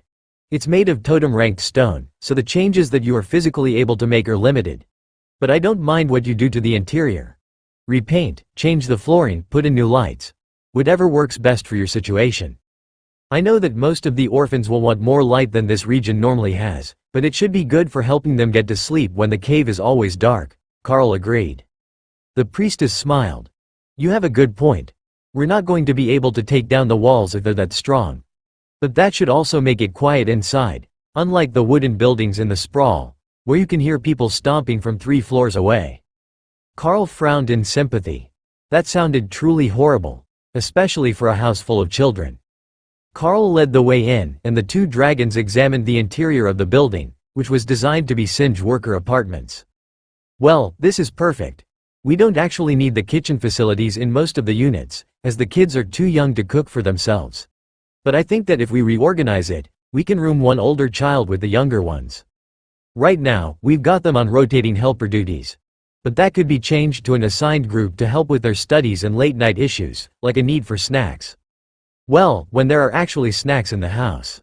Most of the time, the orphanages are operating on the standard rice and beans diet, and that's not really snack food. Carl chuckled. Oh, ye of little creativity. If you add a bit of spice, and then pan-fry them, you can make excellent snacks with the leftovers. At home, the church acolytes made leftover balls to feed to the horses, but Lotus learned that you can save some for yourself and fry them into a spicy snack for later. Green dragon acolyte or silver? The red dragon priestess asked. Green, naturally. But I wouldn't have thought that the silver dragon clerics were on that list. The 2 dragons chuckled. They get lost in their magical studies and exhaust themselves until they can't walk. So, they like to have something to eat with them. That makes sense. The red dragon clerics seem like the we eat on a schedule sorts, and the blue dragons would lose their mind if someone brought snacks into the library, so they definitely have a meal schedule, Carl joked. Sticky little acolyte fingerprints are the bane of our existence, Sapphire agreed. Now, are all the sweets like this? The red dragon asked, bringing them back on track. Carl shook his head. Only the first 2 floors. The top floor is larger suites with a second bedroom. But I know how the orphanages are always crowded, and I have an idea on how to use those well. Sapphire laughed. Just the fact that there are so many bathrooms will make the children cry in joy. Most orphanages have a boys and girls common bathroom and showers. If they're lucky, they might have them on multiple floors. 15 minutes later, Misty and Rain, the Dryad furniture makers, were at the entrance to the upgraded workspace, staring at the area in wonder. This is incredible. So much space. Greetings, guild leader Carl, priestesses. What did you need us for today? Please say that it's a full decoration of all these buildings. Business has been slow lately. Everyone spent their money exporting items for the Bomgon War, and most of them haven't returned yet, so there's nobody ordering anything, the elder Dryad explained. Carl smiled at the excited Dryad. Not all of them. Some of the new residents have their own furniture. First, we need you to do the orphanage building for as many as you consider reasonable to house inside. If you can make the top floor double dorms, 2 beds in each of the large bedrooms, 1 on either wall, the others can be much higher density. Then, single rooms for how many, priestess? Just me. We're short on clergy, but the older children help out, and we pay them until they go off to find their own work. It helps get them ready for the world, she replied. All right, a suite for the matron on the main floor, I think. Then suites for the older kids at the top, so they pass by all the younger kids and their supervisors on the way down. We will let matron Blackclaw sort the sleeping arrangements, but we will need plenty of beds, work benches for schoolwork in the common areas. What else? A nursery. Many will drop off newborns at the orphanages. Then a convalescent room for the red dragons. It is customary that they give birth at an orphanage, as the church raises all of our children, the red dragon priestess added. Misty smiled. Don't worry, matron. This will be the greatest orphanage that you've ever had the pleasure of managing. Will this be the teacher? Sapphire shook her head. I am one of the new crafters for the guild. I will call on one of my brothers to teach here. A strong male influence helps balance the attitudes of the children and keeps them from acting out. If you have trouble recruiting one, tell them that we will provide them with access to the guild library. It's not the biggest they'll ever see, but it's better than 2 shelves in their room, Carl offered. That should be enough. Our God approves of spreading knowledge, so teachers aren't too hard to find, Sapphire agreed. Misty looked over the small town in the cave. How many of these rooms are in use? About 3 dozen. Talk to the craftsmen, and they can tell you what they need and what unit they're in. It's all on the guild's tab, Carl explained. The 2 dryads took off. Misty headed for the orphanage, while Rain went to the sculptor's area to take orders for the upgrading of the houses. Her mother would have her hands full with the big project, but the dwarves were usually pretty Spartan in their requests, so it would mostly be beds that they wanted. Dwarves even preferred stone or metal couches with cushions on them, instead of wooden. If there were demons, it might be more work for her as a dryad, but she saw a lot of short people. With that handled, Carl was free to begin the essential tests of his own new skill. First, to see which spells the skill would actually affect.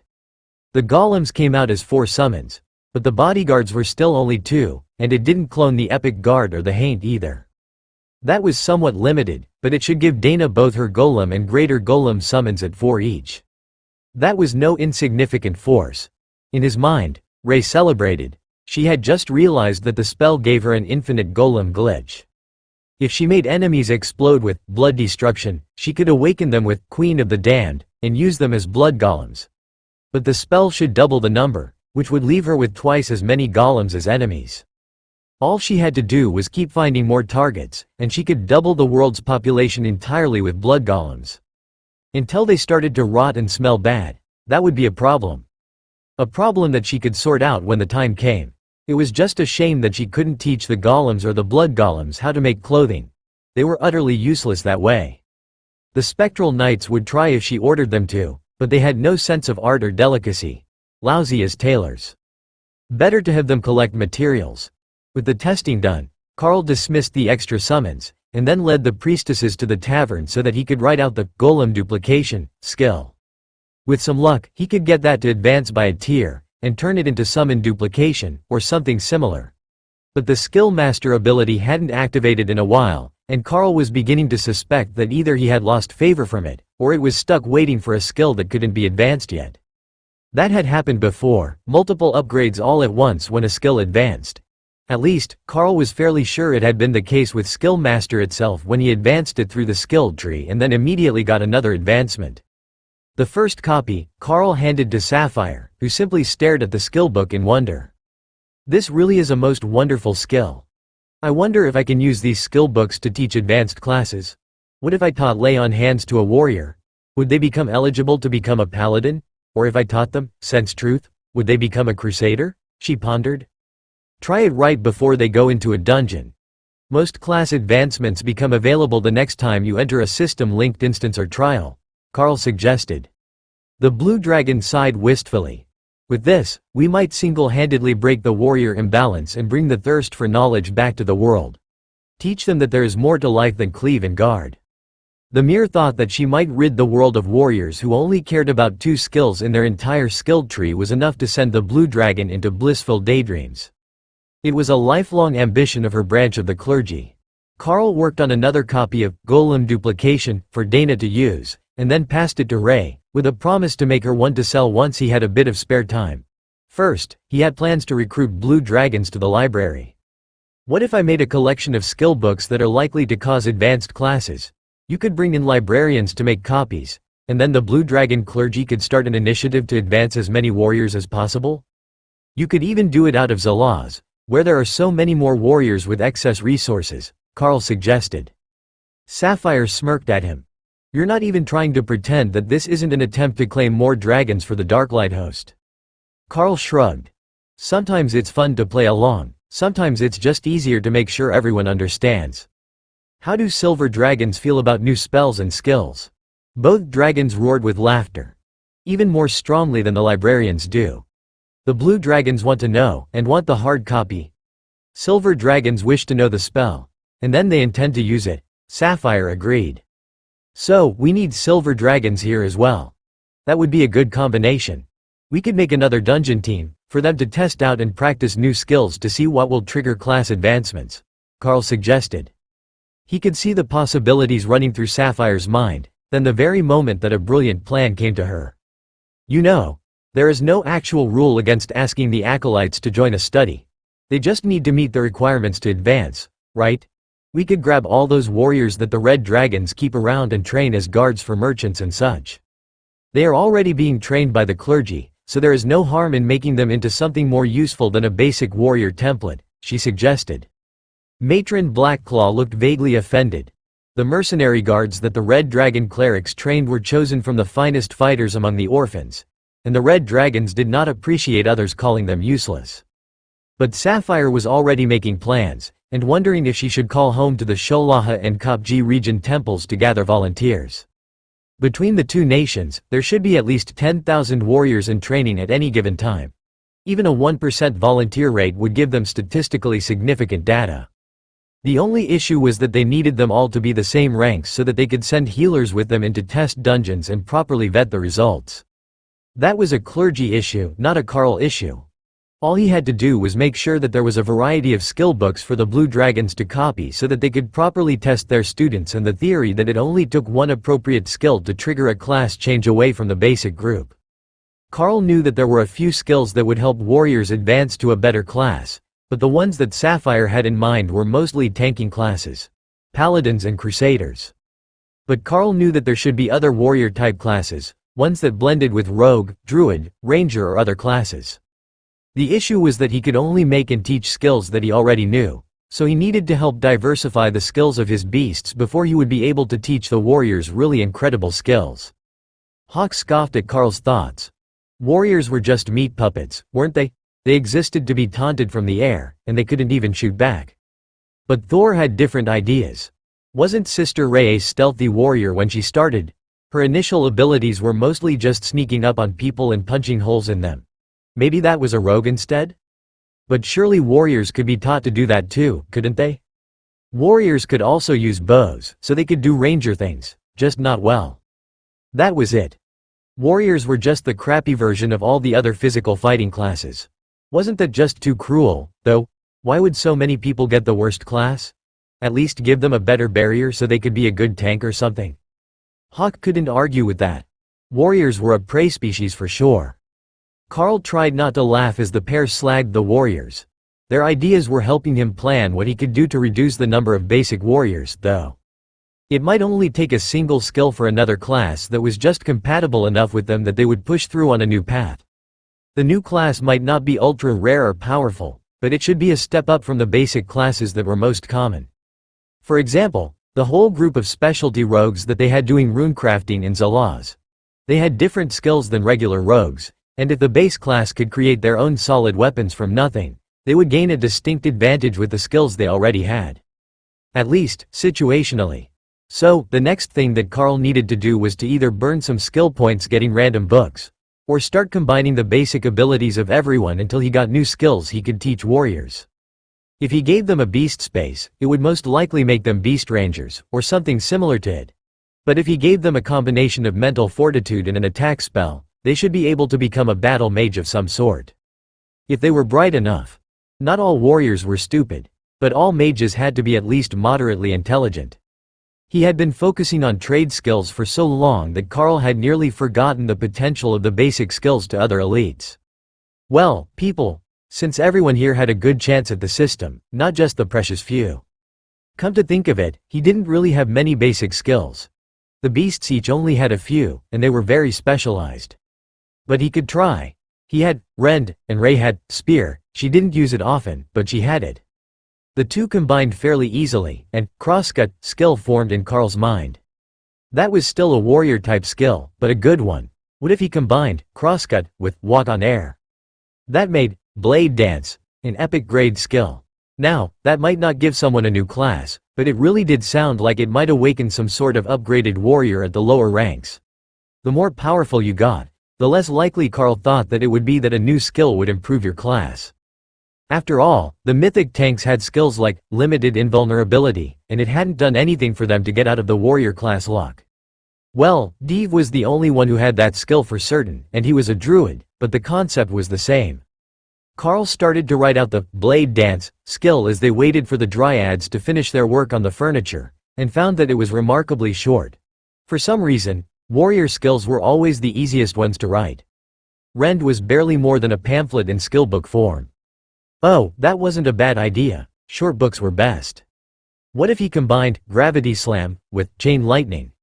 Lightning stomp was a skill that Thor could get excited about, so Carl taught it to him right away, though he wasn't sure that it was the sort of skill that would be far enough from a warrior's specialties to count.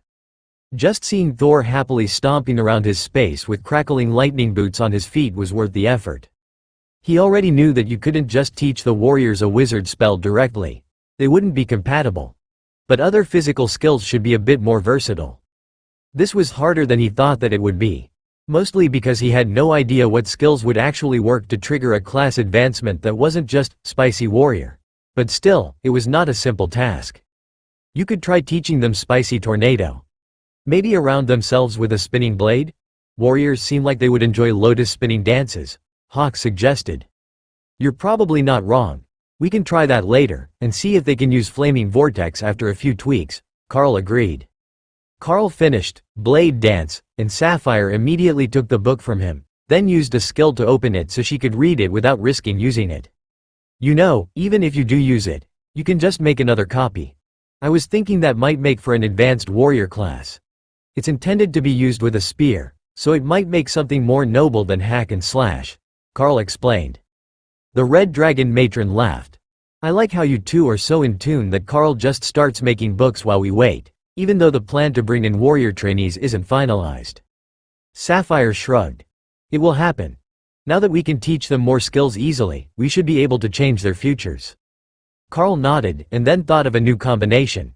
If he combined Rampage with Fireball and Iron Within, the body improvement skill that had started his adaptation away from mostly human, that should make a good skill. Elemental's Wrath, epic grade transformation skill. Ignores 10% of each attack's damage, adds 250% fire damage to all attacks, causes berserk, increasing strength by 100%. We need the Ophelia here, Hawk noted. A giant flaming, extra berserk bear would be hilarious. Ooh, teach it to Kara. I want to see a berserk Kara. Remy cheered in Carl's mind. That was a scary thought. Did you have another idea? Sapphire asked. There is a skill called Elemental's Wrath, an epic grade transformation skill. It's a berserk state that adds damage reduction and fire damage. I'm not sure if it's something I should make for the warriors or not. Matron Blackclaw chuckled. You can make it for me if you want. A rampaging red dragon might be what it takes to make these kids behave for more than a day. Champion Carl offers knowledge, skill, Elemental's Wrath, will be transferred to the strict Matron Blackclaw. The red dragon began to laugh. Oh, yes, this is wonderful. Those little brats won't stand a chance during combat training. Carl frowned. I am trusting you not to abuse this newfound ability. The matron waved off his concern. I have been responsible for the military training for promising orphans in Drode for many years. Rest assured that I won't be using rampage to beat children. Well, not young ones, you get my point. Sapphire snickered softly at the matron's excitement. That is what happens when you flip the switch within a red dragon.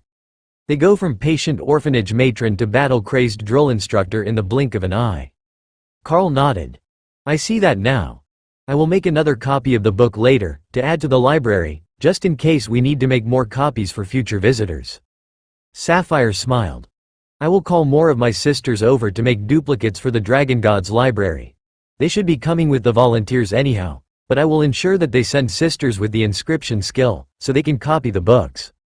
Lord Drode was not going to be particularly happy with their training plan. But the dungeon here was royal ranked, so they could test weaker trainees with a better chance of advancing. It was only logical to do the project here instead of in Zalaz. Though, if it worked well, they could expand it to the Guild Alliance members, and start sorting out their imbalance. That was nearly 1,000 potential volunteers who were already familiar with the eccentricities of the Darklight host, and eager to make a name for themselves among the dungeon teams. Carl focused on the possibilities as he worked on finding another exceptional combination.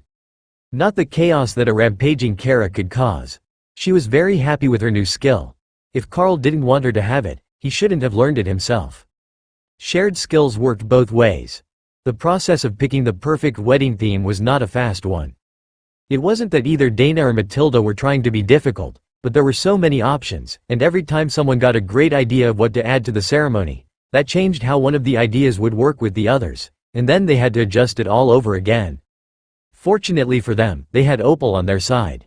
She could recreate everything that they visualized so that everyone could do a live critique of how it worked. Dana knew that the ceremony wouldn't be small, as they had many friends and allies. But her idea of reasonable and Matilda's idea of reasonable were very different. Even Noctia thought that it might be wise to invite the entire Golden Divine Academy to the wedding. When they had a church wedding, they typically invited the entire church in their city. So, dragons typically got married with 5,000 to 10,000 people in attendance. It wasn't a big ceremony unless they were leaders of the church, but it was expected that everyone would take an hour or two out of their day to support the couple with their presence. They also cast a group blessing on the ceremony to bring good luck and fertility. That part was another point of contention. Given the amount of divine favor that their group attracted, if she really did agree to the blessing, how long would it be before she was pregnant? Was she ready for that? And what species would the children even be? Not that she had a particular basis, but she had long found that Carl's cat demon transformation was much more comfortable to sleep next to, and she wasn't sure how she felt about the chance of having kittens. Or would they be fox kits? A hybrid? Matilda thought that the whole issue was funny. She was Dana's age when she had her first clutch, and she had turned them over to the red dragons to raise, as was custom for all high priestesses at the time. That way, they didn't grow up in unearned privilege, or gain an unseemly attitude thanks to a parent's wealth. You know, that is an option. We've got an orphanage at the Drode Guildhouse now. You could have the red dragons raise your kittens, so you wouldn't have to stop traveling with us. They would be right there, and the dragons don't deny you visitation. Everyone knows who is a child of clergy and who is an actual orphan anyhow, Ray suggested. Wait, back up. Since when do we have an orphanage at the Guildhouse? Dana asked. Ray shrugged. About 3 days now. Time flows differently there than it does here. Carl arranged it after we left because he needed people to work the shops for the new crafters in the expanded workshop village. He's even got leatherworker and tailors coming to slave for me. Tessa gave Ray a disapproving look, and the spider relented. Do the work of crafting the boring stuff for me, she amended. Where did they even find tailors up to your standard? Ophelia asked. Ray puffed up in pride. The city governor talked to a friend in Nerid, and they sent over a whole group of spider beastkin for us. They will know how to work with proper materials, for sure. Dana sighed. Let me get this right. You found out that Carl was bringing in more craftsmen to make items for the guild store, and then had him talk to the city's governor, who brought in a whole group of workers from another nation, on the other side of the continent, just because you thought that spider beastkin would be better at working with spider silk?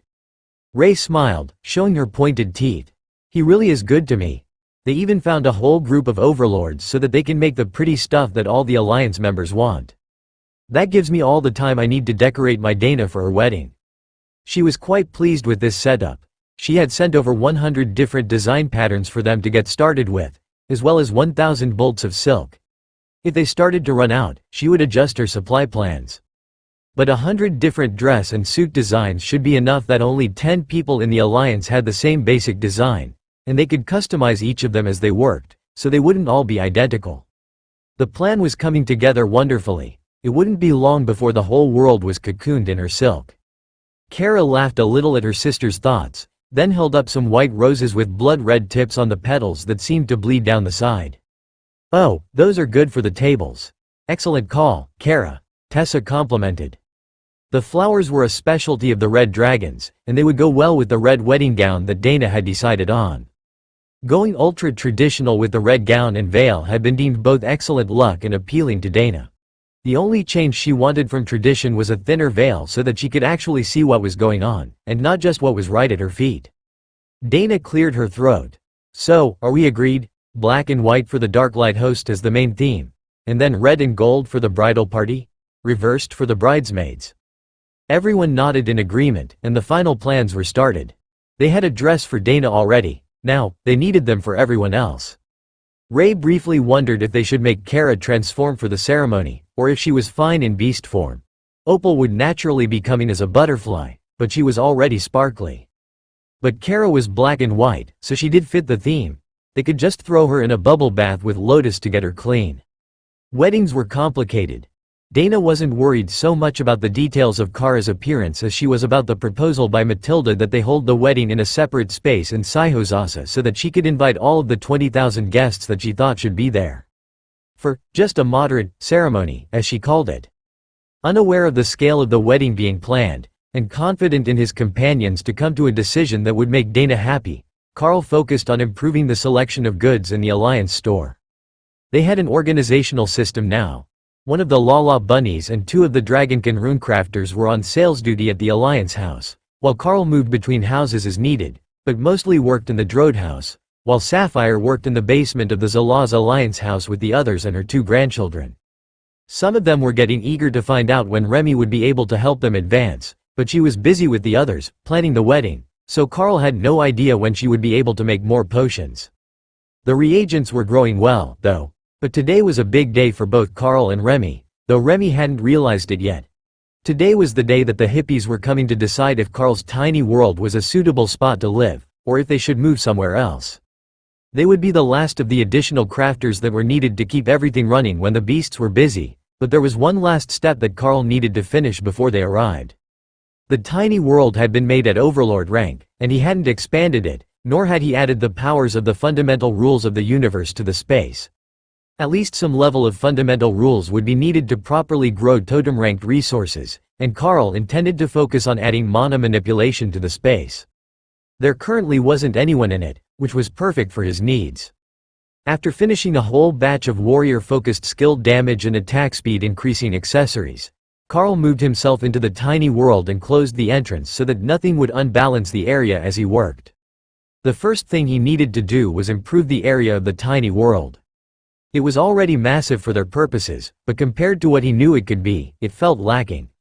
With a thought, the world began to reshape, and Carl focused on all of the myriad ways that mana could be altered or manipulated to create, destroy, and even simulate life.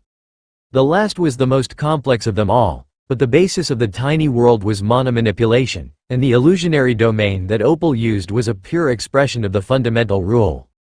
Taken to extremes, Carl knew that he could improve even Opal's prodigious skills with this ability. But for now, he was weaving it into the nature of the tiny world as he carefully remade the spell without allowing it to collapse or damage any of the rare plants that they were growing. That was possibly the most important part.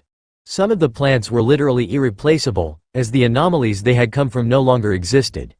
Unless Remy or the others had a viable copy in their spaces, these could very well be the last ones in existence.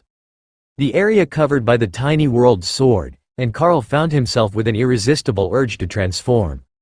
Avatar shifted him into the image of a world dragon, and suddenly the manipulation of the tiny world became effortless. The reshaping of nature was the greatest innate skill of the species, and even as an avatar, Carl had no issues mimicking their creation skills. Skill Master 5 Activation, Golem Duplication A Golem Duplication 2. Carl smiled as he worked. That was what he expected. Mana manipulation and illusion combined to create the golems. So, the more he understood about the concept, the more easily he would be able to create more of them. He wouldn't be shocked if other skills advanced soon as well. Carl sat with his eyes closed, using his other senses to let him know how the plants were doing as he mentally envisioned an expansion to the tiny world. Not just simple grasslands. No, he expanded the mountain range at the edge of the space behind him, then added a village within the mountain, complete with everything that dwarven crafters could ask for. He had practice with that, after all. Then, he expanded the forests, including some taller, denser sections, which would be perpetually dark at the base, perfect for Rey and those with her sensibilities. The swamp was expanded, the fields. Carl even added a few smaller lakes and a winding river to the space. Through it all, he wove the fundamental rule of mana manipulation as he struggled to comprehend it. The tiny world was becoming more realistic by the second, and the mana storage crystals he had created were pulsing not just with energy, but with something that almost felt like the haint, just before it gained sentience. So, that was mana. Carl had misunderstood at first, but now the lessons about the dark times and resurgences began to make more sense to him. Mana wasn't alive, it was pure energy. But it had a pulse of its own, like a living thing. To truly master manipulating mana, you didn't master using massive amounts of it. You merged the pulse of the mana with your spells until the two were inseparable, and then you could bend reality to your will without using a skill at all. You didn't need to use mana from your body, just shape what was around you and make it solid. In a way, it was similar to what you did with illusions, but a basic illusion was a crude layer on top of the flow of mana. The purest of illusions were living, breathing constructs that nobody would recognize as an illusion at all. Only the most adept would realize that they weren't a living person. Carl opened the tiny world to draw in more mana to work with, as he had expanded the space too far for what he had available without depleting the beast spaces. Then he continued to remake the space into the perfect paradise for magical beasts and plants. It was going to be glorious when he finished. Perhaps he should build a city, so they could move more people in. No, that could wait until he was a myth, and he needed to go on longer trips than a day in the dungeons for crafting materials. Guild leader Carl, can you contact the ladies of your guild? We have a few questions for them. Guild master Hugo asked moments after Carl decided that the tiny world had reached the limits of what he could do today. Fundamental rule understanding improved, mana manipulation 24%. Carl let the notification fade as he answered. They are busy planning a wedding. If it is something that I can help with, I will. We don't have any Overlord-ranked healers available at the moment, though, Carl replied. Oh, that's not the issue. Where are you at right now? This would be easier in person. Meet me at the manor. I will make lunch. Or have someone make lunch for them. Carl hadn't cooked for himself in ages. So, he first went to the kitchen at the Drode Guild House and pleaded with the Abbeys to let him steal lunch and snacks to take with him. Then, he returned to the Zalaz Alliance house and waited for the burly mage to arrive. Hugo wasn't alone when he arrived. He had a warrior with him whose armor had been beaten into submission, and an overlord-ranked mage wearing one of Rey's robes. Tell the guild master what you told me, Hugo demanded the moment they entered, skipping the small talk. Alright. Well, you know how the ladies of the Darklight host triggered a special event in the dungeon when they entered, the warrior began. Carl nodded. With an extra boss and all, yes. The three groups who went there after didn't see the change, so we thought it was a one-time thing. But today, we were short a mage, so we brought Ruth, who was with their team the day. And from the moment that we entered, the whole dungeon was on hard mode difficulty. The rest of the Overlord group your ladies accompanied went ahead of schedule, and they're inside now with a totem-ranked healer. It's triggered for them, too. Anyone who got the achievement, and who enters the dungeon again, triggers hard mode. the warrior explained frantically. Carl nodded. And this is a bad thing. It sounds like it's a great chance to get better loot. Now that you know it will happen, you can plan teams appropriately. Ruth laughed and patted Carl on the shoulder. You're missing the important part, guild leader. We can't plan an appropriate team to do it again. We don't have the right classes or the necessary abilities. Our team managed to finish the dungeon, but it took 8 hours, and we barely survived. Unless we suddenly have a whole different dungeon team, there is no way that we can do that every week. The hard mode difficulty requires that we either bring your ladies, or that those of us who got the achievement never go in that dungeon again, she informed him in a dry tone. Carl shrugged. I can likely help you resolve that issue. Both the classes and the abilities. You see, the Blue Dragons have an experiment going to help the warriors change classes. We think that we can improve the tanks to paladins and crusaders. Then we will work on skills for the others to make them better than basic warrior damage dealers. But as far as abilities, I can make accessories with the core skills you will need until the tanks can advance. It's not a big deal for me to make them all amulets or something with limited invulnerability on it. If they're beastkin or dragonkin, they should be able to use bestial regeneration as well. That will take a load off the healers, who we can give extra mana storage and more efficient healing items too. Hard mode isn't impossible, as you proved already, it's just a matter of gear and composition. Hugo took a seat and placed a bottle of rum from his inventory on the table, then poured himself a healthy dose into a cup of coffee. What are the odds that you can make warriors into paladins? The class is all defensive and healing skills. But it really is perfect for the tanks, he asked. Almost guaranteed. Is there a system-linked trial or area that isn't a dungeon here? Carl asked. Hugo nodded. The Dragon Temple has a trial ground for testing cleric improvements. We can ask them to borrow it. Carl smiled. I will tell them that it's a project of the Blue Dragons, and they shouldn't give us too much hassle. Bring more of the Overlord-ranked tanks here, and we will see who can become a paladin. Sapphire, we need you upstairs. I found Overlord-ranked volunteers to become paladins if you can teach them to lay on hands. The Blue Dragon ran up with a book in her arms, the skill book in question, and then paused when she looked at the warrior in damaged armor. This is the volunteer? He doesn't look like the sort. The warrior laughed. No, I am one of the team leaders, not a tank. I only came to explain the issue we had in the dungeon. The tanks are on their way.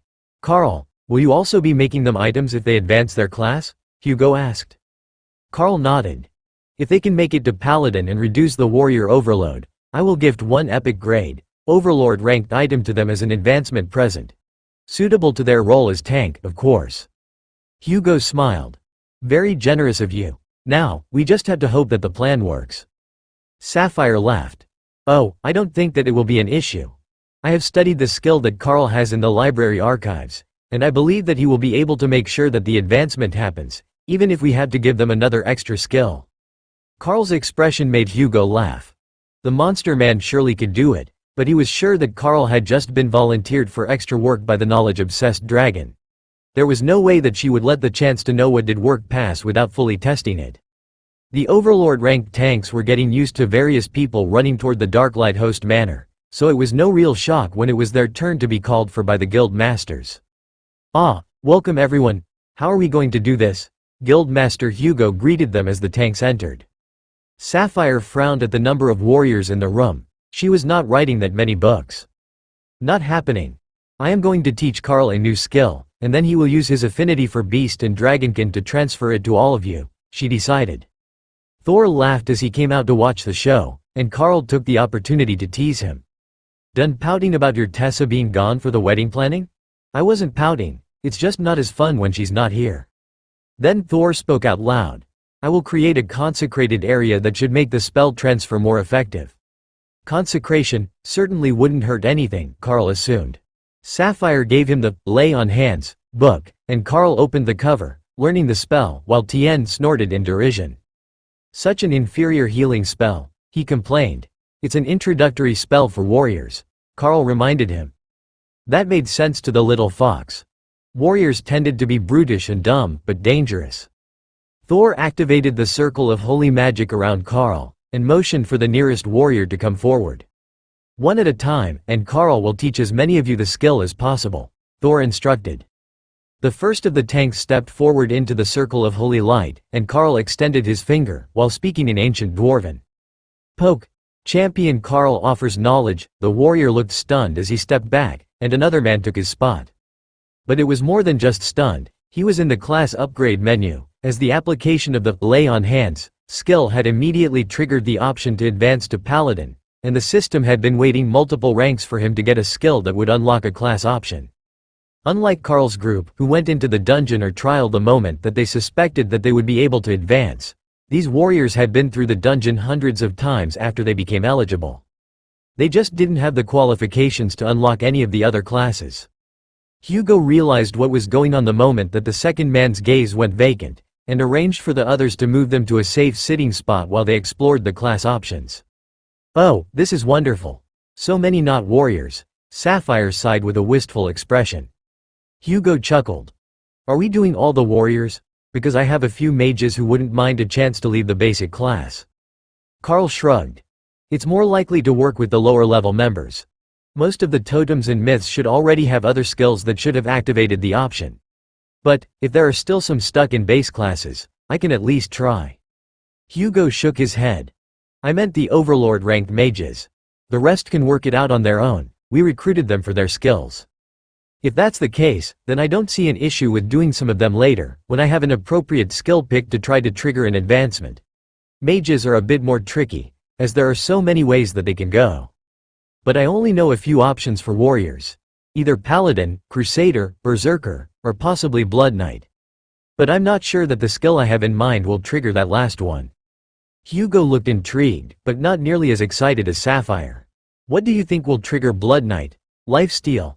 That might do if you have an advanced version," she suggested. "I have Lifesteal and Essence Transfer, which is basically an advanced lifesteal. One of the two should be able to trigger the class, I think." Karl agreed. "What would you use to trigger Crusaders?" Hugo asked. "Holy Blast." The mage smiled. "Yeah, that makes sense. If there is any spell that would create a Crusader from a warrior, that's the one."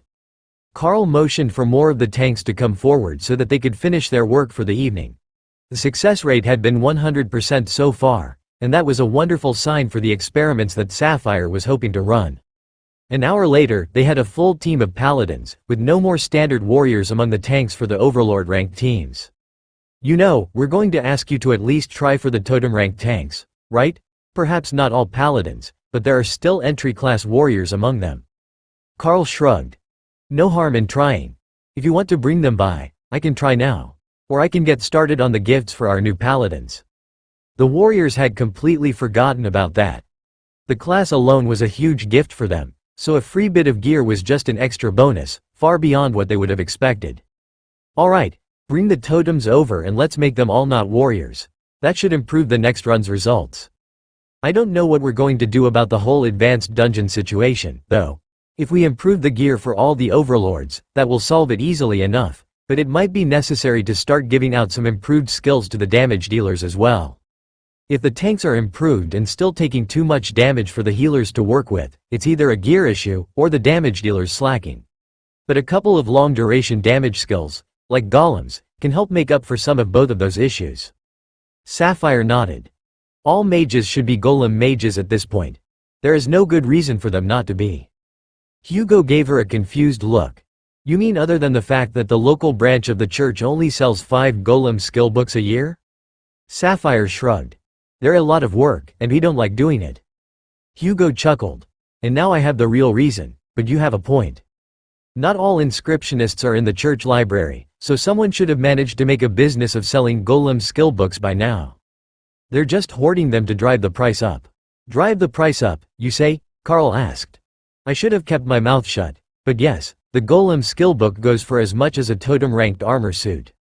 Karl smiled. "Well, I think that I can likely do it for a bit less than that.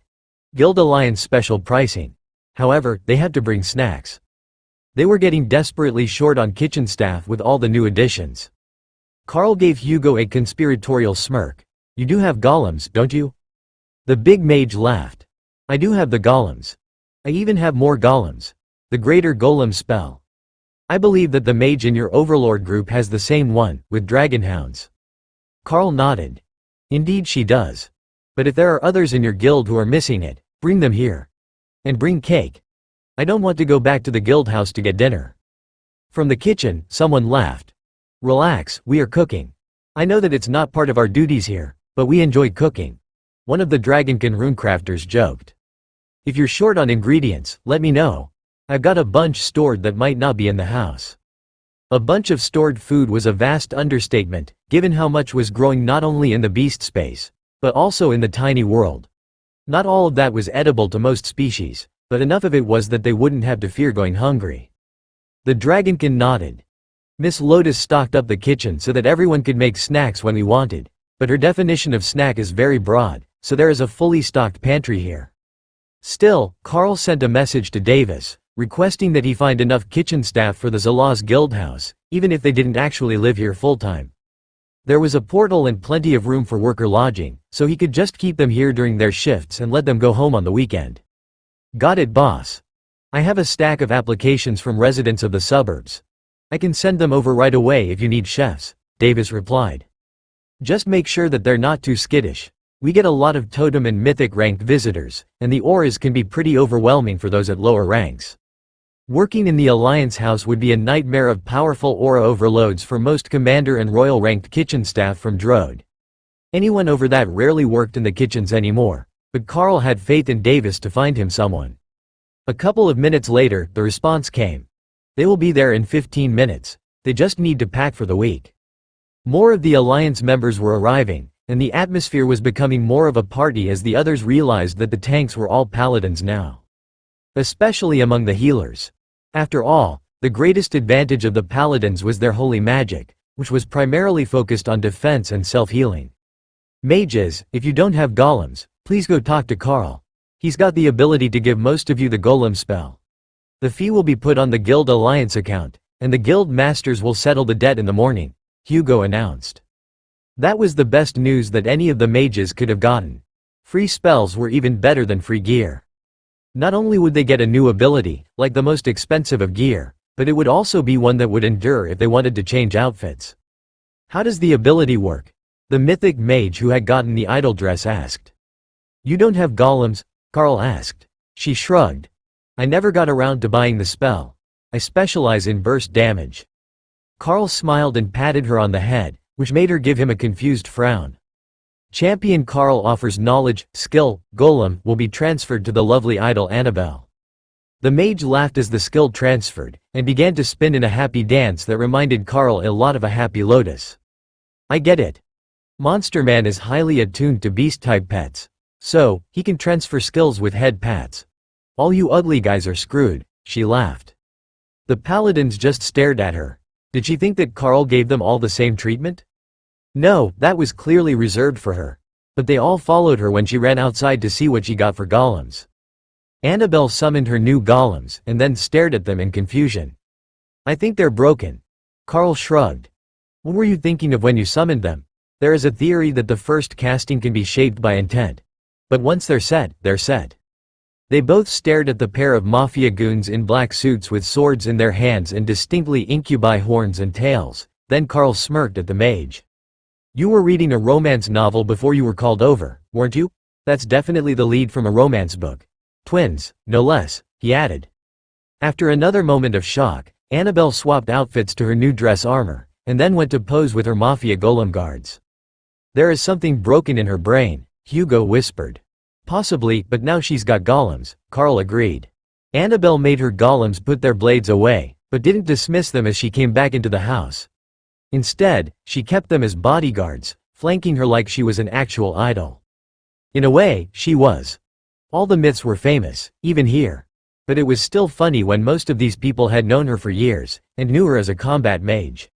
One of the totem-ranked mages came over and tilted her head for Carl to pat. You're corrupting them all. Hawk laughed. Carl transferred the golem skill again, and she raced outside to go test the spell.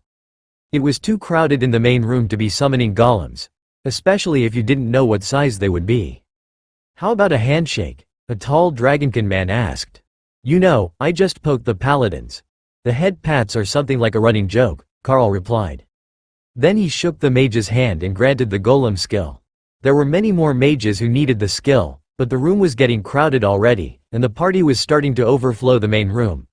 They would have to find their way to Carl. But the guests were good about leaving him enough space to continue granting the golem skill, so that all the totem and overlord mages could have it for their next run. Even a little more damage would be a great help to all the groups. Especially if someone got golems that could help tank. Tien, Opal, could you please set up the upstairs for me? Just arrange the chairs and such for guests. Got it. Opal is sending her illusions to do it now, Tien replied. Opal also sent a group of them to help in the kitchen and deliver the drinks and snacks. Then, one of the gargoyles led a group of demons up the stairs, nudging them toward Carl. Oh, the new hires, right? It's an impromptu party, so I will let you get settled in after. Carl greeted the man in front. No worries. Davis explained the situation, and the gargoyles let us drop off our luggage on the way up. Are we doing a full dinner service, or just appetizers and drinks? Appetizers and drinks. The guests have brought many of them already. I instructed them to bring snacks and cake. The celebration for the tanks grew by the minute, until it not only filled the main and top floors of the house, but also the garden, the street outside, and many of the nearby yards. That was excellent news to Sapphire, as she had received so many more volunteers to test her class advancement theories and provide research data that could be presented to the church. The larger the sample size, the better, especially if they were at multiple ranks. It would be a lot of work to make all those skill books, and she couldn't ask for Carl to do all the skill transfers, as that would mess up the data. But she had patience. Probably more patience than the 100 warriors who were eager to become crusaders and find out what life was like as more than a basic warrior. Holy Blast really would be the best spell to try to trigger the advancement. Sensing Truth was also one of the signature skills of a crusader. But if she gave that to them instead, there was no telling if they would end up as an infiltration specialized class, or if it would advance them at all. However, giving them holy magic certainly would. Today had saved her days of work gathering a suitable group of volunteers, even if these were more powerful volunteers than they had been planning to use at the start. The party was in full swing when Carl got a message from Wendy at the Drode Guildhouse. Mr. Carl, there is a large group of strange people here to see you. They say that the governor sent them. Right, they were still waiting for the gardeners. Constantly adding more people like this was too much hassle, and Carl was glad that it was almost over. At least he had gotten the tiny world ready for their arrival, even if he was still working to optimize the fundamental rules in the space. He should be able to continue that after they were there. It was just the expansion of the space that he really needed to do in advance. Guild Masters, if you will excuse me for a moment, I need to go pick up a few more workers for the guild, and then I will return once they are settled in, Carl explained. Hugo smiled and nodded. We can sort out the chaos with the overlords later. I suspect that Lady Sapphire will be willing to help us over the next few days so that we can get better damage dealers on the main overlord ranked team. Carl shook his hand and then went downstairs to use the portal instead of opening a new one to go to the guild house. What he found when he arrived was certainly not what he expected. He had been told that they were nature lovers who lived in a temple, and that they didn't get along well with the towns in their area. But he hadn't expected this. The group was a mix of beastkin, dragons, demons and elves. But they were all wearing next to nothing, and what they did have on was basic tanned hide or rough cloth. How about we move this to a new location? It will help me explain, Carl suggested, then opened the tiny world's entrance for them. The elf in the lead bowed politely, and then led her group through. That was when Carl noticed the real oddity: there were no men. He had been convinced to take in even more random women. Was he told about this? Probably. He must have just forgotten who they were sending. Alright, we might as well start the introduction here. These fields are all magical plants for the alchemists. Right now, I've been using illusionary workers to do the gardening, but that's not optimal. To my left are the swamps, also home to many magical plants, and 3 species of fish. They help balance the ecosystem, so try not to overfish them or let them overpopulate the swamp. To my right is the lake, again, more fish, and the bottom of the lake has been optimized to grow water element magical crystals. There is an empty village within the mountain range over there, and that house is a replica of the guild house that we just came from.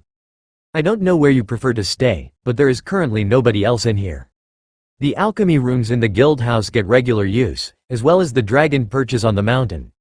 There should be more than enough for everyone, no need to fight for a spot to rest. Now, ask any immediate questions you have, and I will try to answer them. All of this is free for us to wander. Like, there are no off-limits areas? The elf who was leading the group asked. Yes, it's all free for you to explore, live on, maintain. In fact, visiting most of it will be a necessary part of your employment, as we've planted magical resources everywhere. Just don't mess with things that others have left here.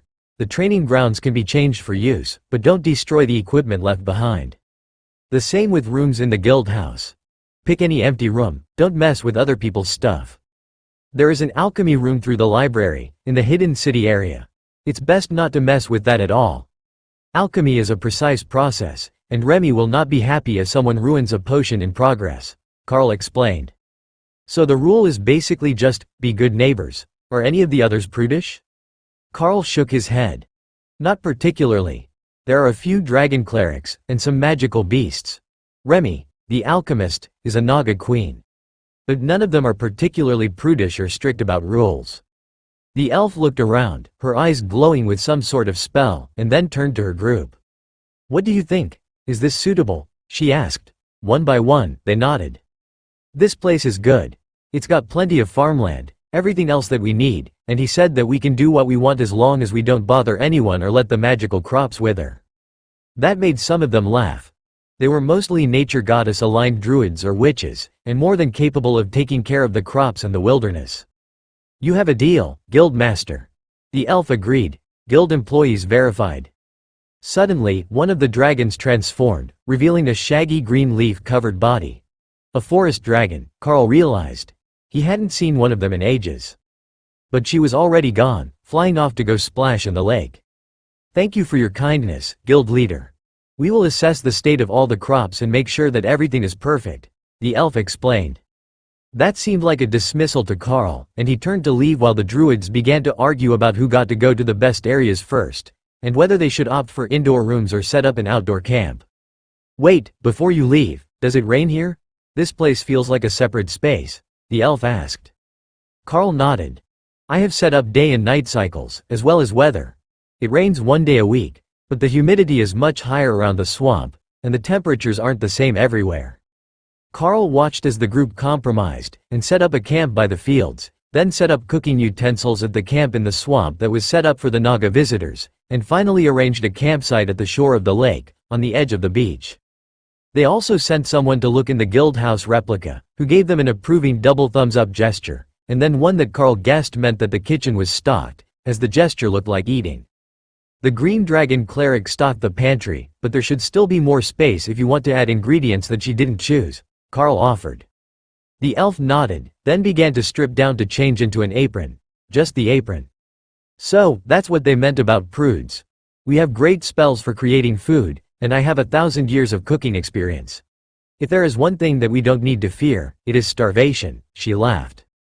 Alright, I will let everyone settle in. I come here fairly often to work on the fundamental rules in the space, as well as my own knowledge. Just let me know if you need anything. Eventually, he would tell her that aprons were usually worn over clothing. But if his guess was right, the minimal amount of clothing that they wore, like the thick green robes that the druids working in the swamp had changed into, were more like protective gear than fashion. Hawk laughed as he came out into the tiny world to fly around for a while and explore the space. Lotus is going to love these people. They're already working on growing coffee on the slopes of the mountain. Plus, half of them are naked and planning on playing in the lake all day. That sounded like peak Lotus behavior. Druids, witches and green dragon clerics had a lot in common. But while Carl was getting the new hires settled in to maintain the plants of the tiny world, Lotus and the others were finishing their cram session for the wedding plans. They had even planned a date. 1 month later, on the day with what Matilda had determined to be the perfect moonlight for the end of the party. It would highlight their decorations just right in the areas outside the main party area, and encourage the partygoers to have more fun and drink less heavily. Nobody doubted her visions of the future. They had seen what she could do with them. The world wasn't as isolated as it seemed, it was actually connected to the immortal realm in hundreds of places. But the supreme-ranked dragon kept those places hidden or locked away, and had placed a spell over them to make them less detectable on the other side. There were still a few occasions where someone tried to push through, usually in an attempt to gather slaves or servants for the immortal realm, but when they did, She would foresee it and place defenses over the area. She did it reflexively after millennia of practice, but it still needed to be done if this world was going to be protected until it could support a spell that would isolate it completely. The immortal realm could just live without one of the billions of mortal worlds to lord their supremacy over. It wasn't like they were actually short on mortal realms to plunder. Every resident of the immortal realm could have 100 mortal realm planets to themselves, and they would never run out of them. The problem was that there were only so many that were even worth plundering. Nobody wanted the ones that were completely devoid of magic, the ones which had never developed a sentient species, or the ones where the sentient species on them were entirely too hostile to be tamed. The insectoid worlds under the beast and spider gods? Definitely in low demand. Not zero, there was a market for everything if you looked long enough, but far from what anyone would consider to be sought after.